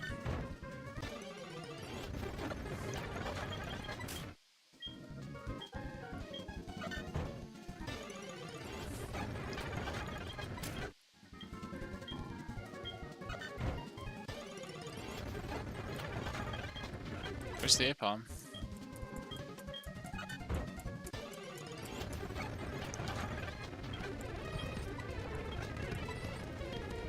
This one's a female.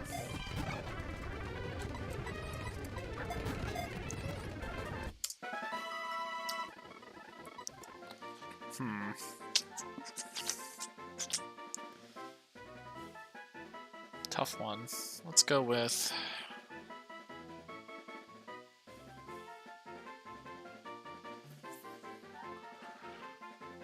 treat him a female Heracross.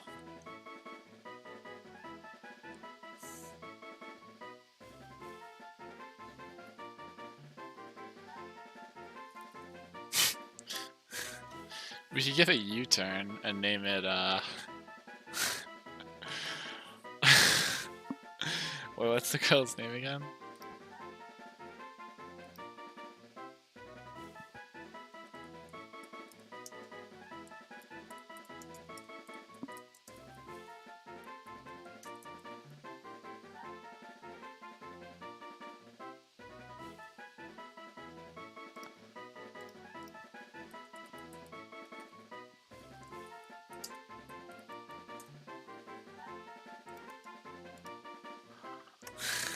We could name her Michelle Gardner. So it'd be like Michelle. Like, do we just do Michelle? I feel we should start having like. Nah, we'll just go with Michelle.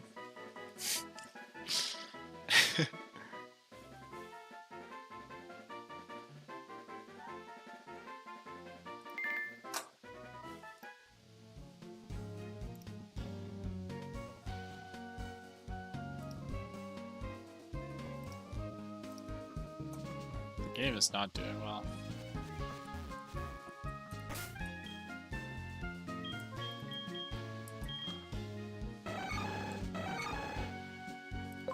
Wait, who's better HP stat? Same HP stat.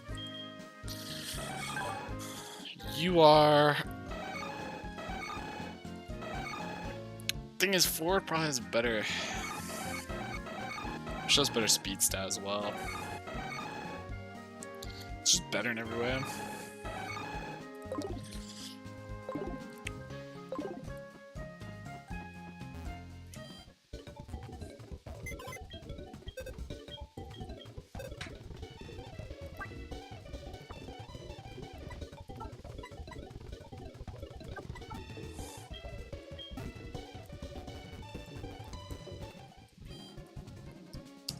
What did we do last time?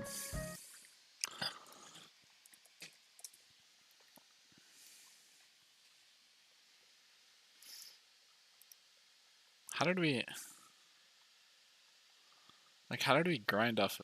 how did we grind for Bugsy? It's like, just use, like, liberal. Because, like, socialist has so much baggage, and it does... Can't mean this.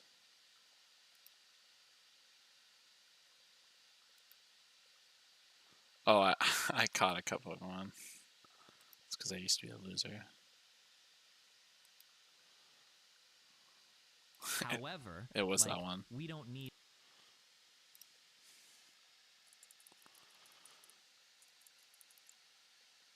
Where do I go to grind them?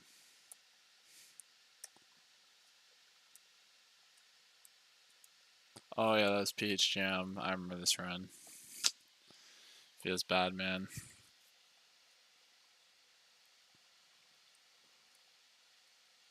What am I doing? Are you teaching something? Oh, hold on.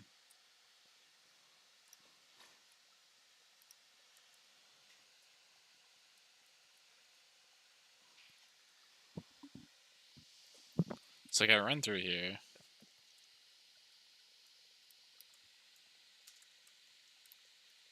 What is this quality?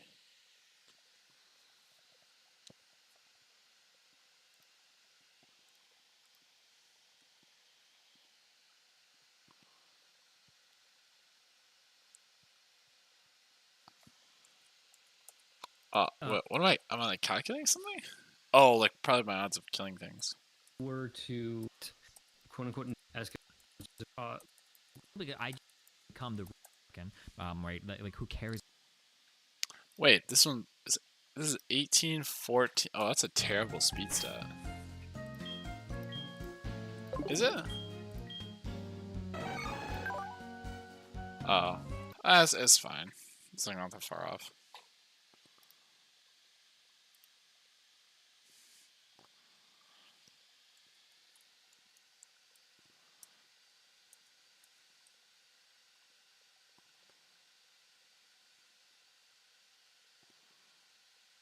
Am I looking for?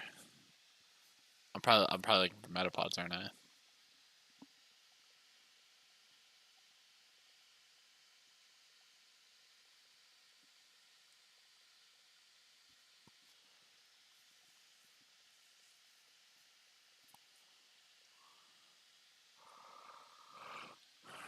I should only kill metapods up until I can kill. Oh, I was probably checking speed stats to see if anything in this thing had speeded me. Maybe there's anything to be worried about.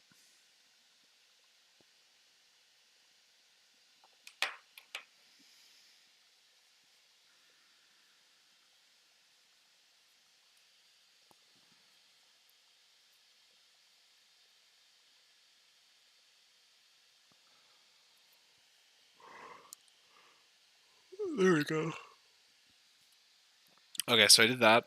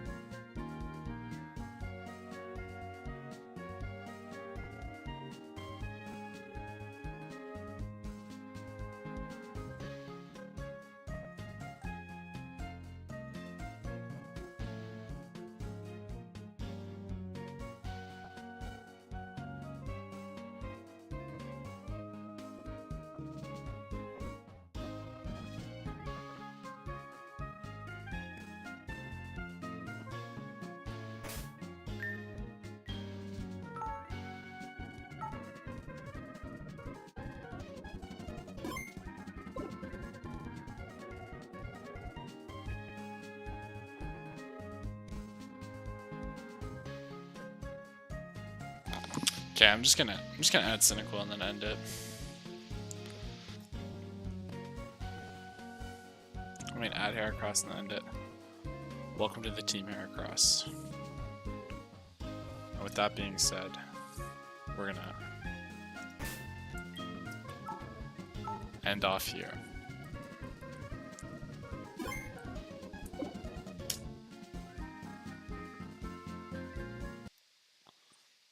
We're gonna save a state. Boom. Saved Steved. Okay. Tomorrow, probably won't be doing